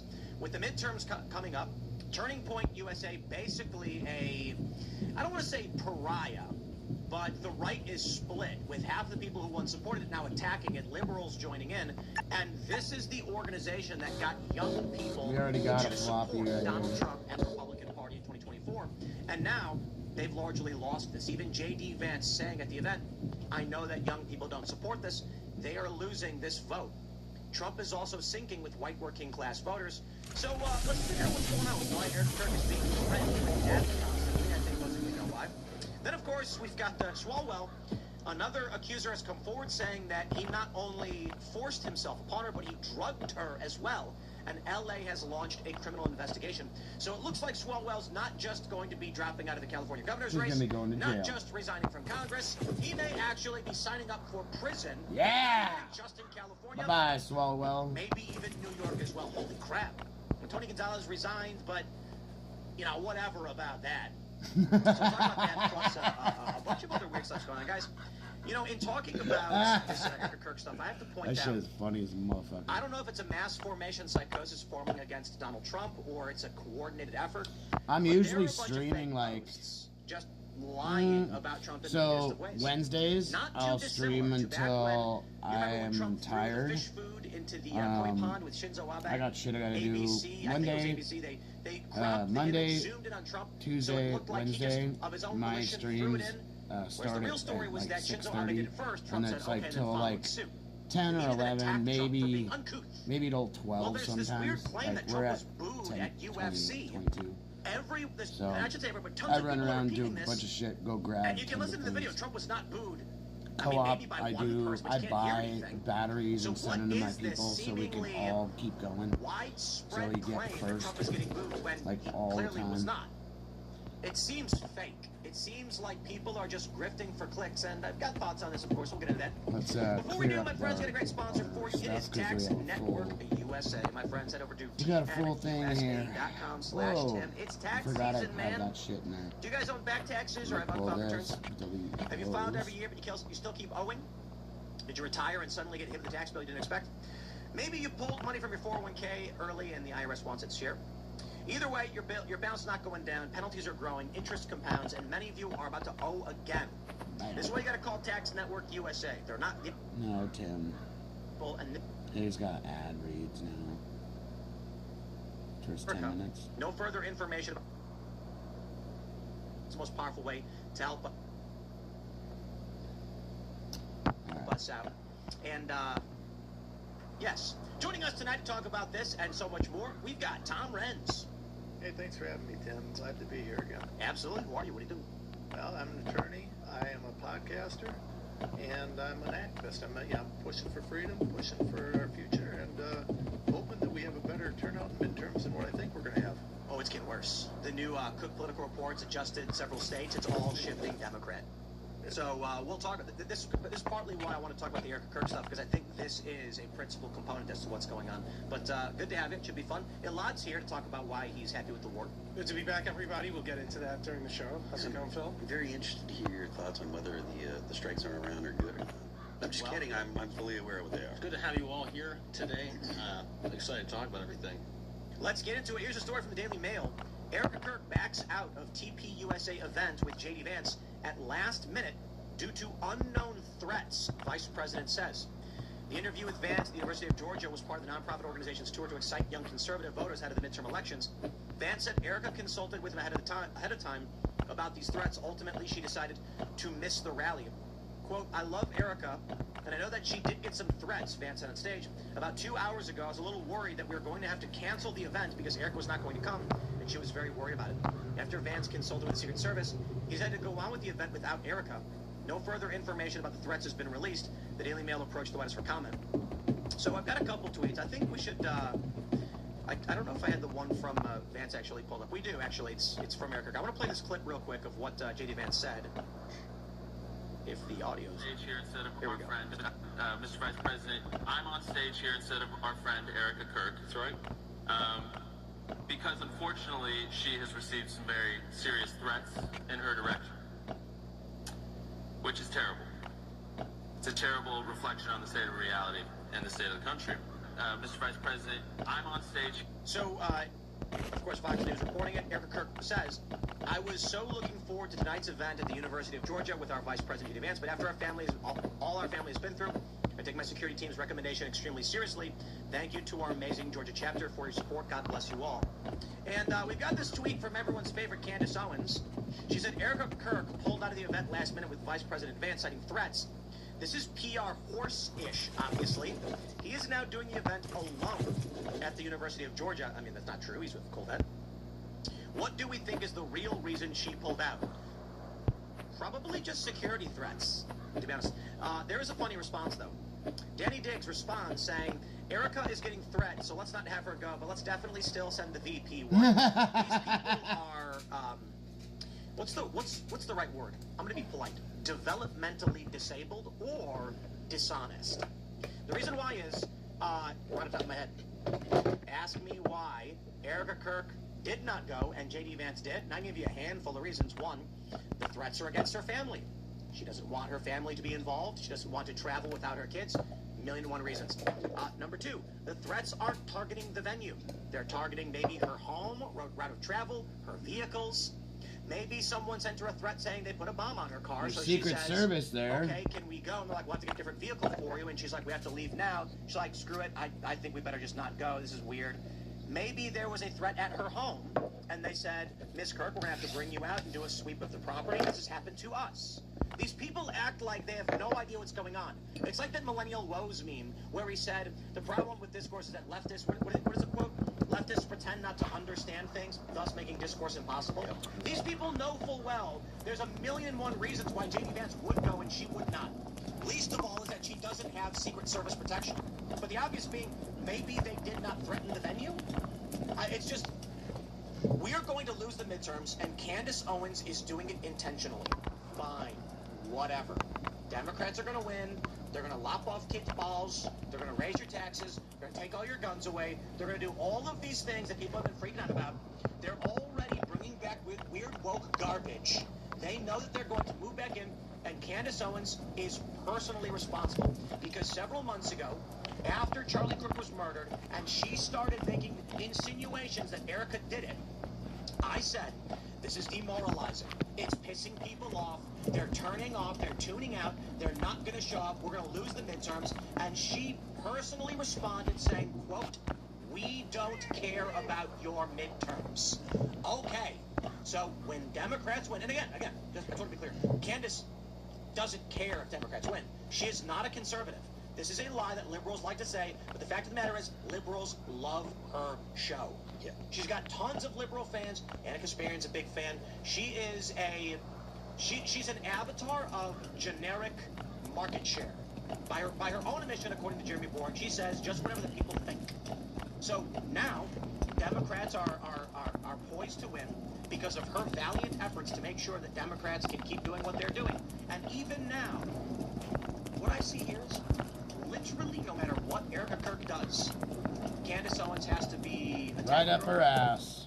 Yeah, well, I mean, it draws viewers in. I kind of feel like the reason she said, what do we think is the real reason she pulled out, is so she can find the craziest angle that you can imagine in her replies and be like, well, that's the one I'm going to go with. Because really, she's just looking to get viewers, to get people to watch the show. I mean, just like you said, there are 1,000,000 reasons why Erica Kirk would be like, no, I can't do it. So for Candace Owens, she's just like, well, here we go. Now's my chance to bring Erica Kirk back into the conversation, because that's when she got the most traction. So I want to say this. I have very serious concerns about the safety and security of Erica Kirk. Because I'll tell you a story. I was on the old Instagram there, and for those that use Instagram, sometimes it recommends Threads to you, because they want you to use Threads instead of X. So I'm swiping down, and it gives you these little Threads box, and one of them was a veiled threat against Erica Kirk. And I went, geez, veiled threat. So I clicked it.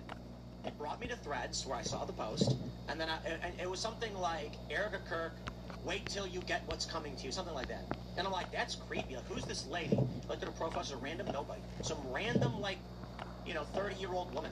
And then I clicked back, and the entire Threads feed of the algorithm was just tons of 30, 35-year-old women, all like, late 20s or whatever women, just saying Erica Kirk deserves hell. Like, it was just all of this anti-Erica Kirk stuff. And I'm trying to figure out who these people are and why they hate this woman so much. Listen, you don't gotta like her. You can call her whatever you want to call her, but this is psychotic. I'll tell you what I think. I think that we have a mass formation psychosis due to a void. Right now, it has been reported, as I've said ad nauseum, that viewership is down for almost everybody in the political space. Everyone's complaining about it. This is what they do. The weather gets warm, people go outside, they stop watching, and then everyone starts freaking out like the world's ending. We're also coming off a dead political year and moving into the midterms, so things are going to start heating up. Also got riot season coming up. But everybody Riot freaks out season? right about now. So after You just said fucking riot season coming up? Metrics. Her channel's relatively stagnant. Like, she's doing well, though, don't get me wrong. I think she was doing like 70,000 concurrents. And then she starts the Charlie Kirk conspiracy theory arc, and her subscribers and her viewership skyrockets. And she's maintaining this. What I think is that woke is routed. After 2024, the Republicans sweep, liberals were freaking out. Even right now, they're attacking Hassan Piker, and there's a civil war over whether Hassan should be allowed to campaign with Democrats. They are tearing each other apart. The right won everything. The House, the Senate, the presidency. And it seemed like the average person, bagging in boys, we've done everything we can. Now we leave it to our representatives to solve these problems. And what do? Well, they did some stuff. USAID getting shut down, I think, was good. It was a nuclear bomb. But the big things people were expecting, Epstein, we got it's a hoax. We got the stupid Binder campaign. Talk about a misstep. Dan Bongino coming out saying, no, Epstein killed himself. People were very disappointed on all that stuff. But that was largely politicos. Then you get the war in Iran. Trump's support base among white working class people has been going down. So now hey, let's go and do some swamp. This MAGA coalition, which included libertarians, moderates, conservatives, etc., it's fractured. You got a bunch of libertarians, now they're just calling Trump the Antichrist. They're making up lies about him, all this other weird stuff. So they're gone. They're not watching this content anymore. For these creators, for these YouTubers, for these Twitter personalities, I had someone come to me, I'm not going to name who they are. They said, hey, is your Twitter engagement down? Because I'm not getting anything anymore. And I was like, oh, I don't know. It seems the same to me, And they're like, I'm not getting anything anymore. And I'm like, no idea. Well, what I see here is a lot of these personalities immediately go, Israel is bad, Trump is bad, Erica Kirk is bad. Why? It's the last island in the flood. So when you look at some of these liberal channels, all they do is spam blast why Trump is bad every single day. It's every video, 5 times a day, a picture of Trump looking weird, and then a title like, Trump actually did it, Trump is gross, he pooped his pants, all nonsense, I hate Trump content. Everything else has been decentralized. If you were in the mega coalition, when at the peak of the culture war, right before Trump was to win, everybody who was angry with Democrats was watching, saying, are we going to win? Trump wins, and now the libertarians are gone, the moderates are gone, the comedians are gone, the MAGA Republicans are yelling at the other conservatives. So that's decentralized, meaning each one of these areas, they're no longer watching the one channel, they're all watching a bunch of different channels. That's why Candace Owens has gone like lib, like weird liberal space. And it's just kind of just female drama content. Charlie Kirk was murdered by his wife, and Brigitte Macron has a penis, all this weird nonsense that just is entertainment, infotainment. People are following suit because it's the last. Imagine the flood is happening, and they're all just trying to go as fast as they can to Everest, where they can at least get some dry land. That's what it seems like.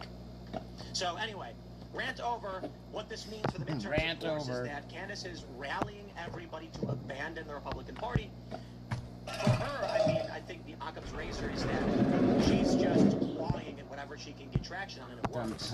A lot of these libertarian guys, some people that I thought were friends, are posting lies because it's getting them retweets.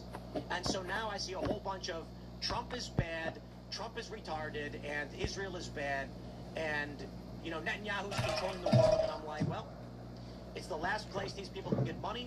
So at least the Democrats with their infighting are going to unify to a certain degree around their weird culty nonsense, Republicans, I think, are cooked. Yeah, it looks bad. It looks terrible to me. I mean, but here's the problem. So I got to be honest with you. I haven't followed the Erica Kirk drama. I mean, to me, this is like Real Housewives. The problem that I have is I'm pretty singularly focused on fixing our country. And Turning Point as an organization under Charlie Kirk was pivotal. They were huge. What they did in the 2024 campaign for Donald Trump, they were boots on the ground in states all over the country. They were huge. Charlie tragically is murdered. It's not the same. They're having troubles, right? So we can blame whoever we want to blame. I don't even care. It's a shame to see it because, again, I care about where we're going forward. And so when I'm looking at this and I'm looking at what's going on, Candace is going to say what she's going to say. People are going to say what they're going to say, and I don't really care. To me, the problem is that our policies, the things that we fought for in the election, aren't happening. We're funding Ukraine. We've started multiple foreign wars, which I'm not against everything about every foreign war, but I don't like the Iran war, and I know we'll talk about that, and I'm interested to hear what you have to say. We've got the glyphosate executive order. We're still funding mRNA. We haven't passed the SAVE Act. No one's been held accountable. Just before we came online tonight, I see they just finally dropped the sedition charges against the Proud Boys. Great. What took so long? I hear Todd Blanche. Hey, we're not going to do anything further on the Epstein files. People are outraged by this. And they aren't just outraged, but they're being insulted for being outraged about child rape. I don't think we need... This whole thing is insane to me. And to me, I don't think that the issue is Real Housewives drama between Candace and Erica. I'm not into bashing. So you see that she lost her husband. I don't know. But let's pause real quick and just say it's not Candace bashing Erica. It's Candace bashing Turning Point and fracturing the organization that was rallying people to go vote, particularly young people. It's not about Erica Kirk.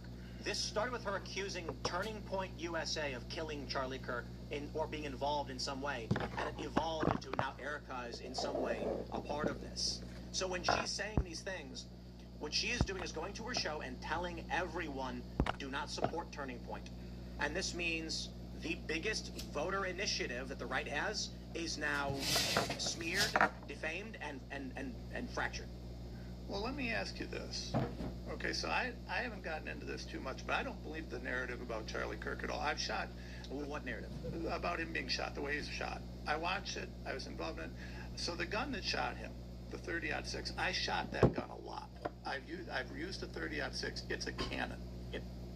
From 150 yards, there's not a bone on this planet and any human being that's going to stop that gun. I don't believe the narrative. There's so many inconsistencies. I respect that you don't. For me, as someone who has only a couple times shot 30-06, I had a SEAL team sniper tell me before the news even came out that when he saw the video, he knew it was a 30-06 because that's what he used and that's what he saw. And this is just a random guy who was doing security for me. Okay. So I've talked to a handful of people who do. I'll be very careful how I describe it. Let's just people who go overseas for certain reasons. And I've had 3 or 4 people say to me like, "Oh, dude, that was a 30-06 easily." You don't even have you don't really have to. I'll just say it like this, and I say this all the time on the internet when people are talking about it. Bullets do weird shit when they hit a body. When they hit Fair enough. a gelatinous basically medium, and then let it strike into a bone. Right, but weird shit. And we all know that both different things. But the other thing is people don't know the age or the load of the bullet. These things matter. The age of the load again, of the I'm with bullet. the guy who's a SEAL team sniper, and he just goes, "That's 30-06." He's like, "Man, as soon as I saw it, I wish I was filming when I said it, because I saw that video, that's what I said." And I was like, "Really? Is that what you think it was?" Then the news comes out, 30-06, and I was like, "Oh, wow." There's a lot of details here. I want to ask you which ones, I guess, you dispute particularly. So first, there's do you believe Tyler Robinson, first and foremost, was the show? I don't know. That guy didn't kill Charlie Kirk. The problem that I have is I don't Straight feel that patsy. they've been transparent about it. They've tried to keep things under seal. And, why? Well, when they did we got some broken armor. We're going to be collecting corn seeds and sprouts. And then also I got who's all this for the Pete. The government, but that's what my issue is, right? So we're gonna take a ripper, and this is really fucking weird. It is fucking freezing cold around me. Like my feet are cold as shit. I don't have windows open. There's nothing open in here, and I'm fucking like I got fucking goosebumps. Like all I can feel them on my butt cheeks. Like I'm goosebumped out. I gotta like turn the fucking heat on or something, but it doesn't make any sense. My place usually stays super fucking hot in the first place. Like it's warm up here. I don't understand why everything's so fucking cold as shit at like an inch on my floor. So it feels like I'm walking through like some ice or some shit. I don't know. That he was stopped from investigating a foreign nexus in the Charlie Kirk assassination. Don't you think? That's not relevant to a court, nor is it admissible. Well, but they will now argue for it. To get in the zone. And the defense is going to try and use it in the court of public opinion to say the federal government did not do their job. The issue is that he's the what is he, deputy director of counterterror, or he was the director of counterterror under Tulsi Gabbard. It's the FBI that handles these things. He said that Cash told him not. I think he said Cash, right? Not to investigate. Well, yeah. Why would the counterterror director be looking up an assassination? That's not his. Back started hurt a little bit. Well, if there was indications of terror, if there was indication, we don't know what data he had, and we don't know what he was going to tell us. Sounds like there wasn't. Well, it sounds like. But again, you've asked me for specifics, and I can't ask him for specifics on this because he can't. Well, my data says no. You're asking to prove a negative right there. So how about this? How about the Swalwell case? Why is it the FBI allowing counterterror to investigate Swalwell was raping these women because it was for China? I mean, I could just make up a million and one things. And so it's possible that Joe Kent goes to Cash and says, hey, I want to investigate if Israel did this. And Cash goes, huh? Well, but did he have evidence? I mean, was there a basis for him to say that? We've never got, if he's coming out and specifically saying, I want to testify. There's a lot of zombies here. They're laying him down, too. He was barred from investigating a foreign nexus involvement. That was from his interview. He said, there's one right here below me. Not to investigate whether a foreign, I think he said foreign nexus may have been involved in the assassination of Kirk. And do you think? I don't misquote him, but and I'm gonna defend myself on this one because I think. Very cool. How's the Philippines? I got a buddy that lives in Manila. We don't have access to what he has access. He's I call him. His nickname's Elvis.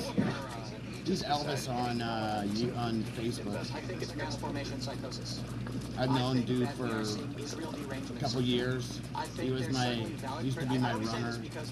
He wanted to make some money, and I was like, all right, dude, here's a half ounce of weed. Make me proud.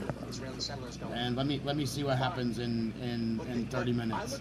And so he started doing his thing, and it was really cool. And so I gave him, the point is, if I give you a half ounce and you can get rid of it immediately, I'll give you an ounce and you can check in with me. So that's how we can get this business done. He goes, dude, thank you so much. Thank me. Thank you. I was like, you're making me some money right now, dude, without me needing to make money. So here you go. So I'll give you more of an opportunity. And I start giving him $4. Kid's a good kid. Tell you that one. But down in Manila, he was smoking a joint, skateboarding, because we're both skaters. And so he oh yeah, we gotta be really careful because the big one will spawn in here. Oh, there's a dude there.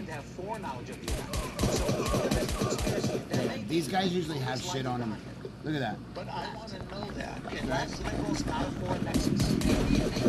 I want to know the whole thing. This is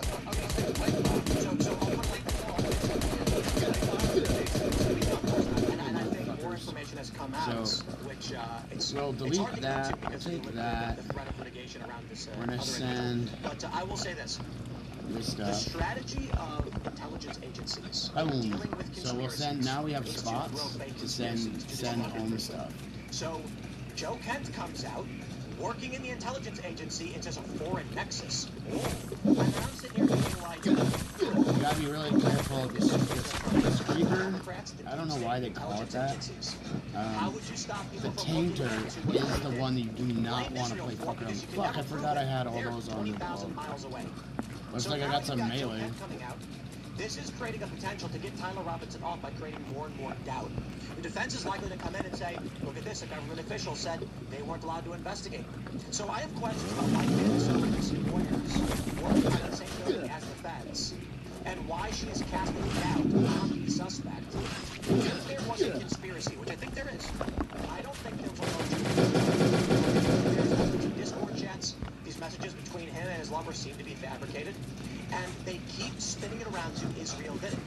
What this does is it disrupts any actual investigative journalism into what they have done. So John Kent from the intelligence agencies joins in. I'll show you what I mean by the big one. Nexus. I'm like, so as you can see,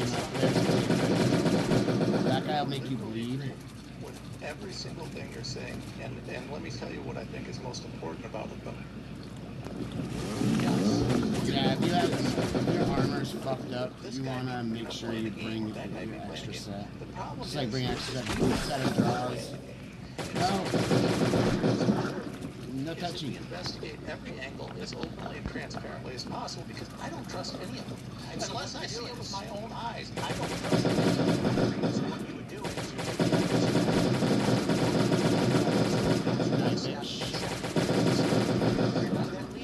transgender furries, Democrats, liberal, leftists, it would make the most sense, in my opinion, that if there was a conspiracy to kill Charlie Kirk, it came from Democrat donors, elite pedophiles. Yep. We know these people who have been funding Democrat politicians, don't get me wrong, also a lot of the Uniparty Republicans that Trump went to war with.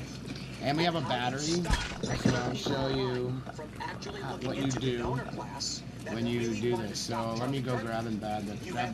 Gonna have a battery. Or at least insinuate. And then instead of investigating the trans furries on X bring one of these. they knew something was going to And we're happen. gonna The Discord I can't drive this thing in here.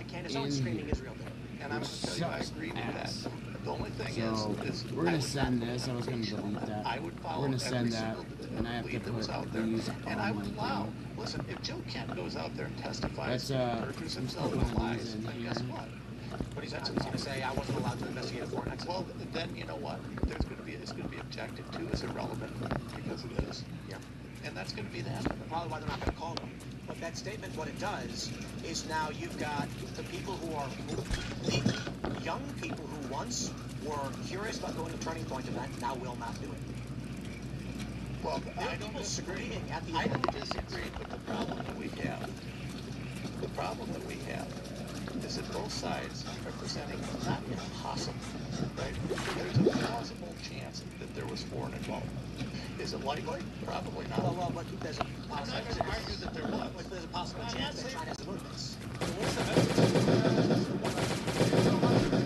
There's a lot of things. When someone makes an accusation, they're willing to put themselves under oath. What accusation was made? That there was foreign involvement. It's not the accusation that was made. It's never been said. Or that he was unable to investigate it. Yes, he wanted to look into this and was told he wasn't allowed. There's no evidence to insinuate that's actually true. So a guy said my boss wouldn't let me doing things on evidence of something. Did the defense, or did anybody want to call him? Was there any actual, did any of the lawyers get... Where is the fucking thing? You look for the gear. Actually have any interest in calling? Yeah, as far as I know right now, that's not going anywhere. Okay. Alright, the big one usually spawns in the bottom corner, like an overview. See this right here? See this guy? This might be the big one. No, it's a tamer. Got lucky on that one. I'm not insinuating, because I don't... Remember, I was like, running over here to grab fucking corn, and all of a sudden, fucking big one's fucking right there. I'm like, fuck you.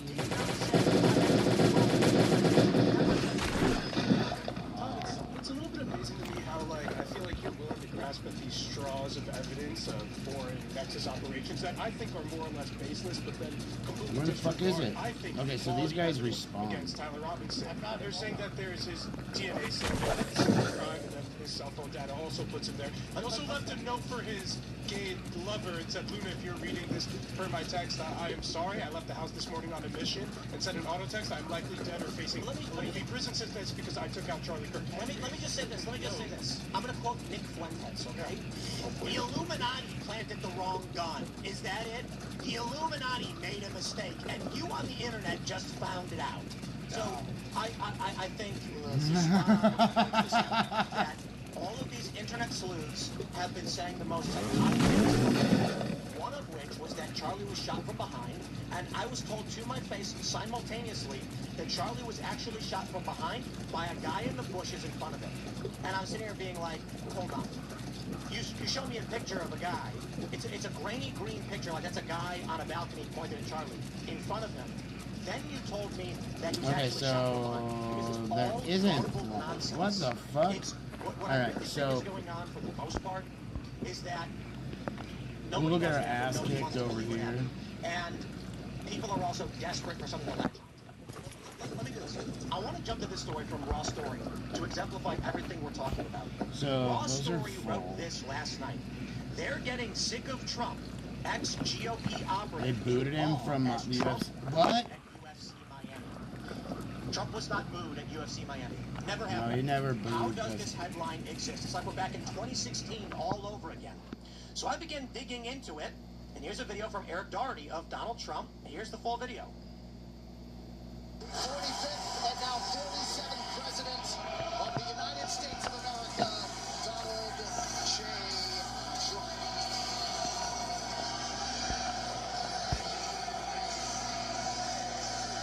Everyone's just holding their cameras up and filming. Nobody's booing. They're waving. Smiling. He's smiling back.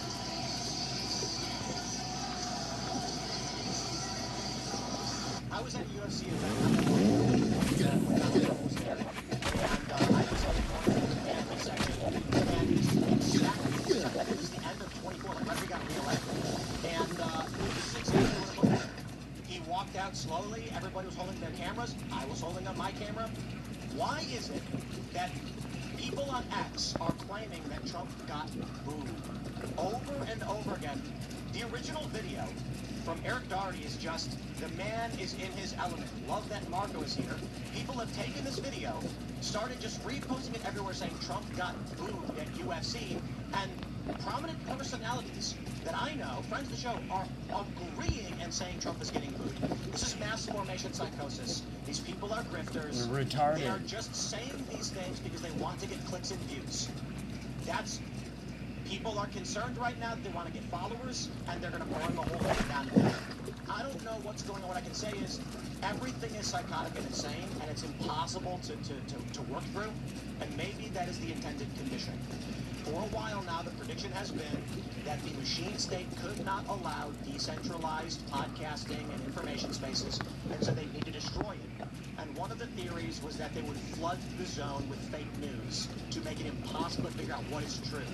And they use human vice against the people who claim to want otherwise, thus proving a tremendous point. When some of the people who I'm going to leave their names out, who have shared this video claiming he was being booed, which he clearly was not, either just did not watch the video and lied anyway because it gave them clicks, or they did watch it, know he wasn't booed, and said, who cares, we're going to share it anyway. It stands to reason that the machines many others.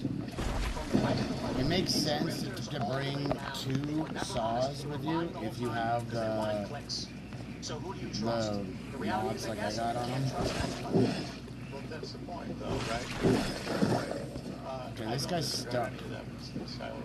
I have no problem with any. Because he should have attacked me. But the camo, I think, makes it so I can't see him. If you use other armor other than what I'm using right now, you'll be seen. I don't trust a single person in our federal government, and I want to investigate everything. I don't care if there's a sliver of a chance, I want to dig.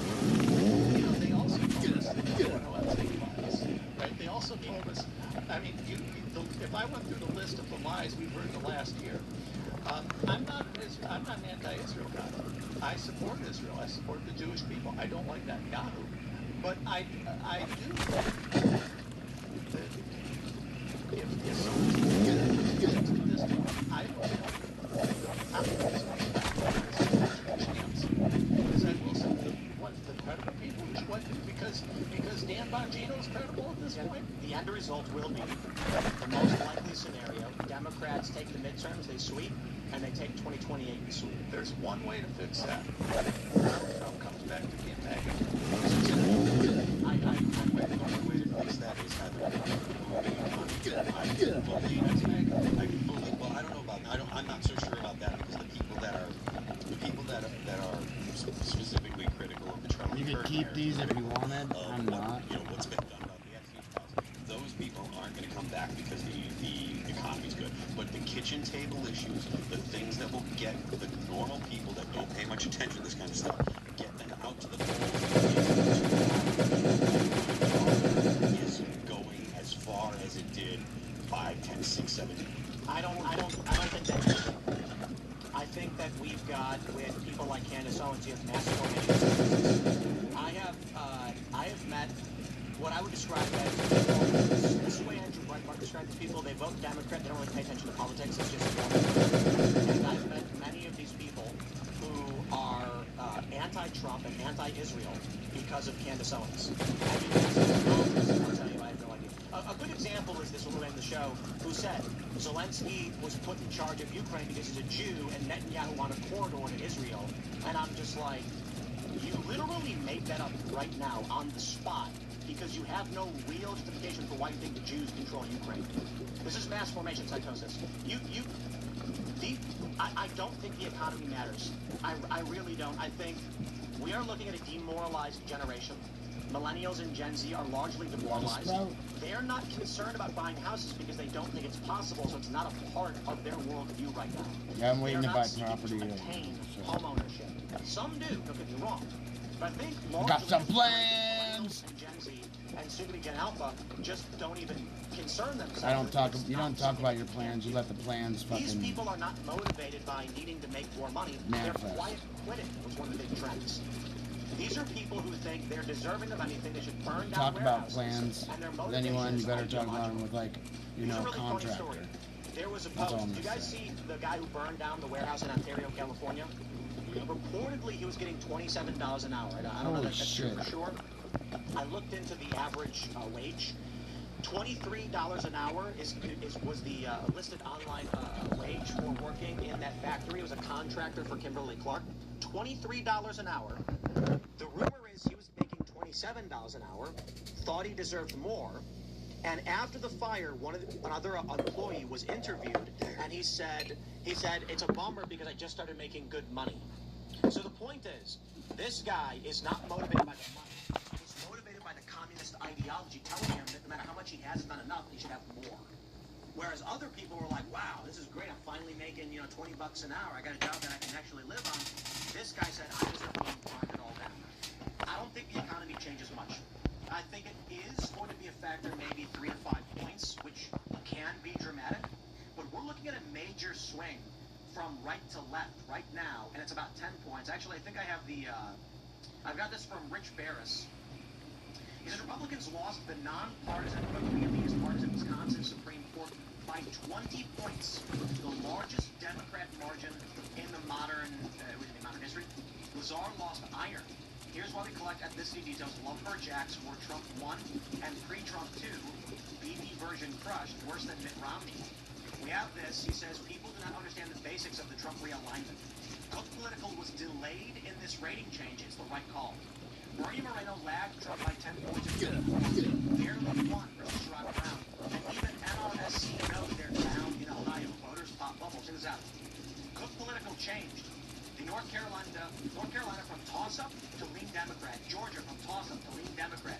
Ohio from lean Republican to toss-up. And Nebraska from solid Republican to likely Republican. The trend that we have seen is a 10-point swing from Republican to Democrat. 100%. I mean, listen, we elected Donald Trump, first and foremost. I would argue that the number one motivating factor behind 2024 was accountability. Yep, I would say that was the number one thing, and we've had none.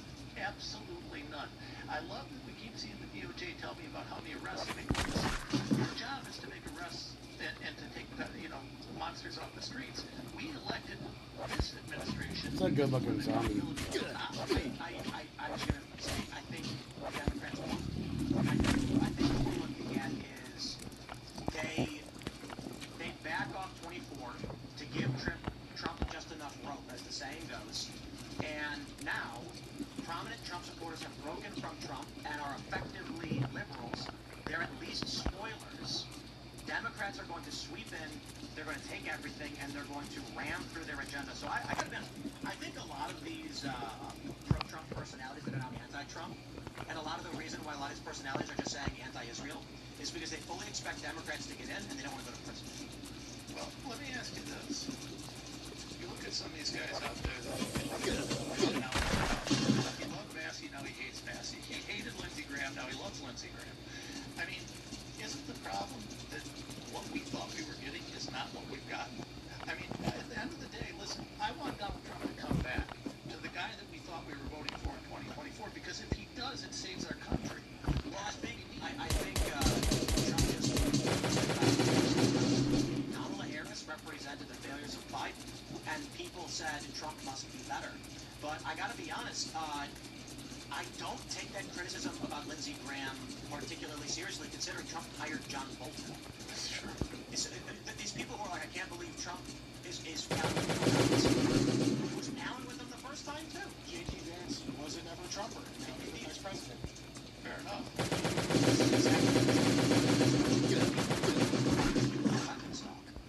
It's like, yeah, we wanted, I think Trump's support of policy in the Middle East has still been largely better than ever the president, because they all started wars in the Middle East. I think if you remove wars in the Middle East, you get Trump with the Abraham Accords and other policies I think have been beneficial. Not that I'm not a fan of him going to war with Iran, but I do think there's a bigger component there that actually maybe we should just jump into right now while we've got a lot sitting here.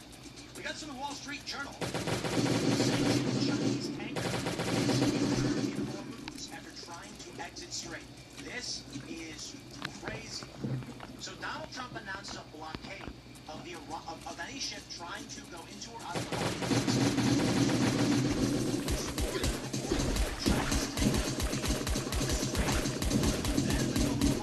turned around and went back into the Gulf, indicating, presumably, that the U.S. said no, and they weren't able to pull off whatever they were trying to do. Now, here's where it gets interesting.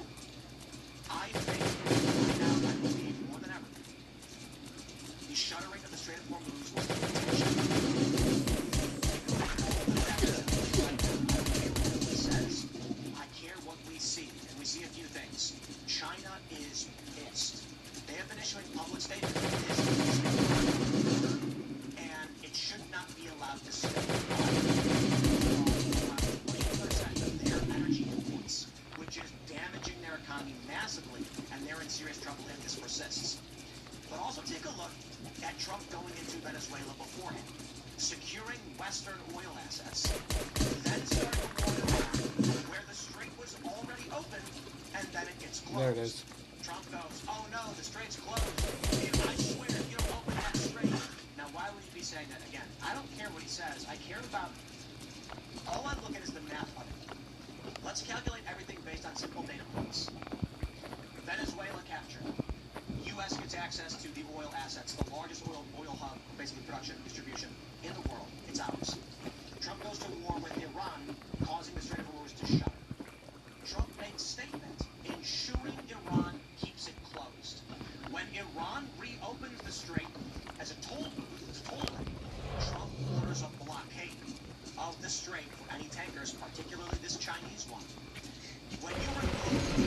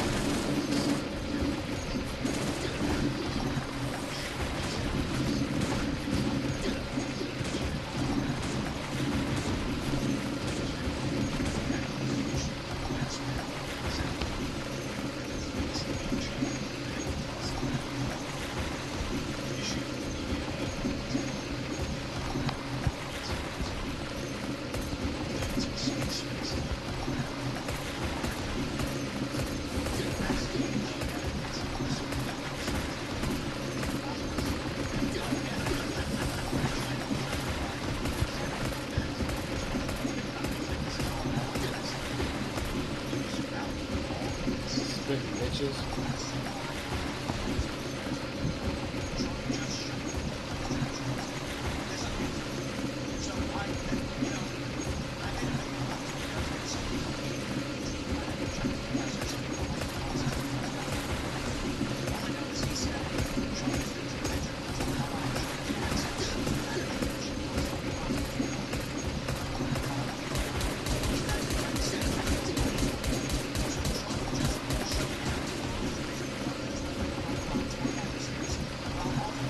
A couple more.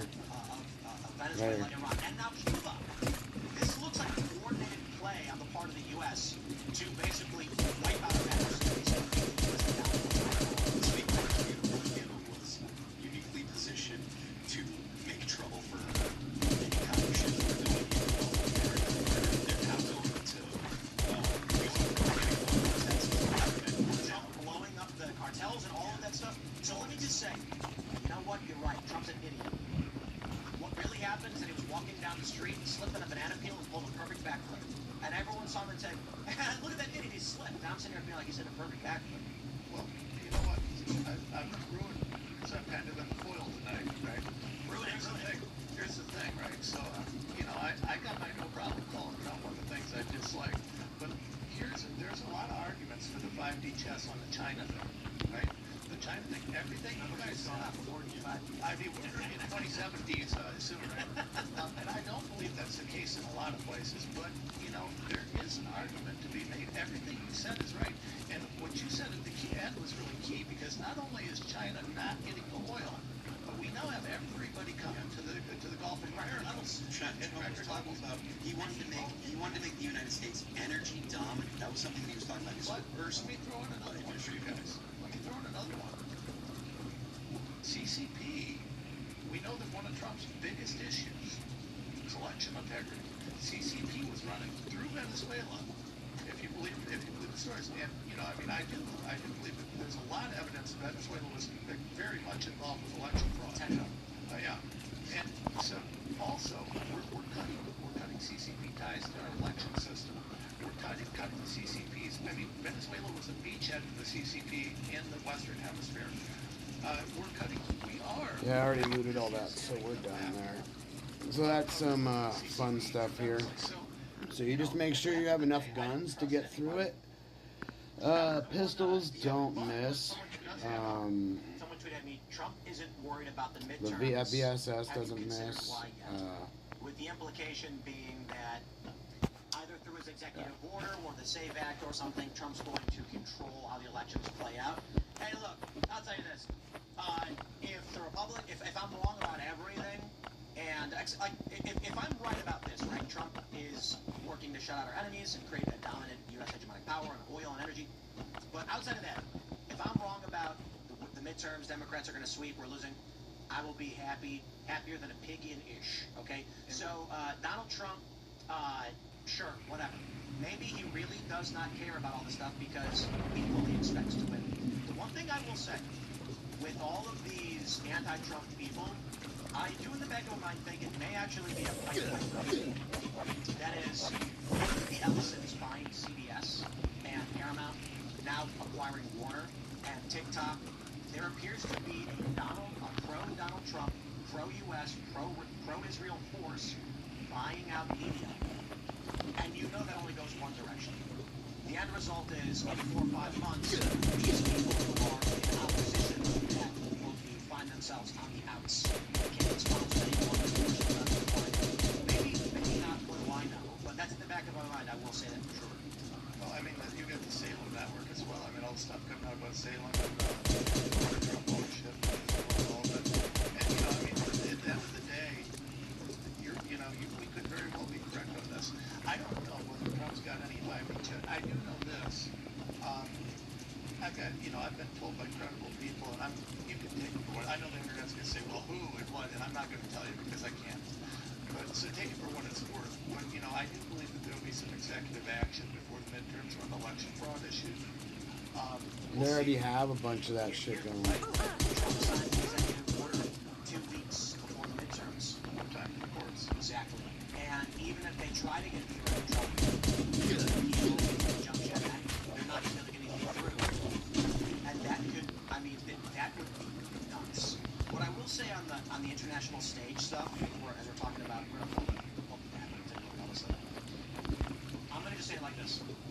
I don't care the opinions of anybody, and myself, ignore everything I said, ignore everything the anti-Trump people say, the pro-Trump people say, and just Venezuelan oil under U.S. control. Cuba strangled on the verge of collapse. Iran, their government's completely gone.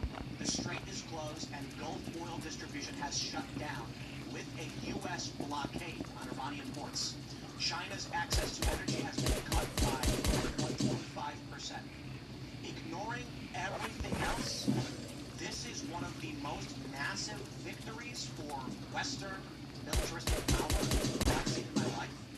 And again, you want to call it an accident and say Trump's an idiot, you want to say this is never the intention, whatever. I'm only bringing up the data points that are factually confirmed. Everything I stated, confirmed. And China imports 55% of its oil through the Gulf Hormuz. They cut off. China's going to relax. The International Energy Agency calls it the largest supply disruption in the history of the global oil. Okay, now let me just say this. What happens to China in 1 month? How long can they hold out for? Do they have the reserves for 4 months? They have 4 months. Okay, I'm pro-Trump. I've never been more pro-Trump. Elad, I'm going to grow a mustache. I'm going to smoke some cigars. Guys, I'm again, you know, I made several videos talking about the current stage of events that's happening around the world. And I've had these former conservatives calling it hope and see that I'm saying Trump is working a plan here.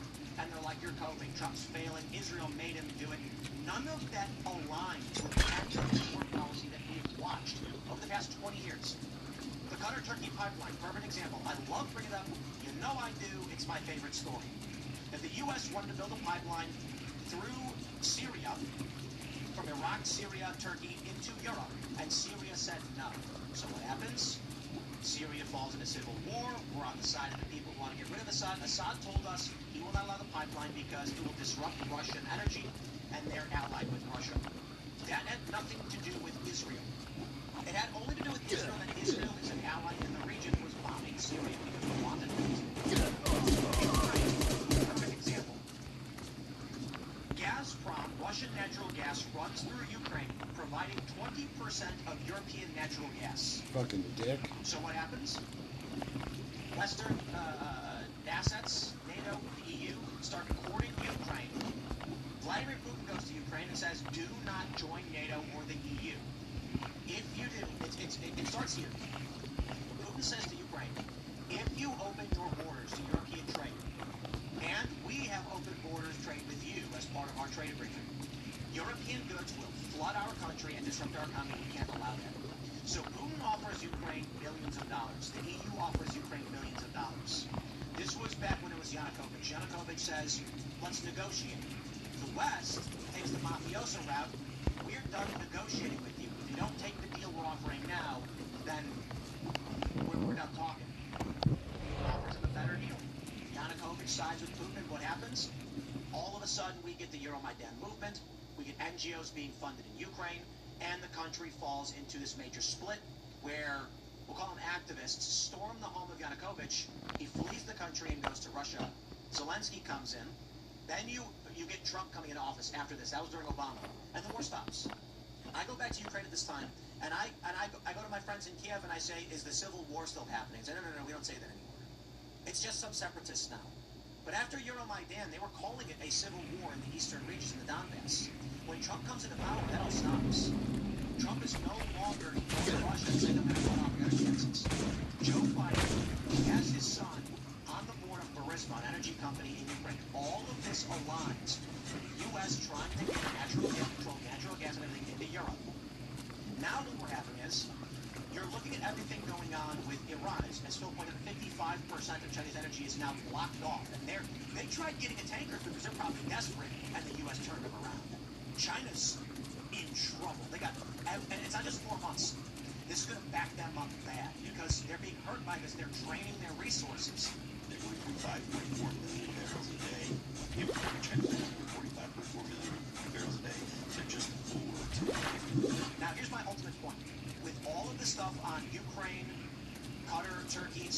etc. They want another pipeline from Qatar up through Iraq, etc. I'm being told by everybody Trump's retarded, he's screwing the whole thing up, and Israel made him do it. That does not align with everything we've already tracked for the Syrian war, for the war in Ukraine, for the war in Afghanistan, for Trump's negotiations with Russia, the Nord Stream 2 bombing, Germany filing a arrest warrant on a Ukrainian.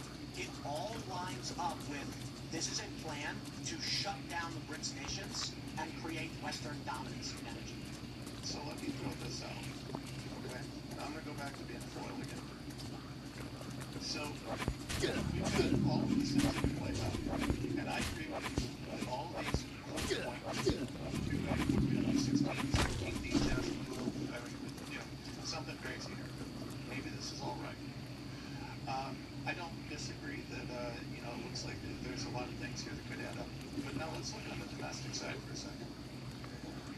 We've got provable lies, Epstein, and some of these other things. We have, and this is where there's a couple issues that are near and dear to me that are not being talked about. They're not viral, but they should be. We have Real ID, which is a digital ID that track and trace everything in this country. I've got pinned to the top of my Twitter profile a breakdown of how legally Real ID implements digital biometric centralized database. It does. We have a move towards centrally governed digital currencies. I'm not going to say CBDCs because they're not going to be central bank, but a move towards centrally governed digital. It's going to be Bitcoin. Maybe very well. I mean, I don't know who it's going to be, but the point is, it's going to be something that can be controlled, right? We see the passage of different laws that, kind of consolidate control response. We see lies about Epstein. We see all these bad things happening domestically. So here's the deal. I don't know when I should trust a lie. I can see. Again, the points I'm making about the effects of this war, military actions, are immaterial to anything said by anyone. You remove Trump from the equation, and we have. The U.S. has seized back oil assets from Venezuela, now controls Venezuelan oil.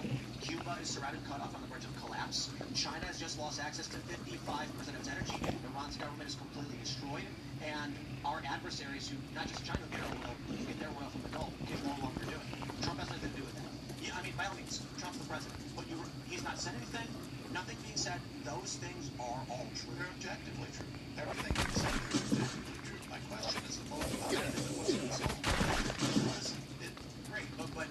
So what is the motive behind it? I don't know. That's the problem. It doesn't matter. Why? Well, because are we moving from let's say China's the enemy, right?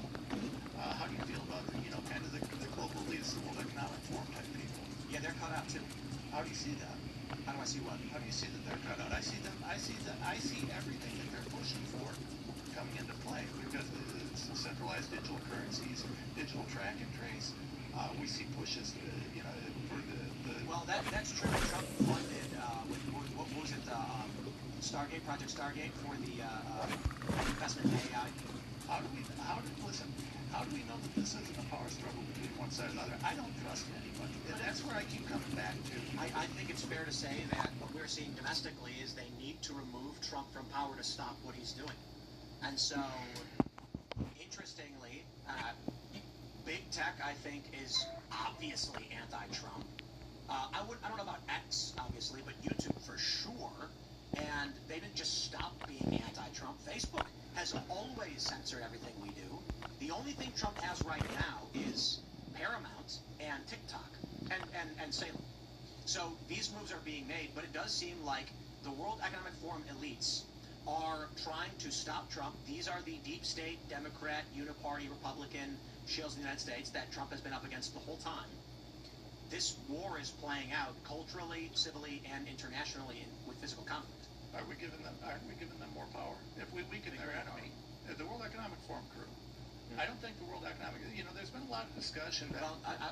Will Trump forcing NATO to pay more of their GDP into their military, and Trump controlling natural gas with Ukraine into Europe? He's strangling out these He's threatening to leave NATO, threatening to take over Greenland.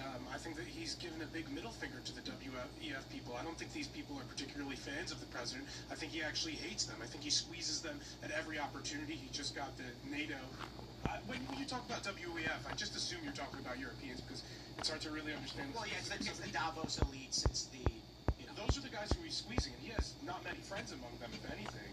He's giving an earful to all these foreign leaders when they visit, particularly from Europe. So I don't know. He's particularly been talking down to them, especially because of their lack of intervention with what's going on in Iran, with our war in Iran. So if anything, I think their power and influence is on the decline in the administration. But I feel like I think all my shit's gonna be locked here. Political beefs, I guess, with the I have. administration. He's not accomplishing everything that he's I ever said have to that he will, but I think it's difficult for any shit politician to do so. I think on the major issues, though, I think he's making a very large difference in doing what he's saying. The number one issue that I think many people care about and that he ran on was this mass deportation agenda. And I think as far as that goes, you only have so much political capital and political bandwidth. I think he's been doing a very effective job. I think you also need to consider what's the majority he has in the House to actually affect change. But back to that point, the issue of immigration, I think Trump came to a harsh reality, is that our economy is in trouble because we don't have babies. We don't have the workers to come in and take these jobs right now. And so I think we talked about it to a great deal. His mRNA, we aren't going to be able to have babies. Well, I don't know about that, but several years ago we talked about how Donald Trump's plan for mass deportation and immigration restrictions means that the economy may get worse because we don't have new workers to come in. And my response is, so be it. It is the responsibility of the people to, persist. And that means we need to start having babies. And so we have people in our chat constantly, like, super chatting us, being like, we're having a baby again. However, I think that Trump's advisor probably went to him and said, if we're going to defeat our enemies and we are going to put America on top, we have to slow down with anything that would curtail us domestically while we put greater pressure on China. And I think this is exemplified by the gas prices right now going up. The war is causing domestic damage. A lot of it. Except China is facing substantially worse. So is Iran. So is our debt, the other nations that are holding our debt. They are taking substantially more damage. So we're all getting hurt, but we're getting hurt the least. I think that's what, I'm going to say this. We need to stop giving Trump credit. We just do. The problem is, you say Trump did this, Trump did that. It's the Trump administration. It's the people who work with him. It's Pete Hegseth. It's J.D. Vance. It's Tulsi Gabbard. It's all of these people. And not just them. There are other guys working at Intel that we don't even know their names. The issue is, you say Trump did this thing, and then the anti-Trumpers, who in their mind believe that Trump can only be retarded, because that's not true. Here, Trump may have pulled off this plan, and then they're like, that's not possible, Trump's too stupid to do it. And then I'm sitting here being like, yeah, or the intelligence agencies have been working on this for a long time, and got Trump in on it. And this is part of it. Or Trump came in, saw the piece on the chessboard, brought in advisors, they discussed it, and moved some pieces around, and this is the play they're making. I think it's very easy to say Trump did it. I really don't think so. I think these ideas come from domestically Stephen Miller's talking with it. I think Trump is a China hawk, and there were China hawks in the administration that had plans like this, that knew about these situations. They got together and came up with basically a global foreign policy plan, and Trump was receptive to it because he looks at China as a problem. Look, I think definitely the cabinet is giving the president a lot of different options, and those inform a lot of his decisions. Obviously, former Senator Marco Rubio, now Secretary of State, was known for being very hawkish on China, on Cuba, on Venezuela, on Iran, when he is in the Senate. I will say, though, I think I know him from reporting to be the actual trigger man, to be the actual decision maker. I do think the buck stops with him. Trump, you mean? Yeah. I think a lot of this stuff goes to him, and he is making the final decisions. I think people who think that he's being, misled or manipulated, particularly on the Iran stuff, are misunderstanding the president completely. I don't think the president was confused about his decision. I think he did something. It took a lot of chutzpah and audacity to do something that no other of the 5 prior presidents were willing to do, and that's obviously attack the Iranian government and take the Shah, an attempt at regime change, and strangle holding different oil channels and trade channels here. I think this is really a flex of power. He's willing to pull the trigger on Venezuela. I suspect he's going to be pulling the trigger on Cuba soon as well. He's continuing to support Ukraine, which is bogging down Russia further there. So, I think people they like to project onto Trump what their political beliefs are. But he obviously has agency and I think makes his own decisions. Yeah, but I got to be honest with you. At the end of the day, we can speculate whether Trump's playing 48 chess or whether he's, not doing that. But at the end of the day, we voted for America first, and this stuff. Maybe 10 years down the line, 15 years down the line, we needed to spend the first couple of years.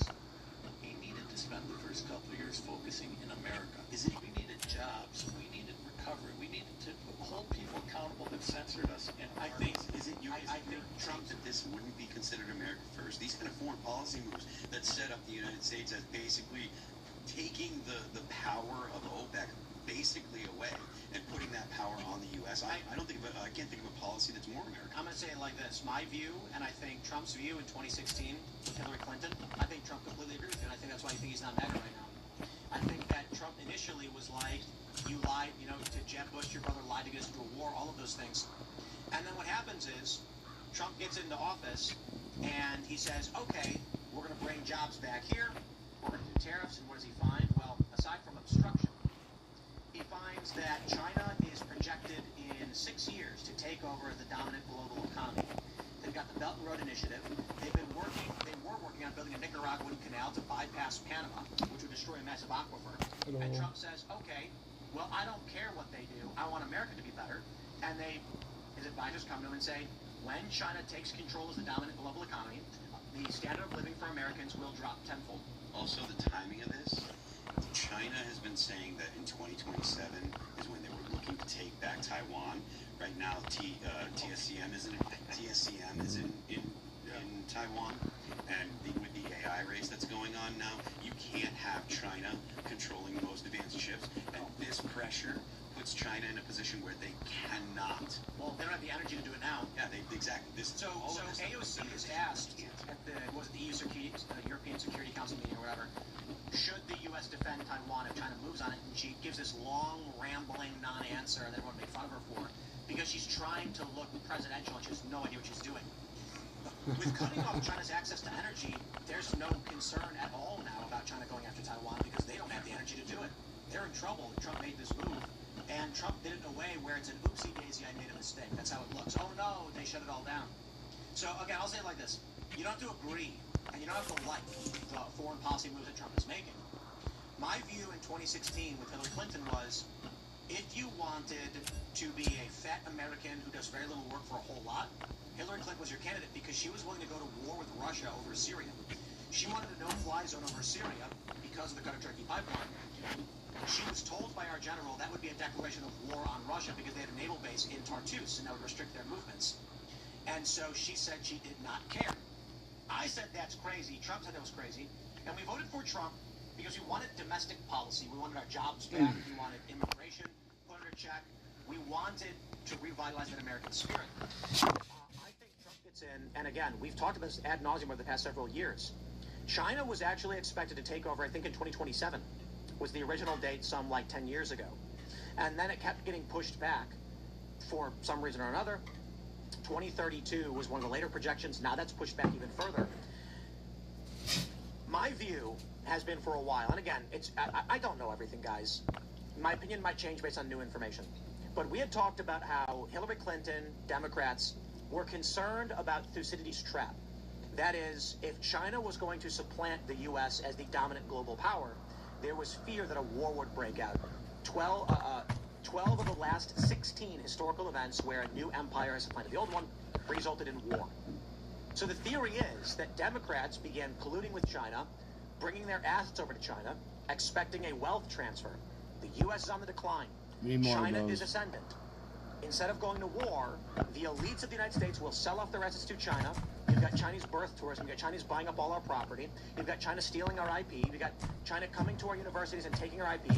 And the elites let them do it because when the shift finally happens and China is the global order, these people will live like kings. They'll retain their wealth, and they will want for nothing. Trump says that's never going to happen. Comes in to reverse that. Domestic policy is difficult. More importantly, if China does take over, none of it would matter. So what we're seeing right now, I don't know what's true or what's not. I can only say this. I don't care if it involves Trump. I don't care what Trump, Vance, Hegseth, or Rubio says. We can just nail the point by point of what is true. We own Venezuelan oil. Cuba is surrounded and their government is collapsing. Iran's government has been wiped out. There's a new government, don't get me wrong, but all top 40, 50 people in their leadership have all been killed, and the new Ayatollah is reportedly in a coma and has not been awake since. I think he's dead. China just lost access to half its energy, as has all of our adversaries in the region, and the U.S. is exporting record levels of crude. Outside of whatever you think happened, whether it was intentional or not, these are tremendously powerful benefits to the United States in the long run. And we will see short-term benefits to that. The exporting of massive crude, we are seeing, I think the average gas price right now across the country is at 50 cents. A lot of people are pissed about that. Hopefully Trump gets a handle on this, but I gotta say, I said this before, if this is actually the play, the Trump administration, should they succeed in this endeavor, will go down as the greatest administration in American history. Depending on what else they do domestically. Yeah. Well, let me ask you this, though. Here's my concern.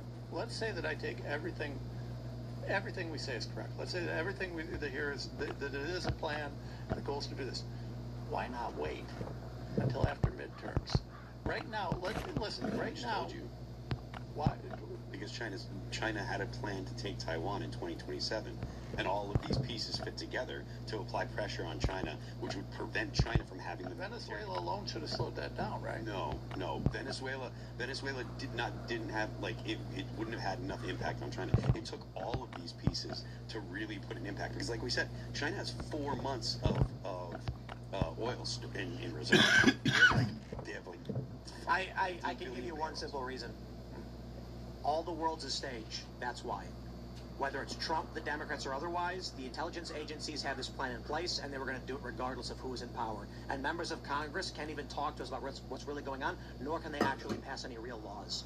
So maybe what's actually happening is that the Hillary, Trump, the Democrat deep state, all of that's been fake the whole time. I don't know. Well, here's the thing. I think that that's probably the closest truth that we've gotten to tonight. And I got to be honest, I wouldn't be surprised. Listen, I just don't trust. It's like I go back, and probably one of the most seminal events of my life was watching them tell us that we had to put masks on our children to go to school. 2 masks. Yeah, or 3, depending on the day. And then no masks, and then, put a pantyhose over your head. Yeah. It was insane, right? So, well, hey, I want to tell you something, but hit your point. I don't want to interrupt you. So my point is at this point, I'm sorry. If Trump had been honest about the other things, if he'd been honest about Epstein, if he'd gone after some of these global elites, listen, some of these guys that are, you want to take down WEF? Let's look at the Epstein files. Let's look at real quick, I think... Not at all. What would have needed to be there for you to be satisfied? The rest of them. But the rest of what? Who do you know Todd Blanche, in there? I don't know who's in there. What I know is that Todd Blanche specifically said there were 6.5 million pages. We released about 3 million. And most of those were redacted very poorly. Dan Bondi said there were tens of thousands of hours, and then later says, well, it was just porn from the internet. Okay, sure. The stuff that was in the original, listen, we need transparency, and here's the thing. Had they not said, had Dan Bongino not outright lied and said there's no Epstein files, and then tried to convince us that Epstein killed himself, which I believe about as much as I believe that Tyler Robinson did this with no help, no one knowing. I actually think Epstein's alive now. I was going to say, Tom, actually, although I believe that the Epstein files were suffering from being too hyped up, I think the administration burned itself by hyping up the files so much prior to getting in. So people like Kash Patel, who's now the FBI director, or Dan Bongino, hyped these files up so much that it's hard to really blame you for being dissatisfied with what's coming out, following all the hype that's been around this from the people who ended up in the administration. So although I believe it has turned into a witch hunt, when you have people like Pam Bondi, who contributed with these Epstein file binders to make people believe they were getting new stuff when they weren't actually, it was botched. All of this stuff was botched. So, like, at the same time, I just want to say, it's hard to blame you when, they really messed up this rollout. And Pam Bondi and Kash Patel and Dan Bondi, they all overpromised, under-delivered, and now their actions, they didn't want to come out, and Massey had to... Okay. So, my point is, I really do often find it impossible to believe that any of this is real. The reason why I say that maybe it's all one big happy family tree, son, it's all the world's stage, Trump is just doing these policies, it's all meant to convince people that you have choice, because the only thing we ever talk about are cultural issues. No one ever really cares about what's going on in foreign policy. I just find it hard to believe that Pam Bondi screwed up on accident, that Dan Bongino screwed up on accident, because you have to be really bad at your job to screw that up. So it seems like it makes more sense to me that it was intentionally done the way it was done. You think the Pam Bondi binder thing was like she knew that it was going to be a huge... I'm projecting. I'm projecting because I would not have screwed it up. So I can't imagine a scenario. It doesn't matter. I Dan Bondi just... I get it, Milad. I can't imagine a scenario where the intelligence agencies together are stupider than I am as a single individual. For example, I've said it over and over again.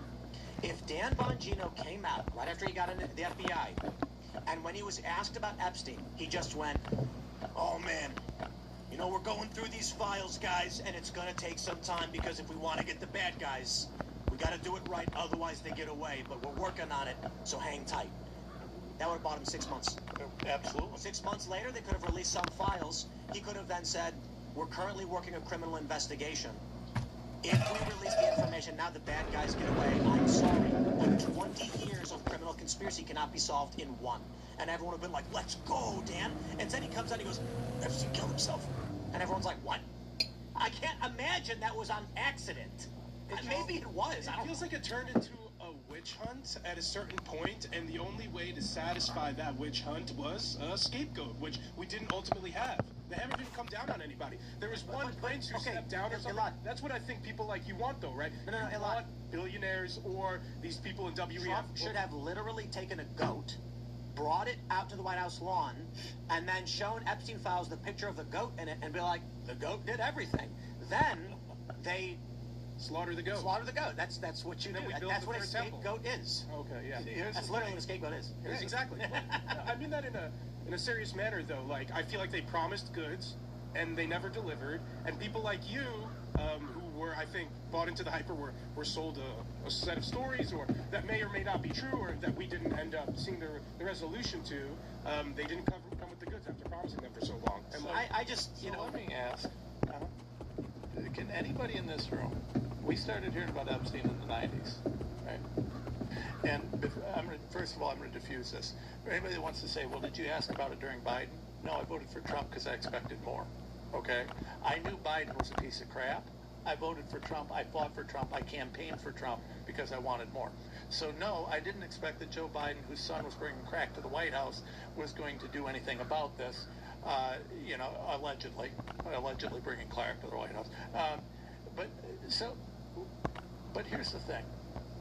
This starts in the 90s. Allegations of the Clintons, we got the Bill Gates thing. I mean, he's slipping his wife antibiotics because he got some God knows what from some Russian hookers.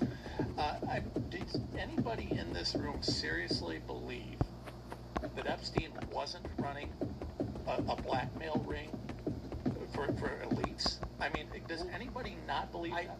I don't know that I believe or disbelieve it. What's the evidence that he was running a blackmail ring?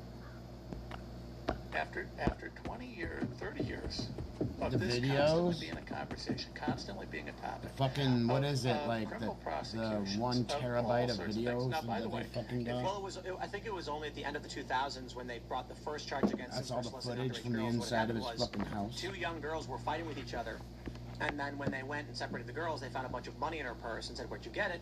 And she said, "I work for Jeffrey Epstein, here's what we do." And they're like, he's hiring underage girls to be hookers, so he gets charged for it.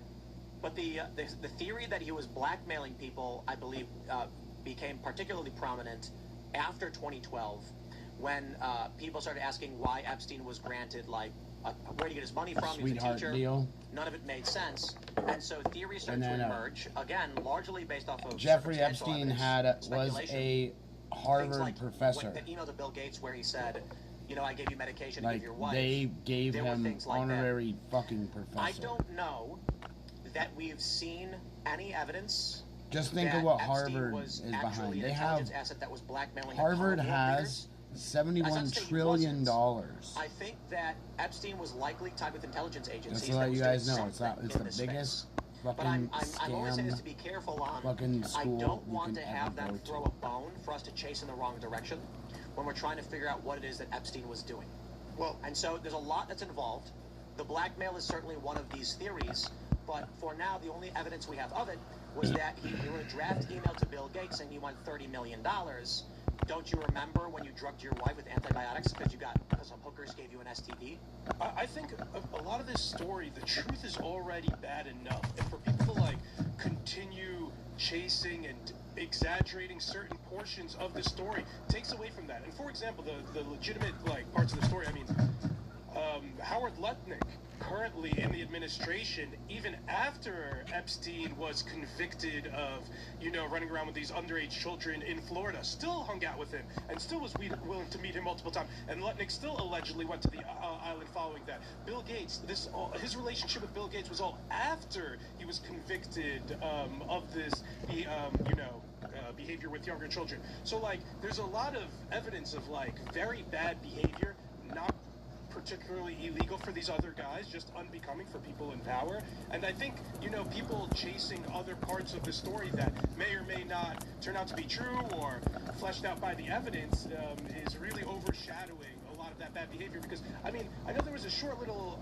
witch hunt for Howard Lutnick, but nothing came of it, although there is a lot of pressure allegedly right now in the administration for his ousting. Instead of focusing on some of these other points, people are saying, they're unsatisfied because they aren't getting so-called scalps from whoever may have allegedly been in these videos that they're saying is just, online videos or whatnot. So 3 million plus pages. I'm going to be real honest with you. I've not read the 3 million that have been out. I've read excerpts. I've looked at things. No way did I get through 3 million pages. There are over 3 million more pages, and according to Pam Bondi, tens of thousands of hours of video. I don't want to see the video. It was reported when they raided that his entire mansion in New York was full of cameras everywhere. I mean, what do you think we're not seeing? And by the way, isn't it interesting that everything in those 3 million pages that was out there was either redacted or very vague, or, I mean, in 3 million pages, wouldn't you have thought that there would have been a few names here and there, even by accident? Is there anything that could come out that could convince you that he wasn't organizing a pedophilic sex ring that was, getting blackmail on politicians? Is there anything that could convince you that that didn't happen? Well, no. Is there any evidence that he did do that? No, that could convince him that he did. No. I understand.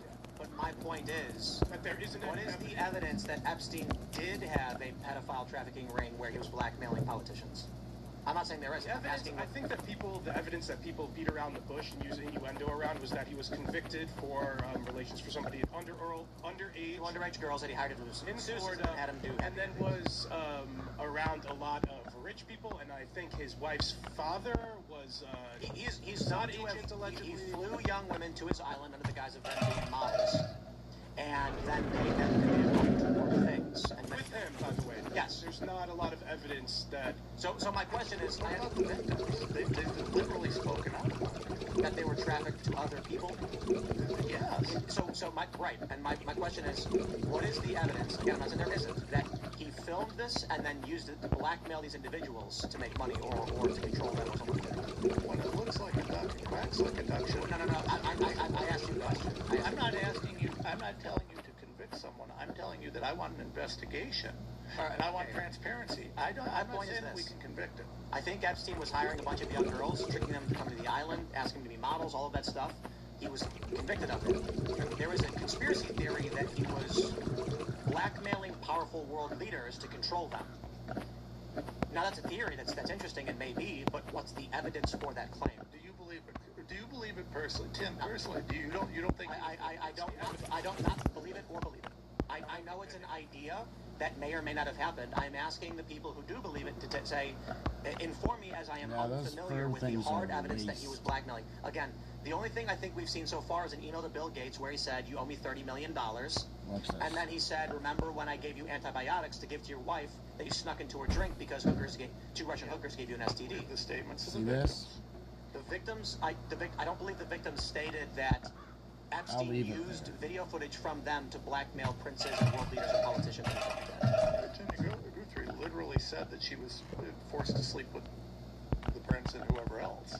But she also rescinded many of her allegations. But that, and again, that may be. I'm not asking. We know that he did that. The question is, what's the evidence that he filmed it, then went to the prince and said, "I have filmed you doing this with underage girls. I'm going to use this against you unless you give me access to things." Why do you think why would he set up the prince to what else? I mean, he's getting something out of doing. Excellent question. I mean, to me, he's not. Questions are not evidence. Well, we do have circumstantial evidence. Which is? He did it. Did what?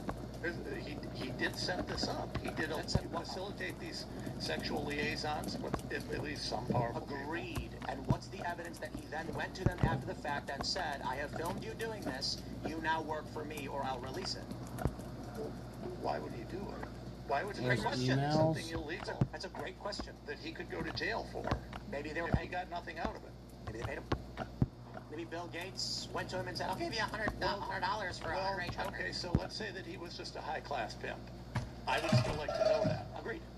My issue is when the assertion is that he was blackmailing powerful world leaders, and we know that to be the case. And I'm not saying it's not the case. I'm just saying I'd like to see some evidence. I'll give you that we can't prove because we haven't seen the documents or the other 3.5 million pages that they're hiding or the other stuff that they're hiding that he was doing that.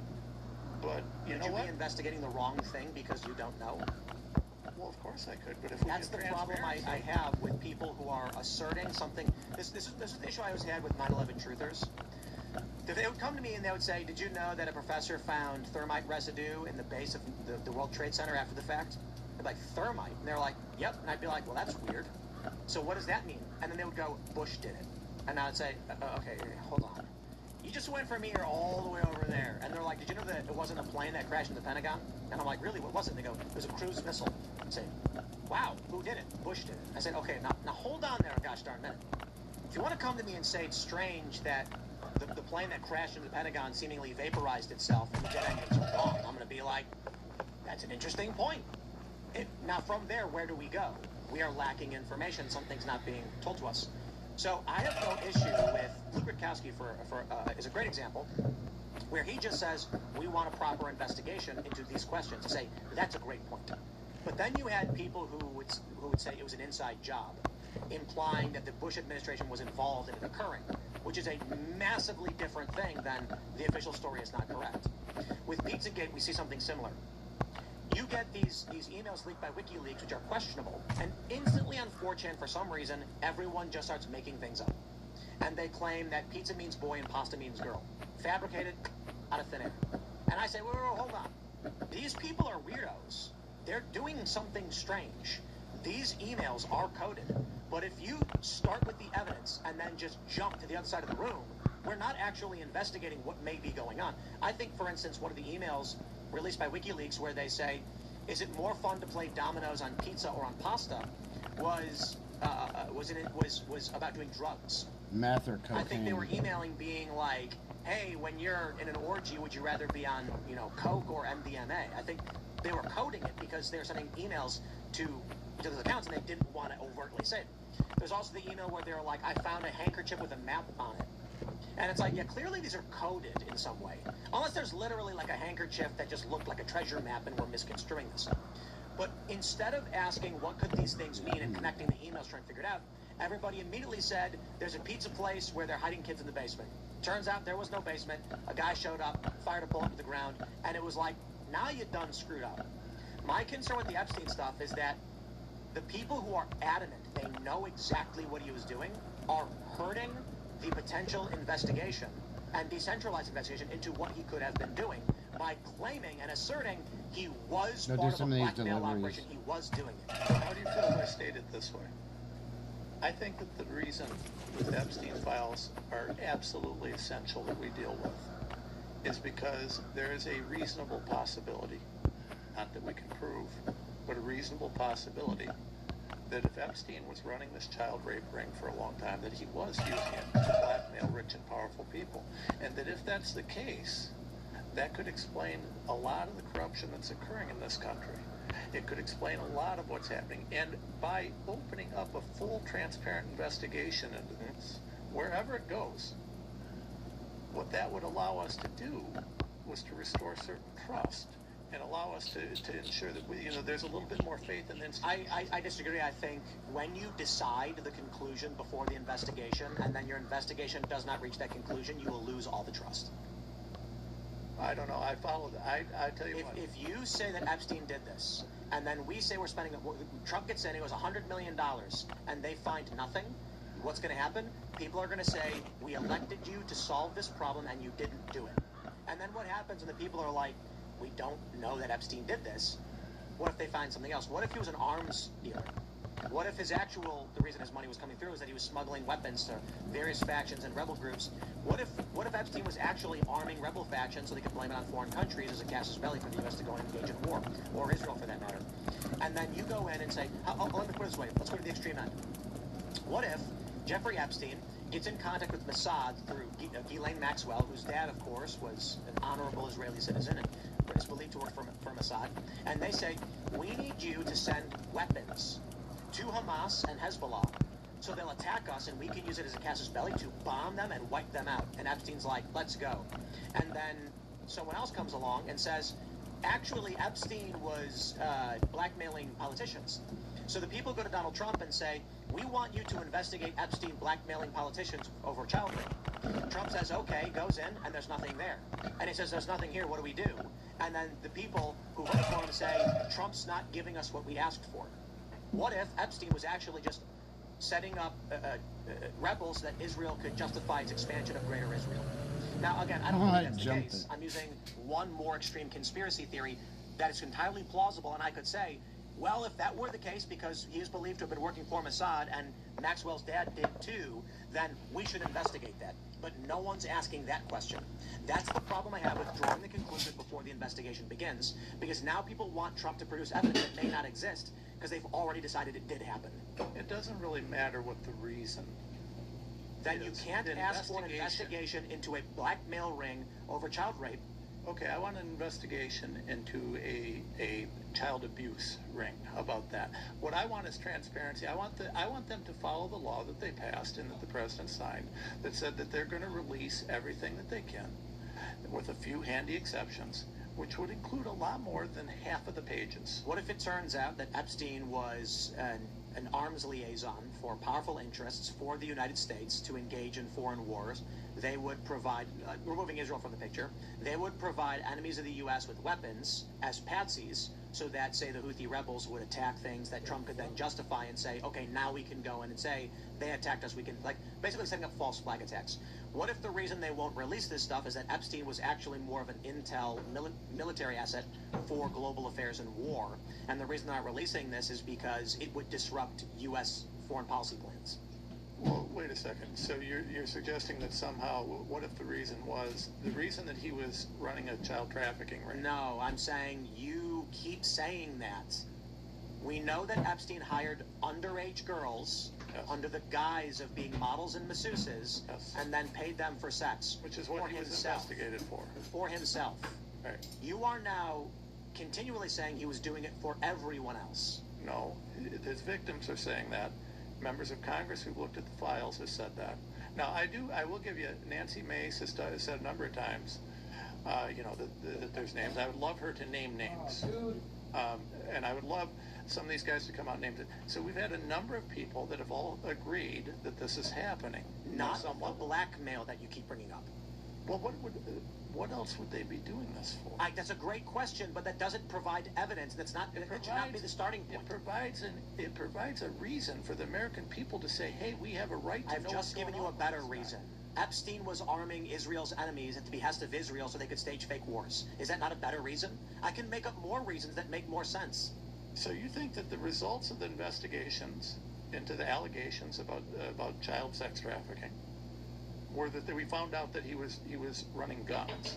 I'm saying that if you are told to search a house for a weapon and the guy says it's for sure in the basement, we have to go to the basement, and you don't go upstairs because you're damn sure it's in the basement, you'll come out of the basement with nothing, and then everyone outside screaming at you, why didn't you find the weapons that are in the basement? Well, I would agree that we should investigate this with a totally open mind, but we need transparency in this issue. So my only issue, the point I'm bringing up is, all I asked was, what was the evidence that he was running a blackmail operation? I'm not saying he didn't, I'm just not familiar with it. The evidence, okay, I'll restate it. I believe that that's what he was doing, but I think the evidence does show that he was trafficking children for sex. Yes. Okay. For himself. Oh, absolutely not. The victims and but again, members of Congress have said that's not the case. That's fine. He was arrested, convicted. The names of the individuals that were engaging in these activities with these underage girls, they should all go to prison. All of that. We know he was doing it. Agreed. We agree on that point. The only point of contention I had was the blackmail portion, which I'm not familiar with. I will give you that I don't have the evidence to prove he was blackmailing. What I do have evidence to prove it. I'm just saying, why do you think that's the case? Because, listen, when you go, if you're a police officer, and you have a reason to investigate someone, you investigate them, right? So when you have a guy that is allegedly trafficking children to rich people around the world, and he's got cameras in his houses, there's probably a reason for all that. I'm going to say it like this. The principal issue I take with these constant claims, like the same thing happened when we had this other woman on, is that it absolves, to a certain degree, the responsibility of the people that were being accused. Instead of saying that powerful individuals were using Epstein as a pimp for underage girls, you're saying he tricked them into doing it to blackmail them. Yeah, I don't. I absolutely agree. I want those powerful individuals in jail. That's the reason I want them. The conspiracy theory on the blackmail was that he would go on the Louisville Express and invite powerful people on the plane.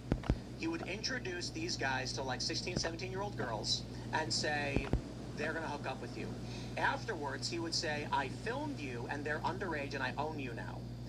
There's no strong evidence that is actually how it played out, but that is the theory that people think he was doing.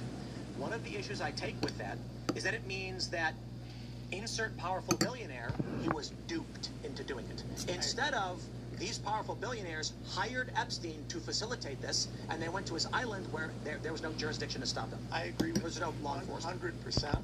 And if that's the case, that's all the more reason that I want the transparency in this. It's all the more reason. But let's tie this into what we were talking about before, because I think this is really important.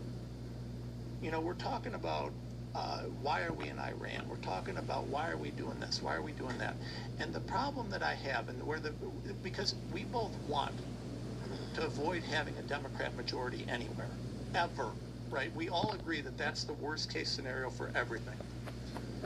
The problem is that we, the people, are very frustrated. The midterms look terrible right now. And why? It's because we don't have trust. Because when we lie on issue after issue after issue, maybe you're right about everything in Iran. Maybe this is this complex plan, and maybe he's got it all right. And I will give you that every point that you made in terms of the oil, and that's what I said, it's all correct. So maybe you're right about that. But here's the problem. We don't know when to trust. And he's broken trust because he came in for accountability. Again, that's why I say I don't care if there's a plan or not. Yeah. The things we are seeing in this war are fact data points. So, again, Trump accidentally did it or he did it on purpose. I don't care which one you pick. It's happening. But people aren't going to come out in the midterms for someone that is lying about everything. They're going to come out in the midterms for someone that they feel is not getting the job done. And they're not going to come out in the midterms. And that's what I care about, because we're going to have a Democrat majority. We're going to get impeachment. And maybe he's playing 15D chess, but if he gets impeached, he ain't going to play anything. And maybe he resigned himself to that reality already, so he's maximizing all of his foreign policy efforts now. I am praying that Donald Trump is successful for the sake of our children. I think there's a decent probability that Donald Trump, we talked about this a couple weeks ago, knows that it's a foregone conclusion at the midterms. And so the reason why we're seeing Venezuela, Cuba, Iran, China, all this stuff now is because he's like, okay, boys, we've got 7 months to pull it off. After the midterms, we're cooked, so let's go out with a bang. He's going to jam through as much as he can to prop up the United States, and then hope the next 2 years where he's jammed up and can't do anything, we will be able to set up a new Republican who would come in and then carry on and continue the plans that not just him, but his administration has made. And what if the other side, because we're talking a lot about Trump's strategy, and Trump, maybe he's brilliant, maybe he's not, we don't know what he's doing, right? But remember, for any 4D, 5D, 6D chess he's got, the other side is trying to counter him, right?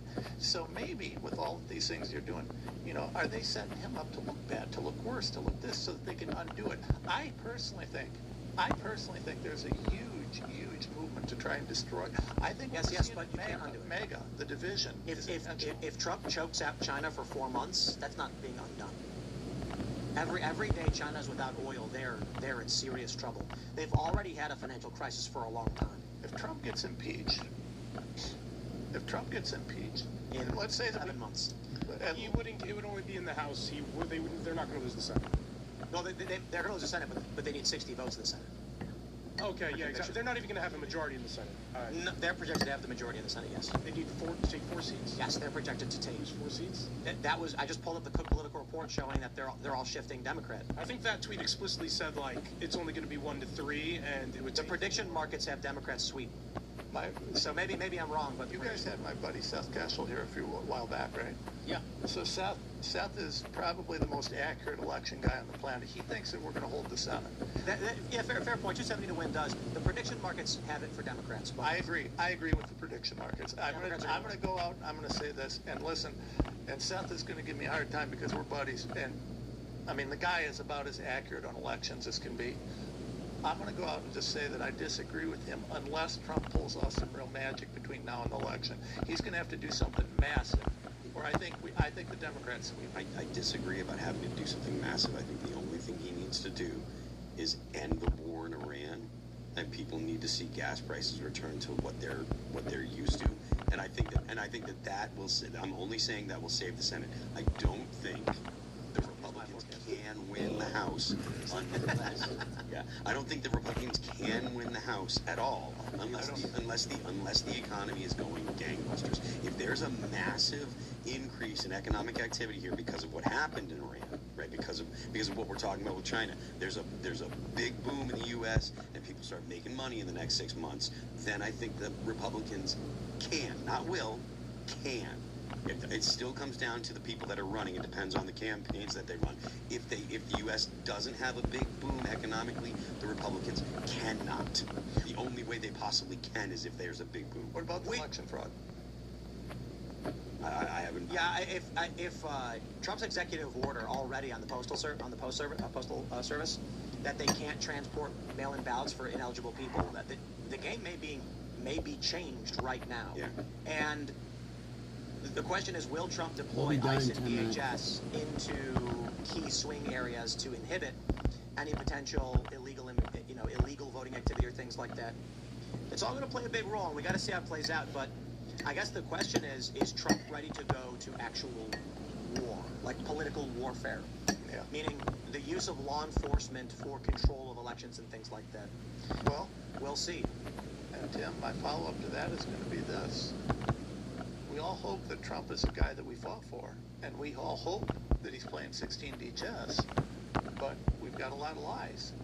Do I really trust, the deployment of troops in a federal election? Do I trust that sort of thing? And I got to be honest, when I'm being lied to about so many things, when I'm seeing a lack of accountability for any of these bad people that are doing it, why aren't we putting some of these guys in jail right now? Instead of waiting until this last minute, which could turn into an absolute war.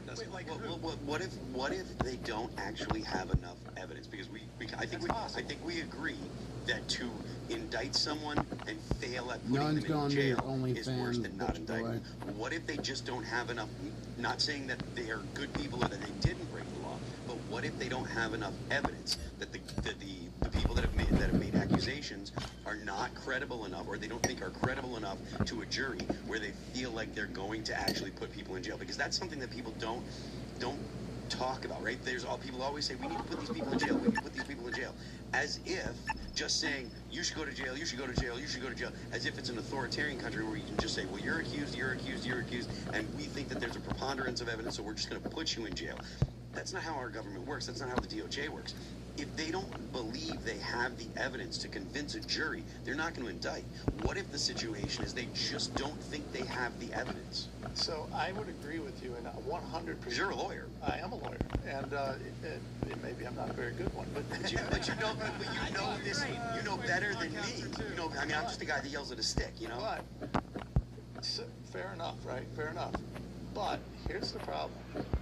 I watched Pam Bondi throw the Comey case and the Letitia James case, and I'm going to tell you that it is my opinion, as an attorney, she threw those cases intentionally. She, under the black letter of the law, this wasn't an activist judge. This was the black letter of the law, was very clear that Halligan, who may be a great attorney, I have not ripping her at all. She may be amazing. She did not have the authority to appoint Halligan into that position. She took the most important case in our country and gave it to someone who was very clear does not have the authority to prosecute. That isn't a mistake that someone who's been a state AG and then is a U.S. Attorney General, that's not the kind of mistake they make. That, to me, was 100% intentional. Just like it'll be like half hour. Of all people, get involved. I was wondering what was going to stop me to play it from playing. There's a friend of mine. His name's Mike. He's a podcaster, also a smaller podcast. Great guy. He went to high school in Palm Beach when Epstein was doing this. It was common knowledge that they were recruiting from that high school. It was common knowledge. We got to go to Super Chats and Rumble Rants because we get pushed back. So smash that like button, share the show, all that good stuff. The uncensored portion of the show is coming up at 10 p.m. at rumble.com/TimcastIRL. You don't want to miss it. The show carries on for like another 45 minutes. You got to be a Rumble Premium member, though, for the great conversations. And our Timcast Discord members call in and actually talk to us. And I'm sure they're all going to yell at me, but that was always allowed, and I welcome it. Let's see what you guys got to say. HS Disturbed says, Tim, British propaganda called our revolution a Presbyterian revolt. You tried Catholic, perhaps Reformed theology is worth a try. My mom gave me a cross to hang over my entrance today. Yeah, it was a very special one. So, what is it? Benedict's? I don't know enough about it. What did you guys do? I don't, in front of your... A crucifix? Just like a... Yeah. You don't have to... Benedictine cross or something like that? Very special one? Thank you, Mom. We'll have to wipe off the red that we put over the doorway. Is that what you guys do? The blood? Yeah, well, The goat's blood? Yeah, but I don't consider myself a Christian. We were just having a conversation the other day about... I was talking to my wife about whether or not we need to start going back to church. We're lapsed Catholics. And I still don't consider myself a Christian, but every single Christian has been like, just come anyway. And so we've talked about the importance of community and discussions of just faith and theology with our daughter as it is, but also the importance of being around good, trustworthy people. Because, to be honest, when, the story that it tells, I went to meet up with Seamus after he went to a Latin Mass, and everyone there is as prim and as proper, traditional, respectful, good moral values, all that stuff. And that's the kind of people that you want to be around. The main reason I think we didn't do it is I just said, I don't want to be fake. I don't want to impose myself on people who are going to worship when we don't share those beliefs necessarily. I do believe in God, but the response from literally 100% of people is come anyway. They don't care whether... Well, they really want to convert, not convert. Of course. Just go. No, yeah, but, the idea is like, if you come, maybe you will start to believe or something.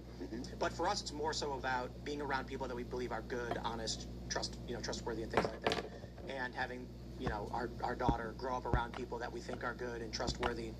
And I also think that there's value in learning the stories that are taught in the Bible as well. Whether you truly believe in the afterlife and resurrection, the general moral structure, I think, is a good thing. But 5 minutes. Swanson says, I know there's conservatives saying Trump betrayed you. If the left gets in power Okay, again, everything's illegals all come back, zeros. J6 will look like child's play if the left get full unfettered power. Go vote. Swanson says, is it fair to say Candace is part of the Marxist right? Again, people go out and vote. Literally, America depends on y'all getting out there and voting.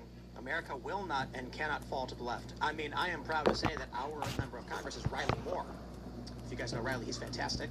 And he's a friend, and he skates, and he did a kickflip to fakie on the bank here. And there are some other members of Congress who claim to be skateboarders, but the only other member of Congress I'll give credit to is Tim Burchett. He's more of an old school guy. He rides cruiser boards, but he makes skateboards. That counts. But Riley, let me tell you about Riley Moore. He showed up here to skate, and he's an old man. What is he, like 43 or something? And, right. So he comes in, and I'm thinking, like... The server maintenance thing is to fix the bugs. Trust me, every single skateboarder saw Beto get on that board and knew he was lying. He could stand on a board, sure, I'll give him that, but he did not know how to ride the board properly. And so Riley comes in and throws his board down, and immediately, at first I'm thinking, like, I'm sure he skates, you know what I mean? Like, come on, I skate. But then he throws his board down and jumps on it, and I was like, oh, okay, he actually knows how to jump on his board. And then he just, without warming up, did a half-cab nose slide on the box. You probably just have no idea what I said. It's not the hardest of moves. I would describe it as an intermediate move. So when you're a kid, there's a trick called a nose slide, and it's where you jump off the board, turn it sideways, land with the nose of the board on the edge of a rail or ledge, and slide. A nose slide. A half-cab nose slide would be you ride backwards, jump sideways, backwards, and to your right, and land on the ledge and go forward. Slightly more advanced, but not too much more advanced, so it's more like intermediate. Maybe after you get your basics down, you might learn that trick. But doing it as a 40-something-year-old man who did not warm up, I immediately was like, Riley used to be really good when he was younger. Like, you can tell, like, we're old men, I'm 40, and so I still got some moves. You know, I skate decently well, not like I did when I was 19, but it's you know, coming. Shows up and he does it's coming. like that, I was like, wow, and it got 2 minutes. Pretty dang good at skateboarding. I gotta go back like up there to. Now he's a dad. He doesn't really skate that often. Now I'm gonna leave my base, like that at 40-something without warming up. so it'll get rated when we come back tomorrow. That guy can skate. Shout out Representative Moore. Right. So I'm you know, we do it all right, West Virginia. Yeah, I'll be probably crashing out. But, actually, I'm gonna throw Morrissey is some. an amazing governor. I think he does a great job. I gotta unload my dishwasher. And you know, the thing about Morrissey is that he was the candidate we were hoping was going to win because everybody knows him out here. And he's just like, he's a right populist guy. Yeah, I gotta do my dishes, and then I gotta do some shit in the morning. He's not one of these ultra elites, and so we kind of weren't sure he was going to actually win, and then he did. And we were very excited because it feels like the people won. You know, same thing with Riley. I gotta write a letter. Very happy with West Virginia. Emails. All right, let's go. We got this from Ricada Law for President. He says, if you don't trust the government, why would you trust their investigation then? The FBI and J6, DOJ for numerous things. But you'll trust that investigation of foreign involvement with Charlie, LMAO. Well, fair point, I guess. Right? If we don't trust Trump, I don't trust any of them on anything. What I'm hoping for is transparency. Transparency. Same old man says, Tim, that Chinese tanker came from the UAE, not from Iran. Well, that's interesting then that they got turned around. Because Trump said he was going to blockade the Strait. Trump supporters came out and said, no, he's blocking the Iranian ports. Trump said on Truth Social he was blocking the Strait. I think he's blocking the Strait. I think Trump is choking out China.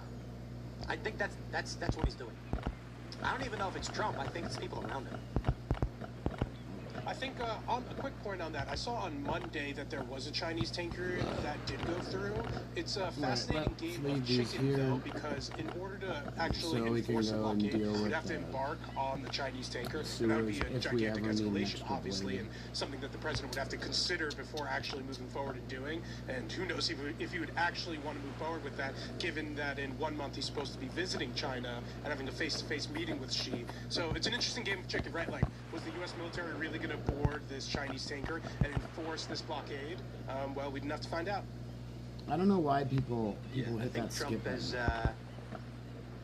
Is not material to the greater conversation of what the U.S. has been doing, and he only serves as an avatar for people.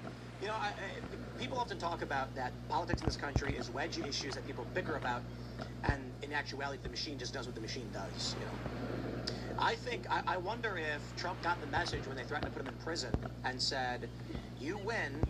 So here the theory was when Trump first got elected in 2016.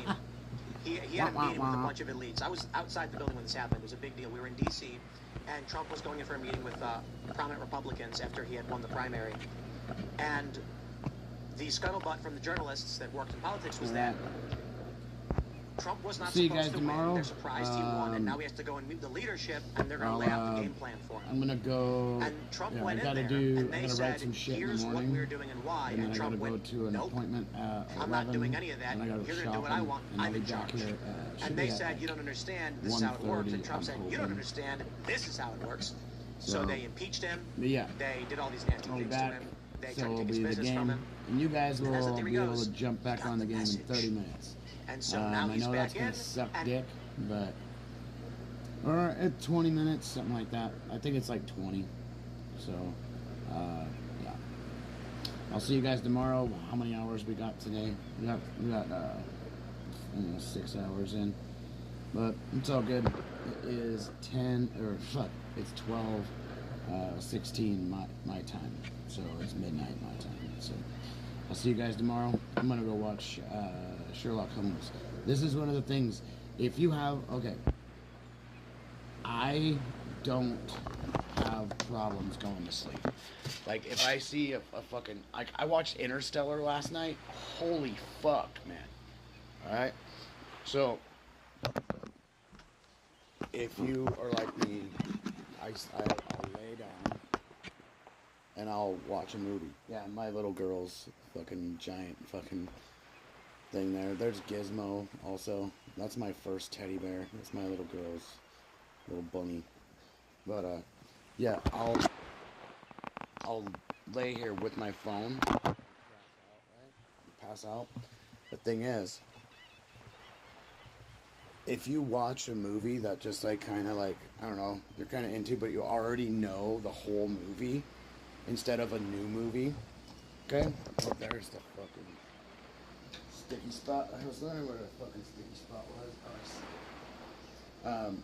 So ends up like the Robert Downey Jr. Version of Sherlock Holmes. Get both of them. Download them both. I'll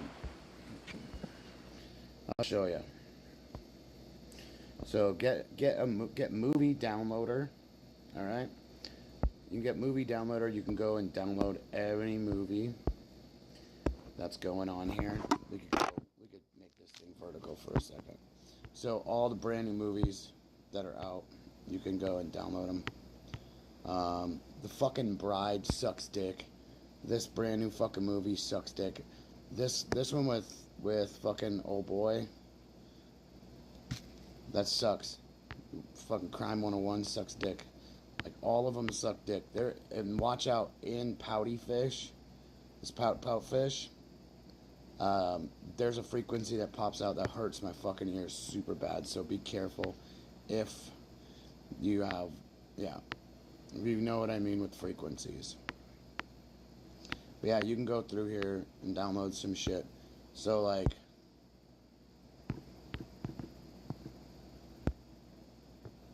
so go and you can touch on these and you can download them. There's even like this one with Benedict Cumberbatch. Actually, he does a really, really good one. He's a fucking straight up, okay, so Benedict Cumberbatch is gay, and supposedly Sherlock Holmes is gay too, but he doesn't, Robert Downey Jr. doesn't play a gay guy. He has like funny, there's like a couple funny moments where he's like, our partnership or whatever, it's fucking funny as fuck. But I gotta get this fucking sticky shit off my floor. It bugs me. So, anyways, I download these movies and I crash out. So,